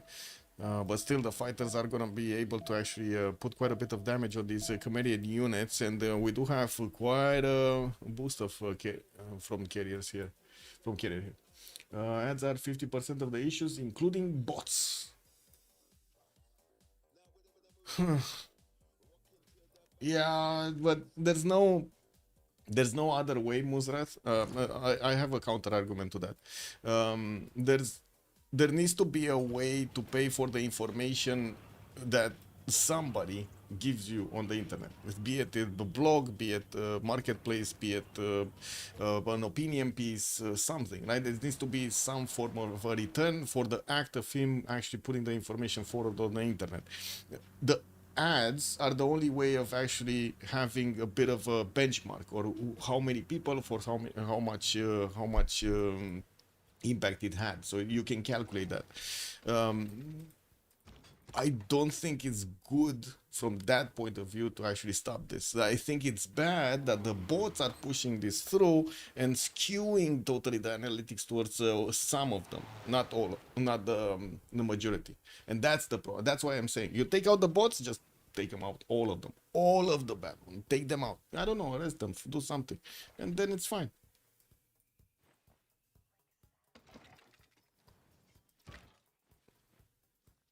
Did the Roman escape city get defended? No, it actually died. How did it die? What is the tank of Corny? How? What? I don't get it. How did it? Oh my God! Actually, Gran Colombia did manage to get this. He did manage to get that one safety setter. But is he following through though? He's not following through. Sorry, Kazandar, right? Kazandar is just getting all of his units east. He's actually upgrading tank armies right on the border of Corny here, and he's gonna try to go directly against Corny to try to stop him. Let's see if Corny is actually gonna buckle from this. His majority of the army is going through the tiles of Scotland right now, and of course trying to get also into Babylon. But I think I think Corny just chewed a bit more than he can swallow, right? Mostly because of him getting in between the borders of Babylon and also Scotland, instead of trying to focus here. But here it was already close, right? There's so many 80 crews. Does he have enough damage from these? Yeah, first move attack probably, yeah. Ads should be under the control of the creator, because you know, in other BS stuff don't need ads. What?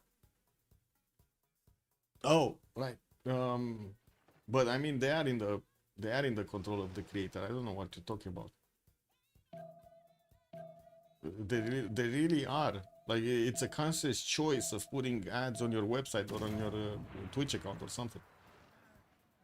Yeah, I don't think. I mean, they could have invested into a builder. That would have been something that would have stopped here the attack, the wall, but they didn't. So, at the same time, I don't really see that much pressure on the series of T-Wonder. He's just gonna stay alive here, and he's trying to get another settler from Rapa Nui by the looks of it.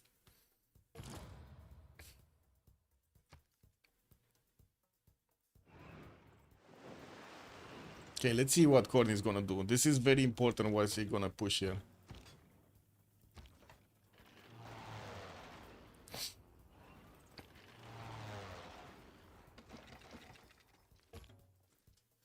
Corny has to prevent Babylon from coming to hell. I see that there were indeed. Yeah, there were, but they just didn't care. They didn't mind enough to actually give him the few hundred points of gold to actually get that going, even though they had so much. Look at that, even right now, they actually have 1,000 gold per turn on Noob 634. We're also getting 1 turn away from the next Congress, I guess the next era, and then 2 turns from the next Congress. Cordy is gonna secure his golden. We do have Noob 634 securing his golden. T-Wonder is just 5 points off, but he doesn't look like he's gonna get it.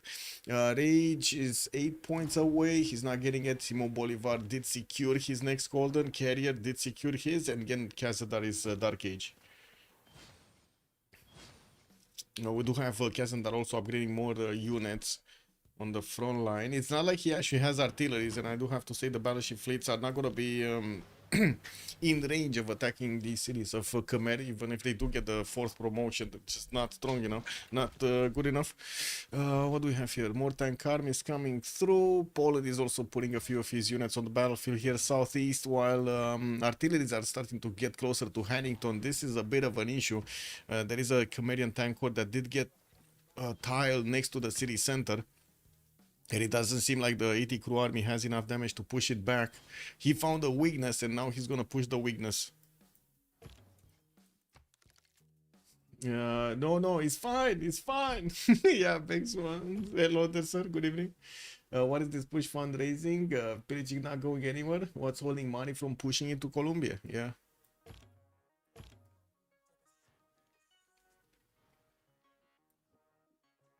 War department is gonna finish in Edinburgh. That means also we do have Carrier here managing to get his fascism up. He went actually into communism. Yeah, kick. Oh well, it is what it is.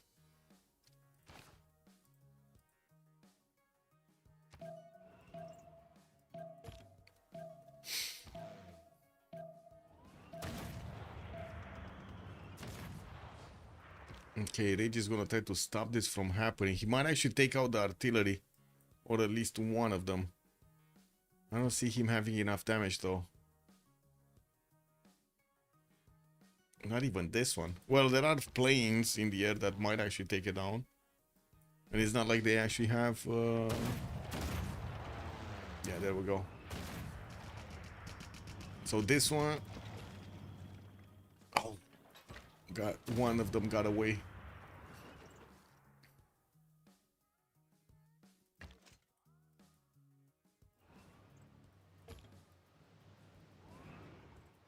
Okay, that seemed like Babylon is managing to actually put pressure. And this is what I was mentioning, because Corey got into in between the cities of Babylon and Scotland. Is getting pincered right now. And this might be a problem for his entire military. He's also gonna be forced to actually resupply the western side of his empire to stop Poland from pushing too hard into him. And all of these new tanks that were being sent here are not being sent here anymore. They're sent west. What's holding money from pushing into Colombia? Well, he just got the tanks and now he started to push. And I do see artilleries from Congo are making their appearance felt. Let's actually see if the tank armies, yeah, they do have enough damage to go through the Llaneros. Krylov still did not get his... oh, he did get the core ability. Okay, he just didn't core up his units. I'm actually a bit surprised he didn't core up his units, but I guess it is what it is.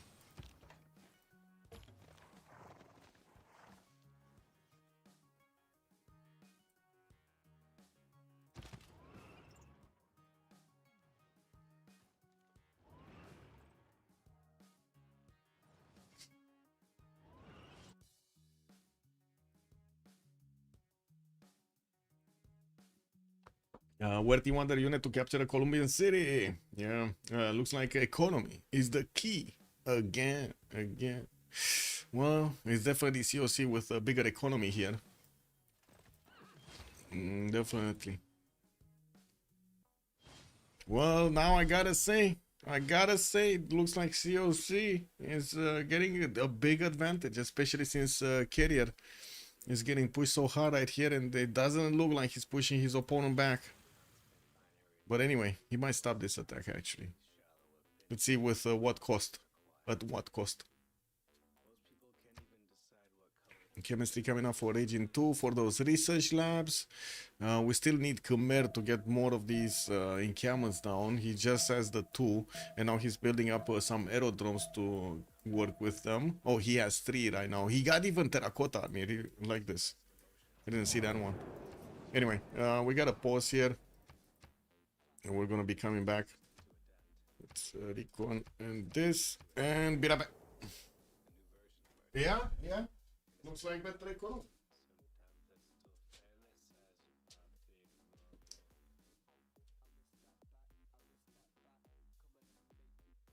What the fuck does it matter, man? Autonomy is an illusion pulled over our eyes and shoved down our throats.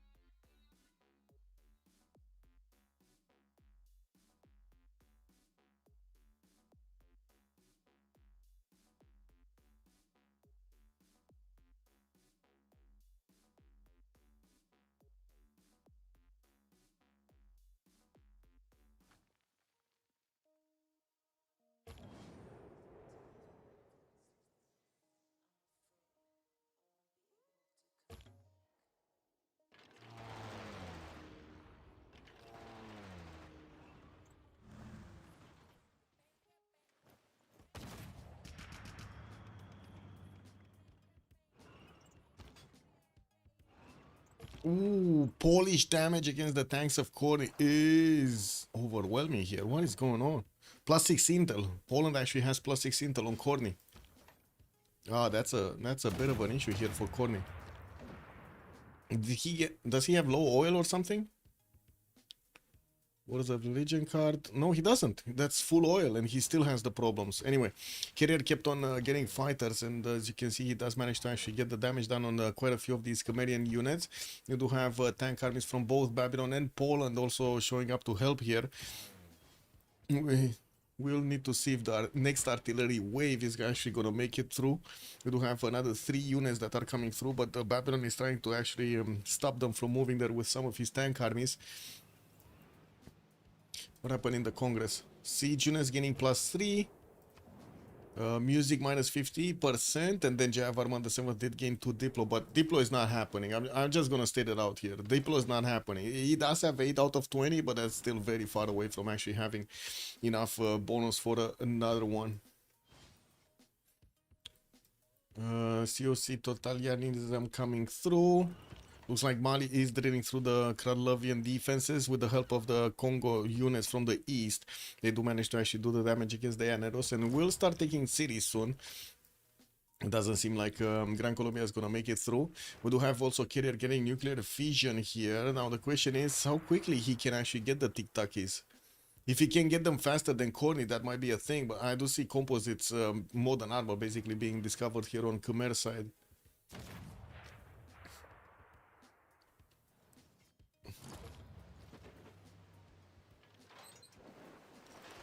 You did call it out, Mosdras. You did call it out. They will have a better economy. Yeah.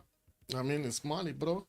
Mali getting big, but so did Mali have some like weak moments at the beginning, and if it wasn't for Congo pushing into Gran Colombia here, I'm pretty sure Mali would have been squished a little bit more.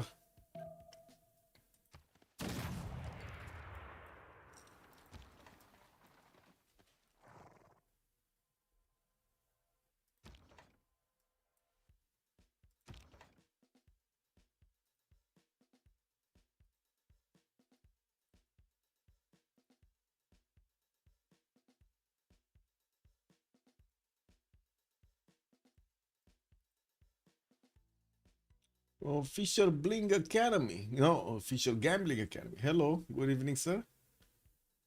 Thank you for keeping me tap. I'm doing fine. We're watching a game from the CPL community. Sorry if anybody's not seeing what's going on. There's some questions on the kick platform. Oh, Cuenca's walls went down, and it looks like Guayaquil also went down this turn. Mali did manage to get enough damage there, and I do see Congo is also drilling a way through those mountain ranges. While let's actually see what's going on here. Oh, Haddington managed to push back that one tank army that was here and got a tile with one of his fighters. Now he's fine. Like both of these cities are, all of his cities are fine actually. He's fine to just keep on getting his nuclear bombs. Manhattan project is finishing up in 5 in Aberdeen. I don't see it getting built here in Khmer's territory, so we're probably gonna be seeing nukes from carrier much faster. Oh my god, is this gonna be the mistake that ends the game? Or is it gonna be the modern armors that will manage to actually do the damage here? Like, restore the balance, basically.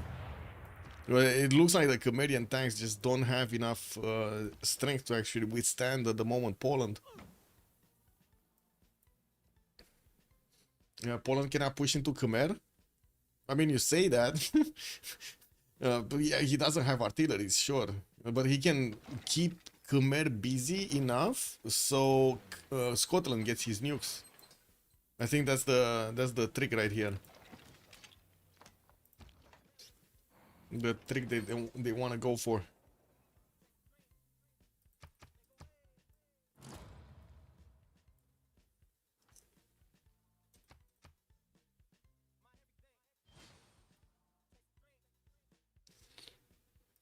Rome just keeps on being cute here, just sitting there idly by. Tank armies are coming around from the Polish cities, but all of them are going east side as quickly as possible, trying to interact with the Khmerian military that is trying to get into the Scottish territory. They're protecting as much as possible carrier so he can get his nukes out. Yeah, we do have also some bombers coming around from Scotland. There are Khmerian fighters starting to actually show up in the build queues. Lots of biplanes, not actually fighters, but biplanes. And I do have to say, Corny kind of stagnated in getting his science up. He's on 437 with 301 culture. Also, production capabilities did stagnate with only 765 right now. But that's also because he kept on pushing and getting military against Scotland rather than actually doing anything.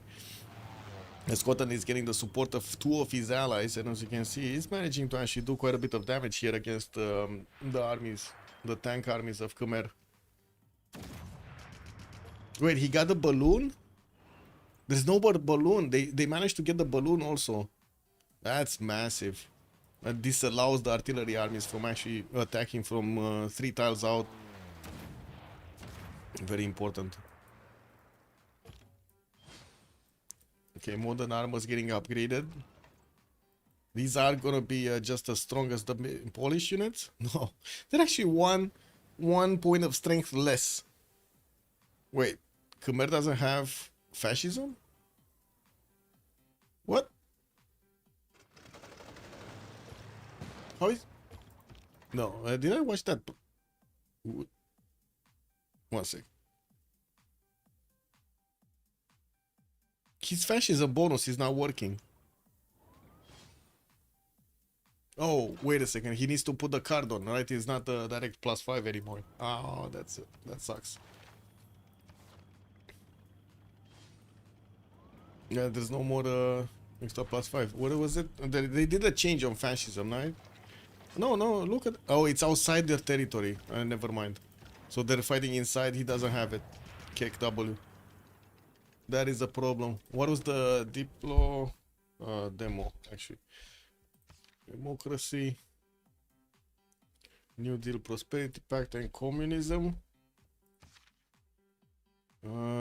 This was what the +5 strength when fighting in or adjacent territory. Got it. Yeah, yeah, only works outside. I saw. We got it.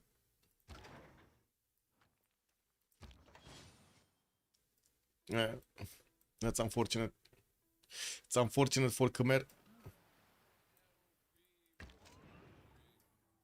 Kind of looks like Cordy might actually want to retreat from this. There's not much that he can do. Don't have 4 turns for my Hatter project to finish. And we do need to see if my Hatter project is gonna get discovered here on the side of Corny. He's getting radio, so he wants advanced flight, while he keeps on getting some modern armors. We're gonna need to see if this bad boy... modern armors just died just as well to nukes, so that's not really a problem. It's more of a timing problem here. If Scotland can get the nukes out before way too many modern armors are out. Okay, we do have Cuenca being taken out by Congo, moving through towards the capital city of Gran Colombia. Gran Colombia did get this city, Popayan, as a safety settle behind the Scotland, so he's gonna be sitting in the game quite nicely. It's just more of a issue of taking down these core cities and allowing Mali to get more. You have Mali 350 science, 250 culture, 735. He's basically supporting all of his allies' military right here. Yeah, fascism was nerfed indeed. It's also why FFAs are now going for communism more than fascism. Yeah, imagine that, a little bit of a change and boom. Wait, T1 that disconnected? What? Oh, that's unfortunate. Might need a relobby here for him. Well, good thing is last time we relobbied there was no no problems, no desyncs, no issues. Hopefully it's gonna be the same if we do relobby now. I just hope he didn't go AFK or something, like, you know, getting a beer or went to the store or went to take a shower or something.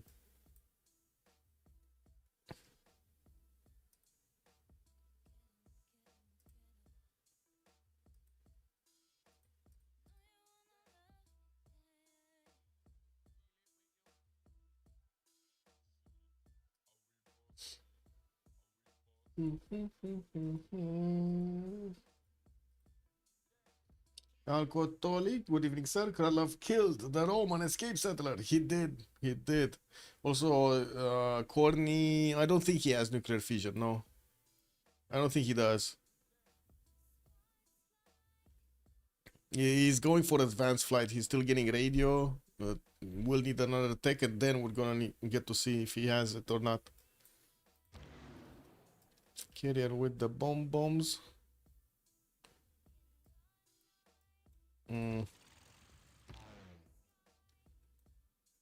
I see also Carrier is gonna get the stealth tech soon, so he's gonna have stealth bombers. We will probably see him also go for jet fighters here, which are gonna be significantly stronger than just the normal fighters. Also went to the store or went to there while playing. Yeah, I mean, you know, yeah, stuff happens. Cause I don't know if he's in the. Let me actually see. Is he still in the lobby? He's not here. Like, you see, he's not here. Well, Corny noob. Well, we got T1 that missing. I don't know where he is. Let me actually finish my pings. I got a solution to this. Bam. There we go.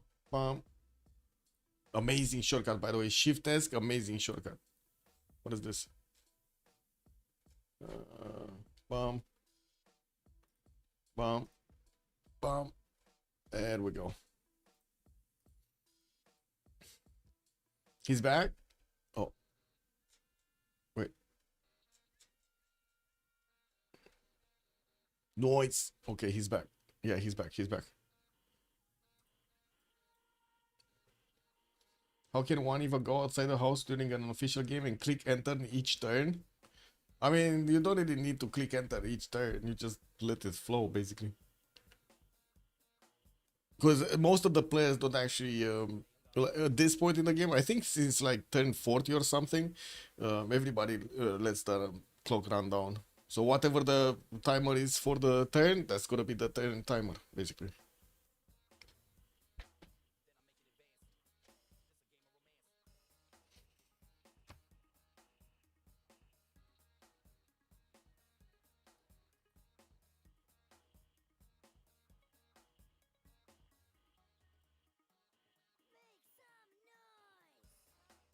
Okay, he's connecting back.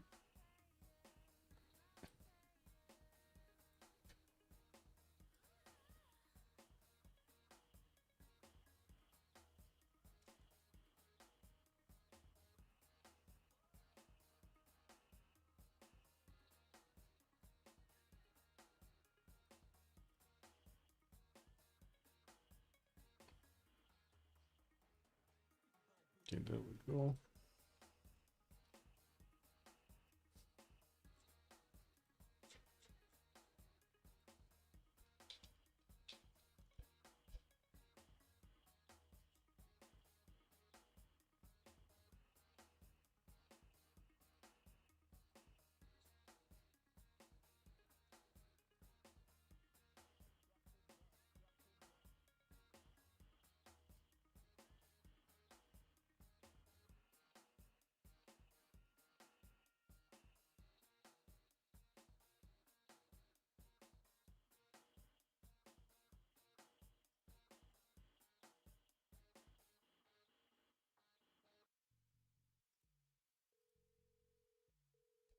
Okay, just need to wait for him to come back.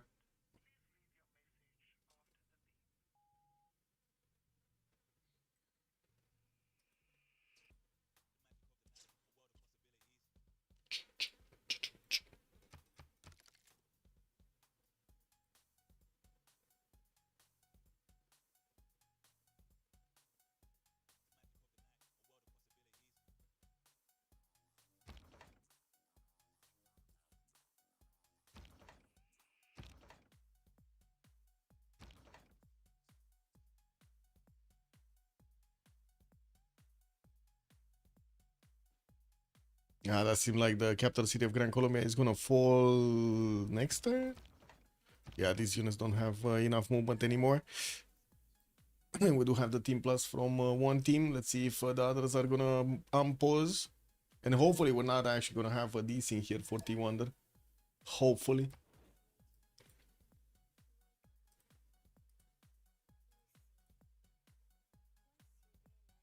Oh, it might actually go down this turn? No, he expended the move on from the tank core. If he would have just waited, he would have taken that city. I think he wants to give it to Noob 634 anyway. He has bigger problems. We do see him getting his tank also on the eastern side to protect the escape center of Rome. When I do see Poland is getting a lot of tank armies, all of them are going eastern side, none of them going north or west. We might actually see Mule redirect all of his military so he can go against Poland here, and that's going to be a bit of an issue. But also we do need to see what's going on here, because Poland kept Khmer busy for quite a few turns. Disrupted the attack of him going against Scotland, and that is I would say that is a major problem. We got Kazandar with so many tank armies coming through, and Carrier is gonna get his Manhattan project coming up in 3 turns, with also the ability to get jet bombers and fighters soon, and jet fighters. That is, I would say, a problem. At the moment we're gonna see a first nuke being thrown at Khmer, we might actually see the CC. Because then they only get to rely on Mansa Musa with 600 points of production. Carrier is already about to hit 1,000. Core is 700. A big game over here. Big game. Big game. Oh, I need to shift enter. More aerodromes.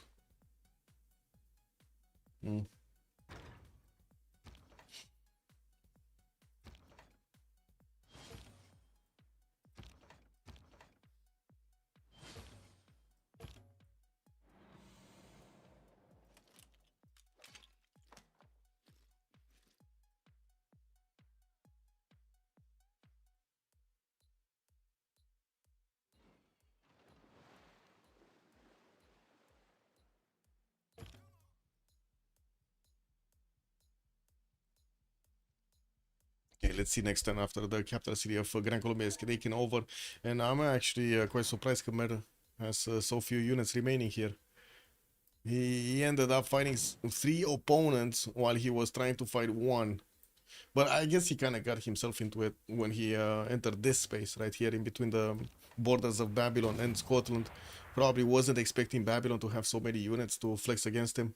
And we do have Babylon also getting his own research labs now, while he's just allowing these units of Poland to pass through his territory.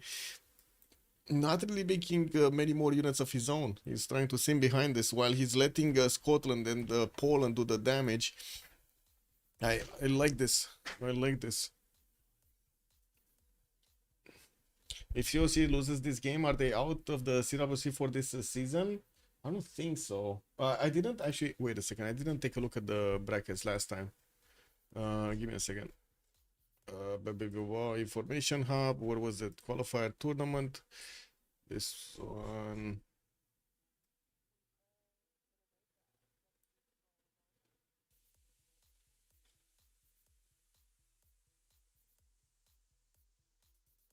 this one. Wait, this is season 10. Kick.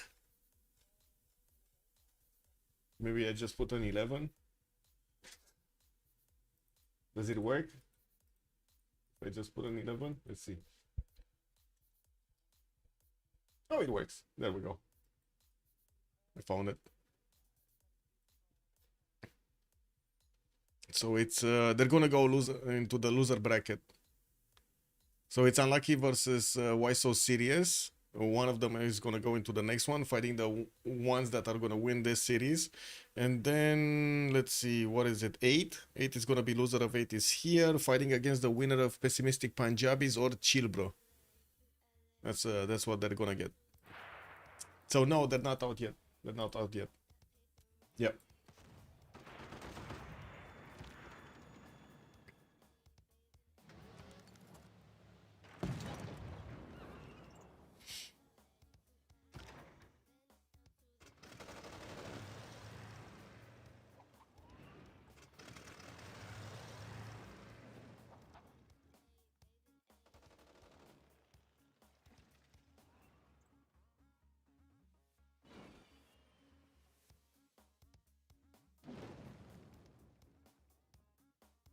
Okay, still 2 turns for Manhattan. Looks like most of the units of Khmer are actually retreating back to his borders, so he can successfully push back the Polish military from his zone. Now, I do have to say this is a big clump of units, but they do have anti-air guns, and that's going to be a problem for the Tic-Tac is to make their way there. I'm going to need to see if the other cities are going to manage to actually get some anti-air defense. I do see a battleship is getting out from Bavapura. One single battleship probably not going to do what it needs to be doing there. One single remaining city for Gran Colombia. Mali is pushing through, and I do have to ask, does he actually have an opportunity to disembark on Scotland territory? He could even go land, but that's gonna take a bit too long, no? Yeah, a bit too long. Yeah, we'll see what Mali is gonna do with his military after he actually pushes through, and or is he gonna transition to something else? He's getting in the meantime his research labs up, more Sugubas, and also building up the Rural Valley in Valata. While all of Congo's military is going eastern side, he's just a few tens away from entering the Polish borders from the west, and that might be a bit too much that Poland can handle. Actually, we got tank armies coming through, but all of these are going east. Like there's not a single tank that he's keeping on his own defense. Everything against Corny right now. It looks like it's everything against Corny.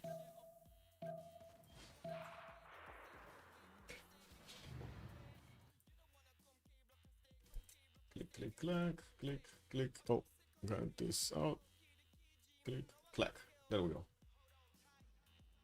So 1 turn Manhattan project, and we're gonna figure out how many turns is he gonna get. Is he gonna need to actually build the first nuke? These are only these are only the little nukes. There are thermals, and I do see Carrier is gonna get also his lasers that will allow him to upgrade his jet fighters, or I should say his fighters into jet fighters.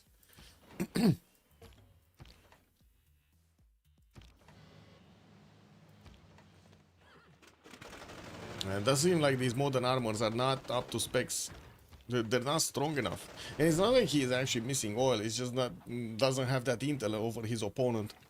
And he doesn't have a general either, right, for the modern armors. These are information era. While Poland does have his Jose de San Martin. He's getting an extra +5 and also the movement. Who is the source of the industrial city-state? Rage is keeping Cardiff and Brussels is not being kept.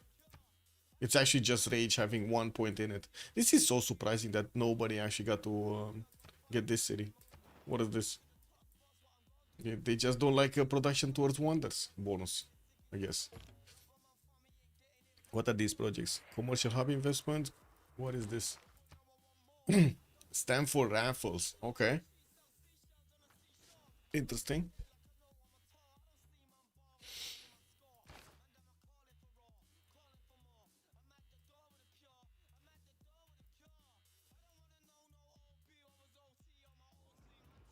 Okay, tanks from Congo are making their way through the forest and the hilly terrain here towards Poland. There is a horse here, but I think that he's just going to bypass it. And there's not going to be vision for Kazandar to actually figure this out until it's going to be too late. We do have also T-Wander sending some of his piking shot. Man, the man got the cores up. We do need to see a few more artilleries if he actually wants to take cities, and I do see he's not getting them armed up yet. It will take a bit more time.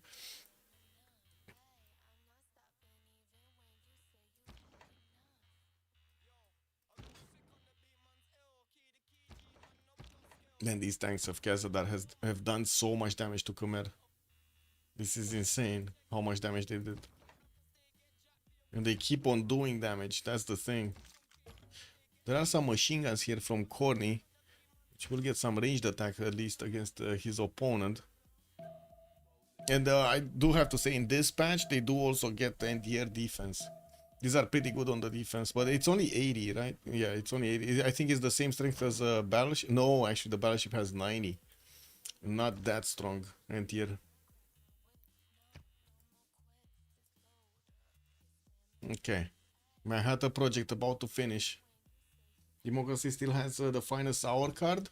That's a good question. I'm not sure, actually. I didn't see it. Democracy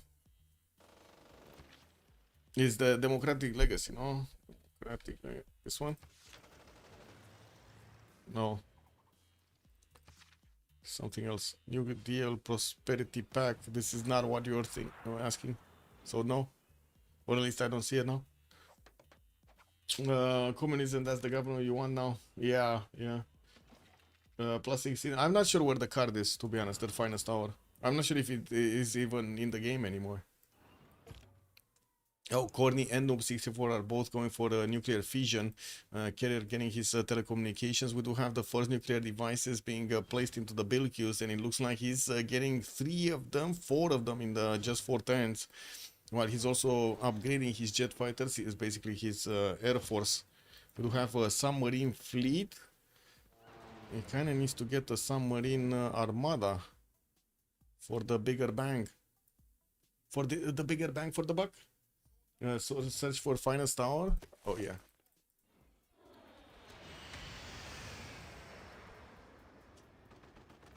He's not here anymore. Yeah, look, if I search for new deal, I find it. If I search for finest hour, I there's nothing here. Ah. Yeah, machine gun versus jet bomber, KW. I mean, try to put your target on the jet bomber, you know, like it is what it is. Yeah, they might have deleted it. To be honest, that's something they should really do on Civ7. Like delete a third of every building of every age, basically. A third of the total buildings. That bonus went to communism. Oh, I see. It looks like Kazandar is actually getting back here. He's preparing the territory for his. Oh, wait a second. He's probably very close to getting his own modern armors, no? Takes synthetic materials in 2, so yeah, even if it's close, it's gonna take a while. We also do have next turn him having the visibility on these tanks that are pushing into him, and it doesn't look like he's making more units. He has a tank army in the city of Poznan, and I do see another one is coming up in 4. While Jose de San Martin got pushed back to his own territory. It will take him quite a bit of time to put him back on the front line here. It's 5 turns to put him back. He's sending Athel, somebody, well, I guess somebody too is gonna do just as well.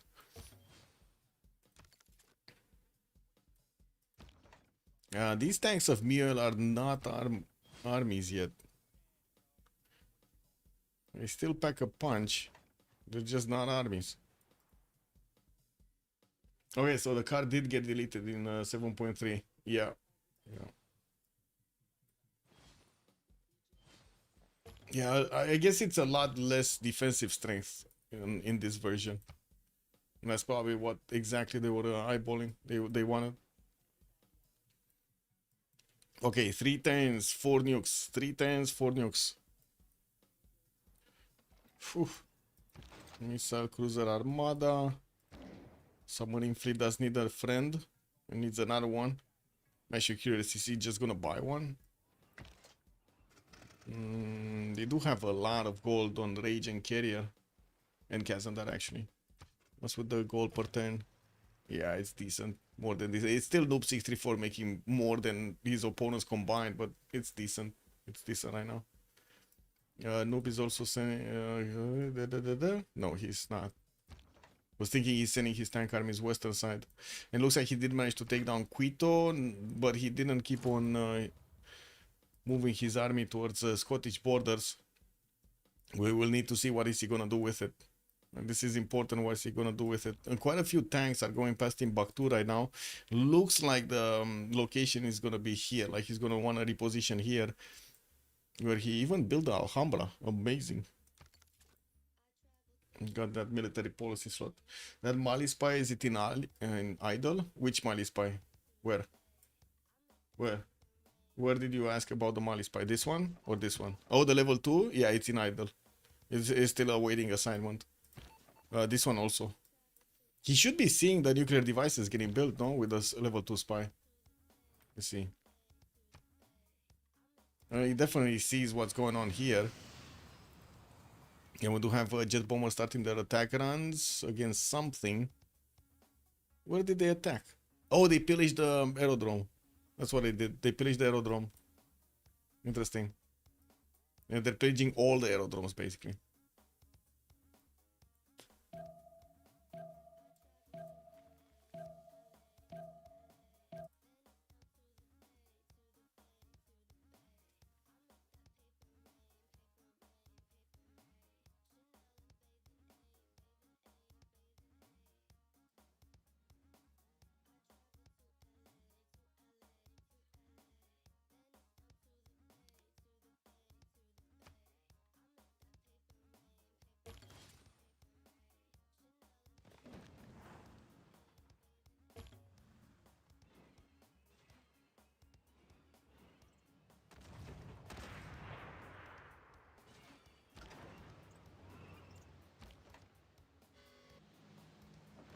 Ooh, Battleship Armadas do manage to trade the punches with the Canadian armors from afar, and it does seem like Kazandar is just wanting to retreat here, giving a bit more space and dragging Corny's military with him.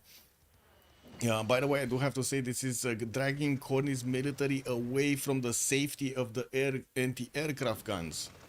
That is a bit of a problem here. He might just get nuked and all of that military is gonna go poof. Especially since we got like two more turns for 4 nukes. And he has enough, right? He has like 3 jet bombers. I don't think he has... he does have the nuclear submarine upgrade, but he doesn't have the armada yet.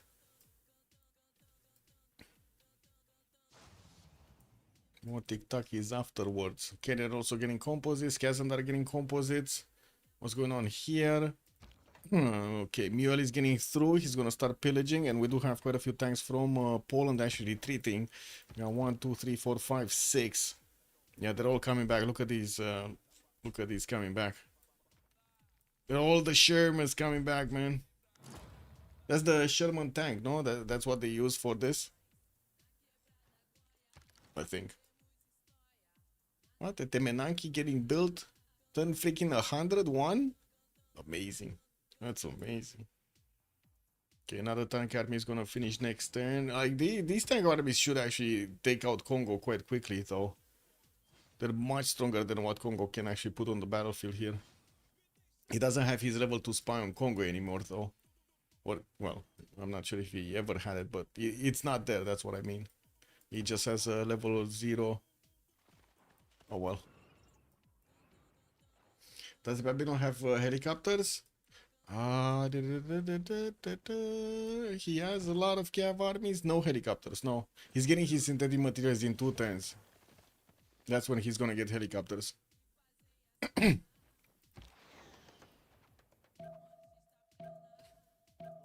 Those cavs might be getting an upgrade in 2 turns in time for the nukes. Yeah. Mm-hmm. Yep. He's gonna start taking cities soon here.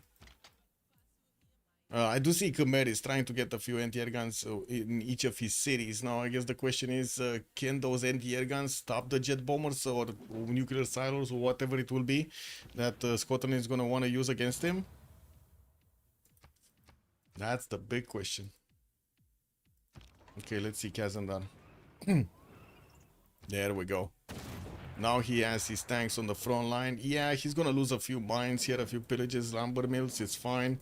He's just gonna get his defense afterwards.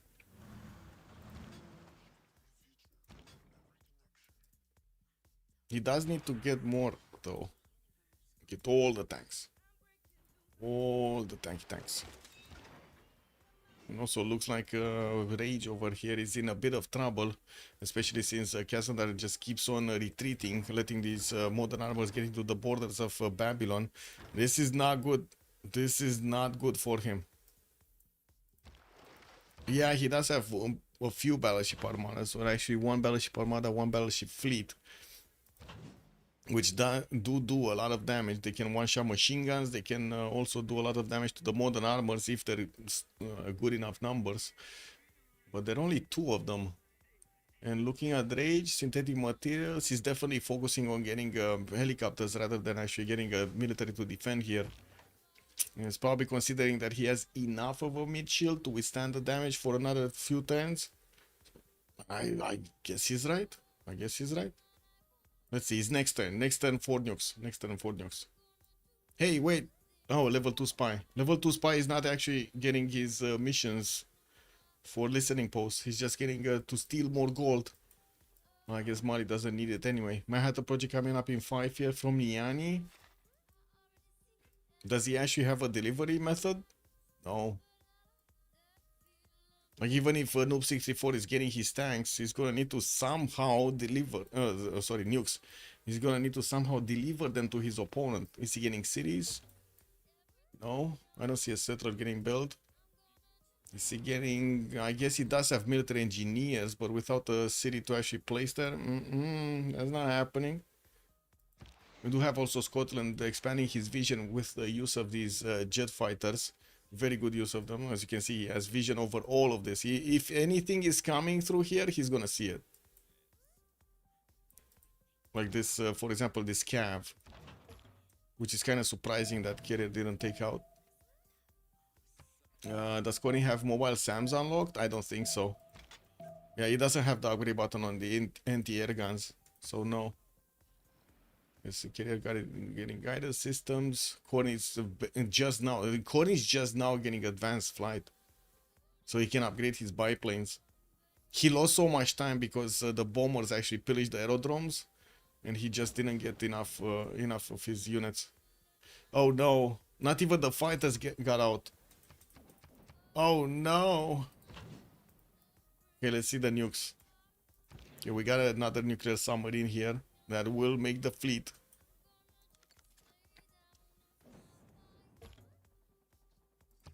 Okay, so 4 nukes on Carrier. Still having the cav on the right. Started off on spaceports. Okay, there's a first nuke somewhere. Where is this nuke? Oh, here. Okay.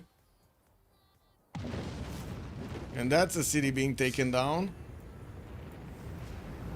Viadapura next. Yeah. Viadapura next. And it went through the Entiergan. That's another city down.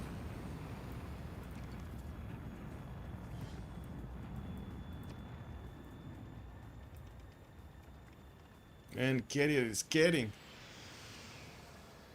Camel being taken out from Bavapura. He still has 2 nukes in the chamber. Needs to figure out where to shoot them. I mean, he can totally take out this military if he has enough range. And I think he should have enough range, right? He's just gonna create a lot of radiation there. Anyway, Poland is actually moving westernward. He's defending his cities. It doesn't seem like Congo did manage to do much more than actually just pillage those tiles, those mines. While there is a lot of military from Congo, he will need his modern armor soon. Carrier is also getting robotics next turn. And as you can see, Courtney is starting to lose cities. He's losing production, he's losing stats. While Noob is catching up to Carrier. Well, we do have him just 777 points of production. Quite far away, but still doesn't have an actually winning solution in this game. We're probably discussing this right now. What's going on? I guess Scotland good again? Yeah. The new happiness metrics got Scotland into relevance? Yes, seems so. They did it again. Okay, we got some more nukes coming through. I gotta say, I'm kind of waiting for this game to finish because I really want to get something to eat. My stomach was like rumbling earlier. Oh, it's, screaming, give me food. I'm like, no. Man, we need to stay asleep, you know, man. We need to take care of sleep. Shady. Never mind. And another city goes down. Angkor Wat didn't get taken out yet, though. We still need movement speed on the helicopters to get there. And there's still one more nuke left, no? Yeah, this military is getting smacked around. Wait, did he just... I don't know what happened to that unit. I just saw a unit move. Probably one of these modern armors.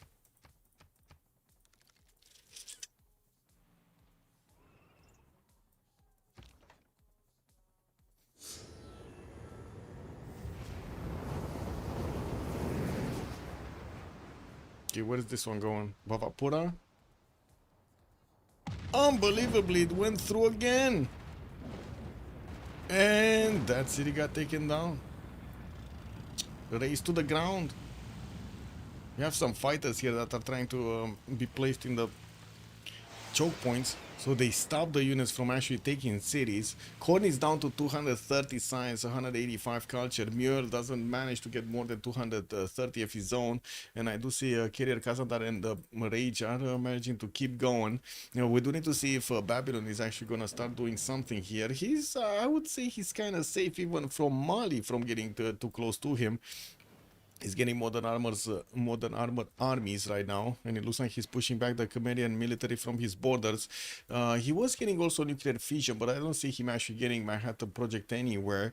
And I was thinking maybe he's actually gonna go for a, you know, actual win condition. Because yes, we do have spaceports coming out here from Scotland.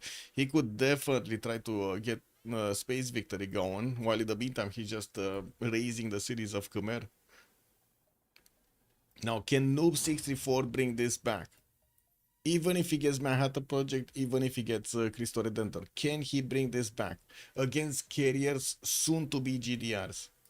Cause I gotta say, he's gonna get GDRs, right? There's like no way he's not gonna get GDRs. Roy Betty, they're not being made right now, but I'm pretty sure he was very close to them. Like, if I remember what text he was going, he was very, very close.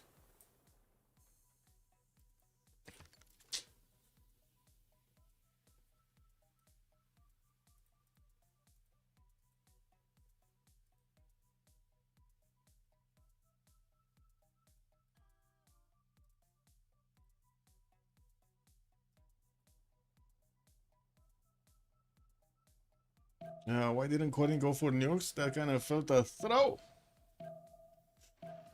Yeah. Yeah. Too many things to do, man. Too many things to do. He tried to get that timing on Scotland. Didn't work out that well. Scotland was ready. So, yeah. He's just trying to space right now. Seems so. Is it? But, yeah, Mali's not trying to space. Or at least I don't see him getting the space victory going. I do see him with Too Little Tourism 184. And what's going on? Army tab. Another city got taken down. Looks like Khmer is just losing cities after cities here. Down under 200 science.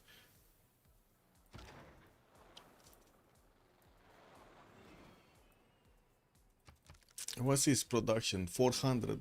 Okay. Is Poland pushing back? Yeah, looks like Congo is gonna be forced to retreat here.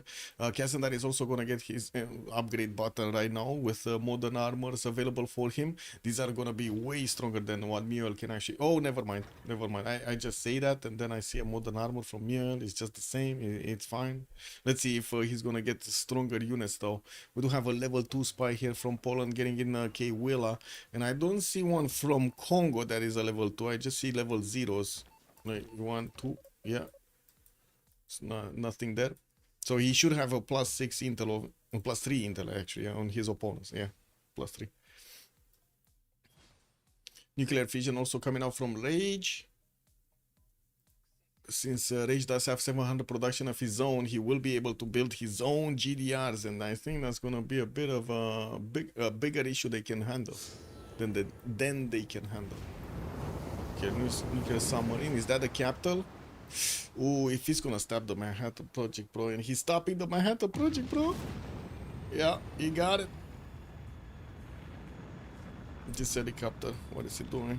Oh, he does have movement, but not enough to get in Angkor Thom. It's not enough. Not fast enough.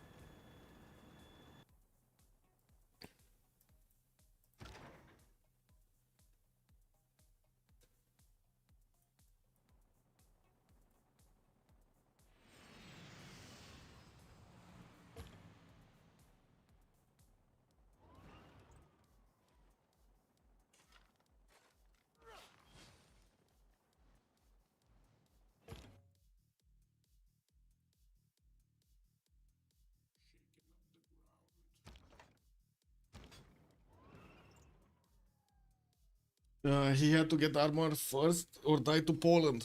Yeah, true. True. True. He had to get it, man. Oh, I see Poland actually got Anshan. Gazander got Anshan. Was that Stanford Raffles that got Anshan, maybe? No, Khmer does have Robert Goddard. What is Sarah Brito here on Mali? Oh, Scotland got Mary Catherine Goddard. Hello there. +1 diplomatic visibility with all the other civilizations. No surprise that he's actually eating through his opponent's defenses so quickly with the extra intel.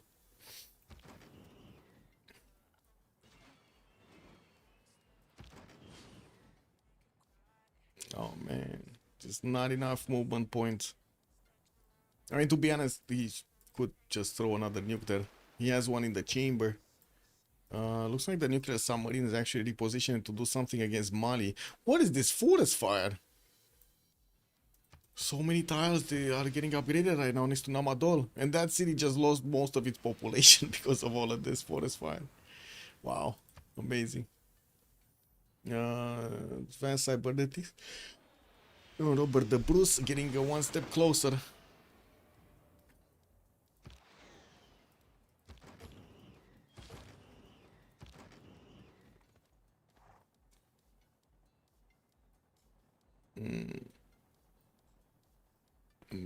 Yeah, we'll see if Kirit is actually gonna get the last secondary.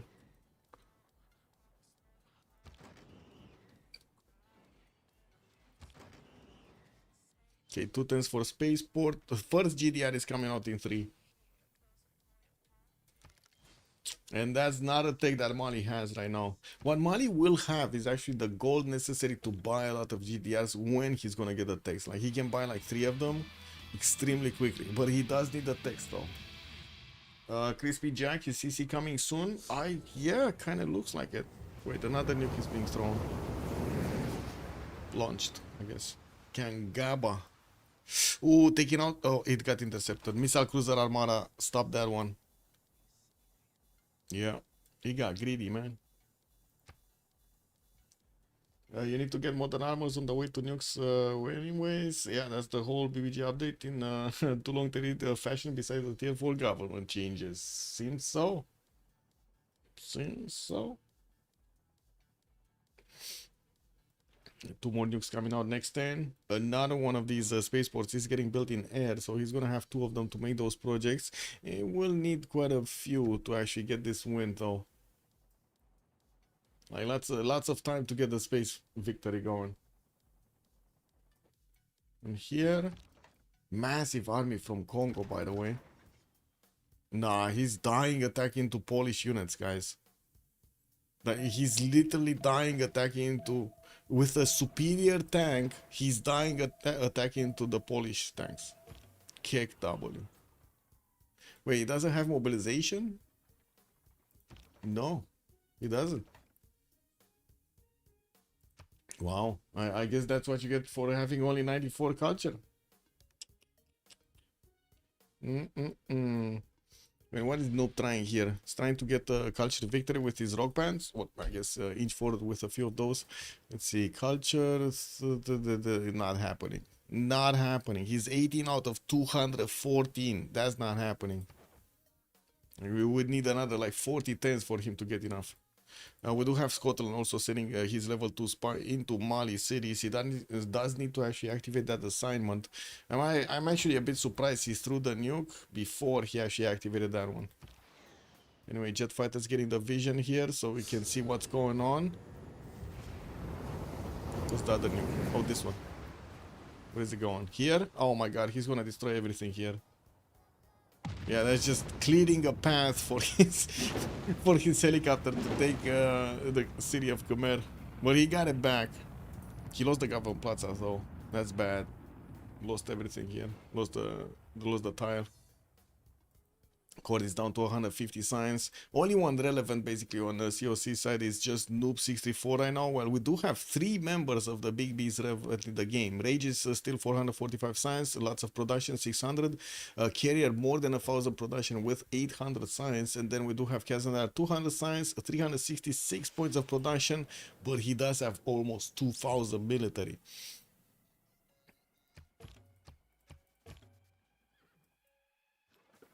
Okay, let's see what's going on. Kazadar starting to push forward.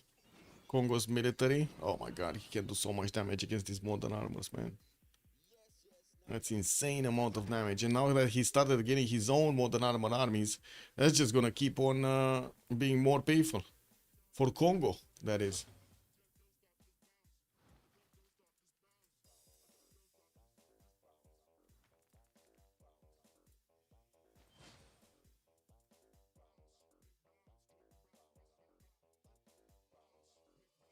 You will buy a victory for 1,000 per turn. Yeah. Oh man, Muzras, what is going on? What is going on with the economy, man?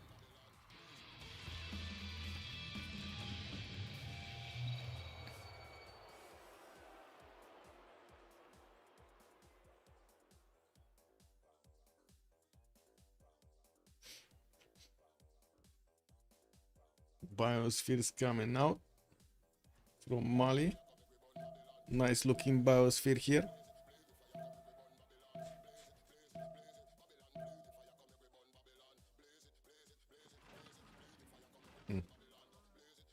We still have him sending his military towards the west. And I do see he's getting a lot of rock bands that he's getting to play actually in Congo's territory. Not really imagining to get these with more levels though. They're only level 1s and it looks like they're getting a few rock concerts and then poof, they just disappear. Okay, we had 2 more nukes coming through this turn, and the next wave is not gonna be nukes anymore. We're just gonna have GDRs running all over the map. 4 of them are in the build queues. Doesn't seem like they have enough gold to buy directly one. Would have been amazing if they would have had, but they don't. Yeah, while I do see over here, Khmer is trying to bunker down in the city of Rasha I don't know how to pronounce this. Rasha Vihara, I guess. We do have a Manhattan project coming out from Babylon in 510s, and we do need to see if he's actually gonna get those nukes to attack into his opponent with it. Carrier getting nuclear field, that's the thermo. Corny going for stealth tech, and I do see Noob getting his radio for those advanced, like to get closer to advanced flight. When is Mali getting nuked? I mean, he almost got nuked in the city of Kangaba, but yeah, that didn't go through. Let's see, there is another nuke here on carrier available,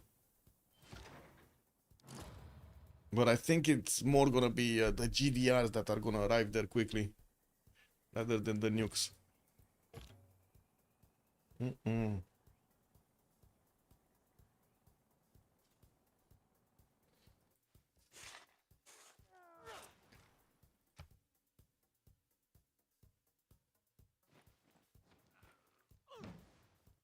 Here, yeah, big pushback here.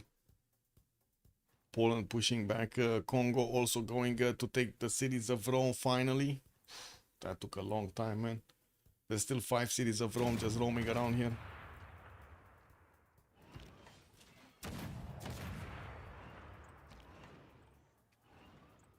Just look at the damage interaction. It's way superior on Polish units. And especially now that he's upgrading the modern armors and they're gonna get there. They can two-shot the modern armor cores. That's insane damage. Did he get... Oh yeah, Samuriture. Said the San Martin. But these are not working on the modern armors. Oh well. Let's see. Nuclear devices are starting to come around from Mali.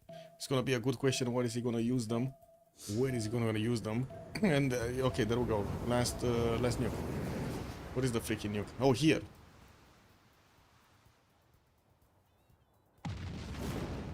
Okay. That kind of feels like a waste of a nuke. Like instead of attacking Namadol or this one, like this one would have been nice to attack. All of the resupplies are coming through here. But anyway, looks like he chose a former city of Mali, of Gran Colombia. Okay, come on first. Hey, also, what is this spy slacking? Allison is just slacking. No. Man, somebody needs to slap Allison back into shape over here. What is this? How is this possible? Just slacking in the capital city of your opponent? I guess it's for the Congress win. Yeah, I guess so. Warning shot showing who's the boss. Yeah. MMC, good evening, sir. Yeah, I don't think they have a deploy angle here. Like, no chance. There's no chance. It's Corny on 8 out of 20, and it's Rage on 4 out of 20. There's no chance to get this. Okay, let's see. First GDRs coming out next.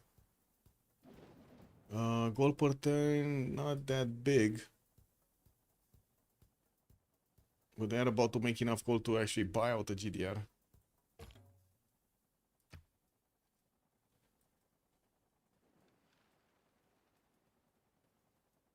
Oh, he got his industrial zone taken down in Aberdeen, and it looks like Rome is gonna try to take out the spaceport. It's just 3 turns to disrupt the rocketry. That is a level 3 spy that's going in there, and it also has a rocket scientist.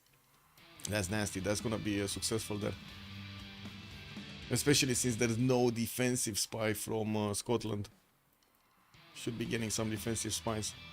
Although I'm not that convinced he actually cares about a space victory here. I think he more cares to just keep on taking cities from his opponent. Get quickly here. And Allison. Somebody fix Allison. Then it feels like a waste? Yeah, that's why I said it's a waste. Yeah. Somebody needs to fix Allison.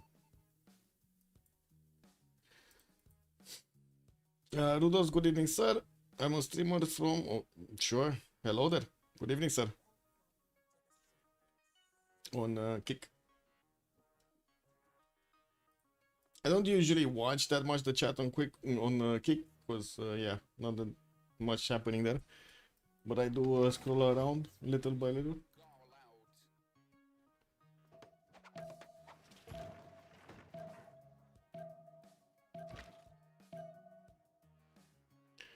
Cristo Redentor in Gao. Multiple nukes are getting built in Mali's territory, and from what I do see, Scotland is gonna get that GDR next turn. We're gonna need to see what is he gonna put it down. We do have a settler from Scotland moving northeast. Looks like he's gonna want to creep closer to the cities of Mali so he can throw nukes faster against his opponent. Also, it does seem like there are jet bombers attacking Namadol. That city is starting to lose its defense strength.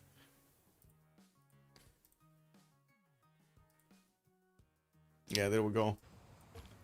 It's actually about to go down. And that's a liberation right there. Yeah, there we go. 100 Diplo favor. Mali can easily get it back though. Shouldn't be a problem. I don't think he can get Kangaba, especially with the missile cruiser armada, unless we do see him doing something else. Anyway, looks like Noob 64 just took care of that city center himself. No more nukes in the chamber for anyone. We do need quite a bit of time for those GDRs also to get onto the front line, but as you can see, they're moving quick. There's level 3 GDRs already. Oh my, level 3 GDRs already. That is an insanely strong unit. So wait, what does he want to do? Is he gonna just want to go and take back the cities of Gran Colombia and keep on pushing forward towards the north, towards Mali with it? Or cut the terrain? Because I guess the faster route is gonna be the direct one. Or not actually. But if he can get onto this railroad here, he's just gonna go to the capital very quickly of Mali. We still have rock bands playing, but it looks like he's barely scratching the surface of tourism. 28 out of 229. That's not enough. That's not even close to being enough. That's not even in the same solar system as being enough. How far away is Mali from his own GDRs? We got him getting his rocketry next turn. Not far, I guess, but it's not that close either. I think he's probably at least 5 away from getting the tech. And then he can buy them. Wait. Yeah, he can buy them. He can buy like 2 of them. But he's not gonna have the levels on them. They're just gonna be level 0s or 1s. That is an issue. These level 3 GDRs are significantly stronger. Plus 10 combat strength when defending against land naval units. He has mobility. And he also has the drone anti-air defense.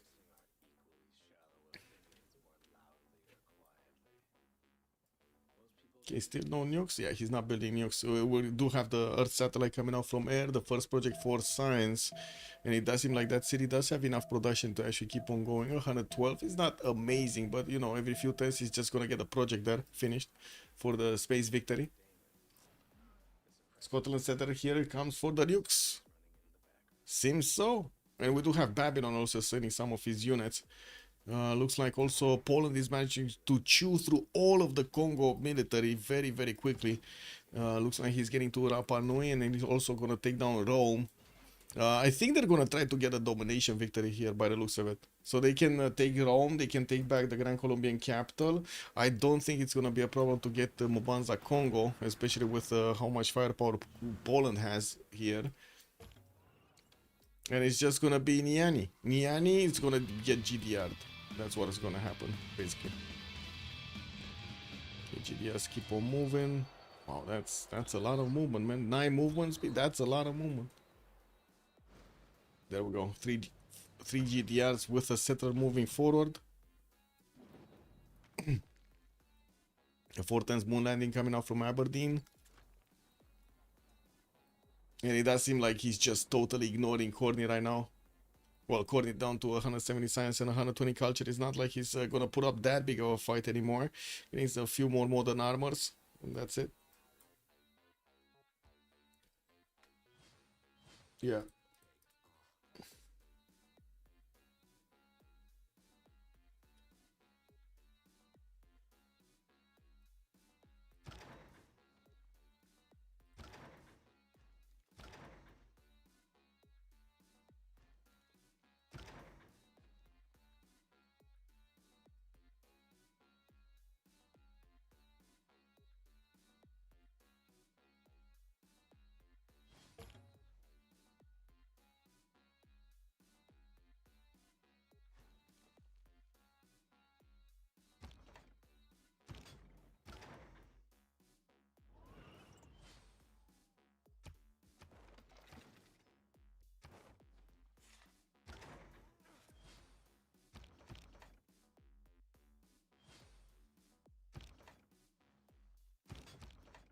Slowly moving.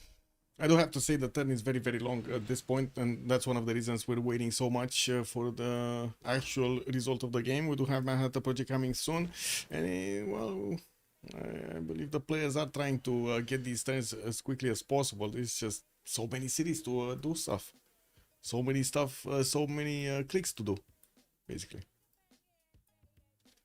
Did something get here? No. I was thinking we might actually see a GDR going through this route, but it's not. Oh, level 4 GDRs now. They got the... What is this? What did they get? The particle beam siege cannon. Oh. Ooh, that's gonna make it so much easier to actually get the cities. Awful Expedition is also gonna be finished here on Robert the Bruce. He's gonna get that possible 4th project. And I do see Operation Ivy is getting built in 4 turns in his southern city. It's 1, 2, 3, 4 more GDRs in the production queues.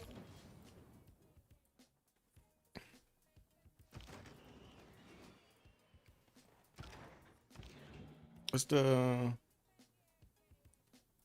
2, 4, 6, 8, 10. Yeah, it's way too far away to actually attack into Timbuktu. You would have needed jet bombers with an aircraft carrier if you wanted to.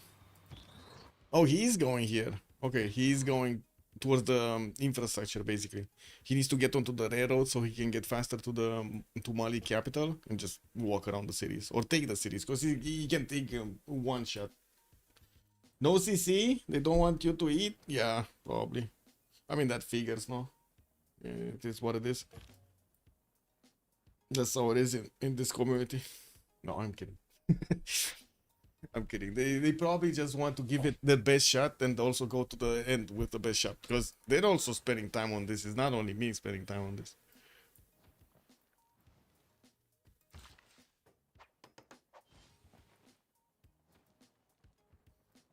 Cristo Redentor. We do have a few nukes actually getting built. Did he? Yeah, he does have one in the chamber. That's not gonna work against GDRs though. He would need thermos if he wants to take on the GDRs. So no, nukes are basically an obsolete weapon against GDRs.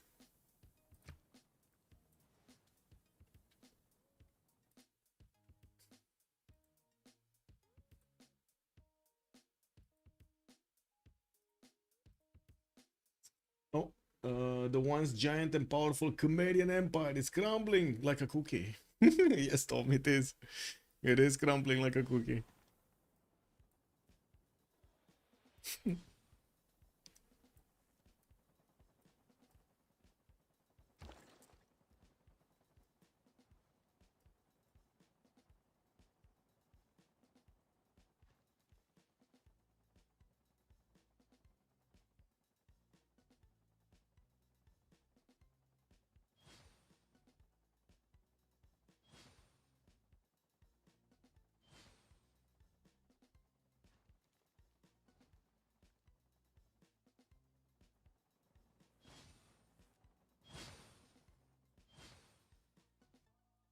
Okay, units of Poland are getting to Rapa Nui, and they still didn't take Rome. Well, there are still a few of them that are just milking as much value as possible from the mines of Rome here, and by the looks of it, they will need to take Rome. They will actually need to take that capital city. Just eating cheese hamburgers. Anyway, let's actually get a pause going, and we're gonna be coming back in 2 minutes. Be right back.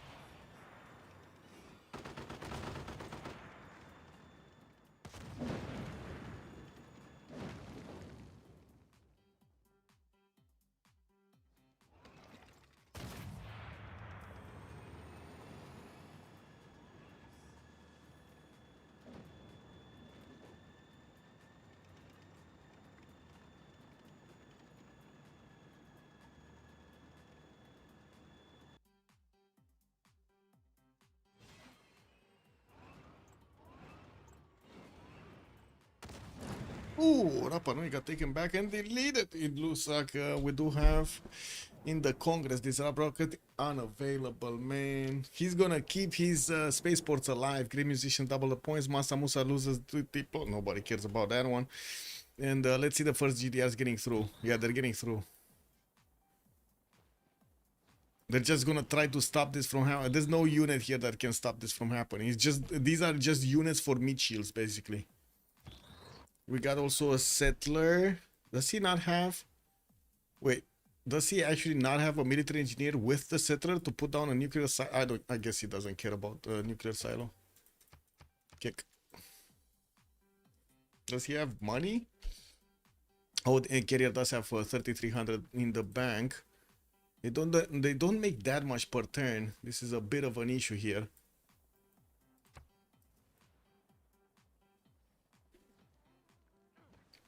Actually, I'm thinking, Echo, can I get cheese hamburger?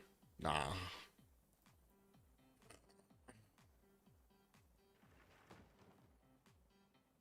The thing is that the shawarma shop over here that I have next to me is like basically you get shawarma and you get it in like 3 minutes, maybe. If you ask for something more, like hamburger, cheese, something like that, it actually takes a lot longer because they need to make the meat and stuff. I don't know, I've sat there like 50 minutes, I think, to wait for one. That's a long time, man. They don't have a phone. Yeah, man. What do you mean? One name shawarma. We have like all over Bucharest. There are, I would say, shawarma spots that are 24/7. You gotta feed the population with something, no? It's shawarma, McDonald's, KFC. Yeah, there's two. There are 2 KFCs that are open. And no restaurants. I don't think. Actually, no. There are some restaurants, but they're like very far away from me. They're in the student quarter, basically. If I would have to translate, it's called the Polytechnica area. This is where the engineers learn. And that's Rome taken out entirely from the game. And that's a GG right there. Corny's calling it. Too many GDRs coming for his borders, and Shawarma is awaiting, so go for the taqueria rice balls, maybe? They don't have that, man. They just don't have that. So it looks like the big bees did manage to keep their side on the top slot here on the winner bracket, and unfortunately COC did go down. Let's actually see a bit of a post game if they will come. It's kind of late, so let's see what's going on.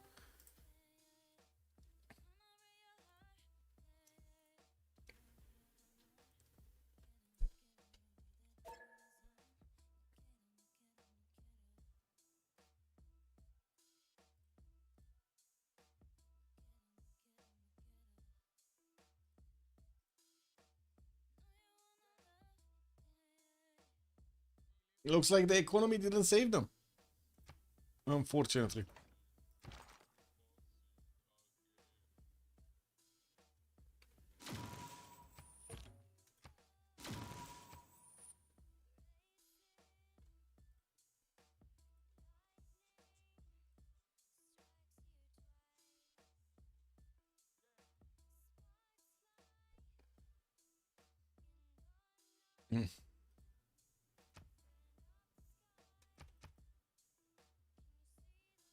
I'm actually curious if we would have had the first map play out and Congo did not get this shit spawn, which he barely got like one single freshwater city. GG, well played. GG. Yeah, I was just wondering if the first map was played and Congo didn't have that shit spawn. What would have happened? Why was it? Was it a good spawn for the rest of them? I mean, it was a decent, not really good spawn, but Congo at least had fresh water. In this spawn, he only had his capital with fresh water. That's it. All of his other cities are non-fresh. Yeah. I guess it's fine until he gets when he gets Mobanzas, but it's bad before. Oh well. A really good game there, Carrier. We were on the thread. We didn't know if you're gonna withstand the Khmer or not. Yeah, I think I think Scotland's just a better Civ. Interesting. Well, he did have like 3 more cities over you, and still less stats. What less production Yeah. basically. What is this Yeah, with I no think more also, Grandmaster Chapel being built when you have a lot of faith? Was this I trend? don't know. I Because think they he just has use a two-city state now. Wow, That the was enough. biggest. Yeah. Yeah, what happened, Mr. Noob? Why try cheese? Why waste our time, man? I wanna try, man. Got the Wonder Engineer. Good try, cheese. Yeah, Mm. I guess crude was just too big, no? So. Yeah, pretty good spawn in between me and Moel. Yeah. Yeah, he kept you guys busy all game. I was I just needed to not get too much cuck on my units and defend till tanks, and yeah. will put you so much behind that. No coming back possible. Do you really think Mansa Musa is it, by the way? I don't know, that Civ is kinda not that great, no? No, I just had a god spawn. That's why it's semi-playable. I think it's not good. Yeah, I don't think it's good, no. I think if you had like a strong simming Civ there, it would have been a much more difficult game. Yeah, I think any other Civ would probably be better. I mean, it defended quite easily with the Mamluk. Like, the Knights are quite good still. But not much bonus aside from a little extra GPT on the team. Which was still nice, I guess. Yeah, but it's nowhere compared to what it used to be. I don't like, yeah. But anyway, I think good game. Good luck in the I think, yeah, your next game is kind of the finals for the last lot, no? I see. Who are we playing? I think it's between I don't know. pessimistic Punjabis and Chill Bro, whoever wins, if I remember. Let me actually double check. Yeah? Yeah, it is. It is. We don't know. They're playing right now. We don't know what's going on there. Mm. They've been playing for 3.5 hours. Anyway, GG, well played. All right. GG. Anyway, GG, GG. guys. Have a good Yeah, evening. GG Bye bye. guys. See you. Bye bye. Oh, that was it. We're gonna see each other in the next ones. Also, the votes will be uploaded soon. If you do want to take a look at the draft that was done for the Coupe de Fleur, you can take a look at the beginning of the stream. I'm gonna try to make it separated over there on YouTube so you can access it directly. Thank you so much for everything. Much appreciated for the follows and for the subs. Thank you, guys. You basically are giving me the chance of getting a shawarma tonight. And in the meantime, have a lot of fun. And I do hope we're gonna see each other next time with some more Civ 6 content. Bye.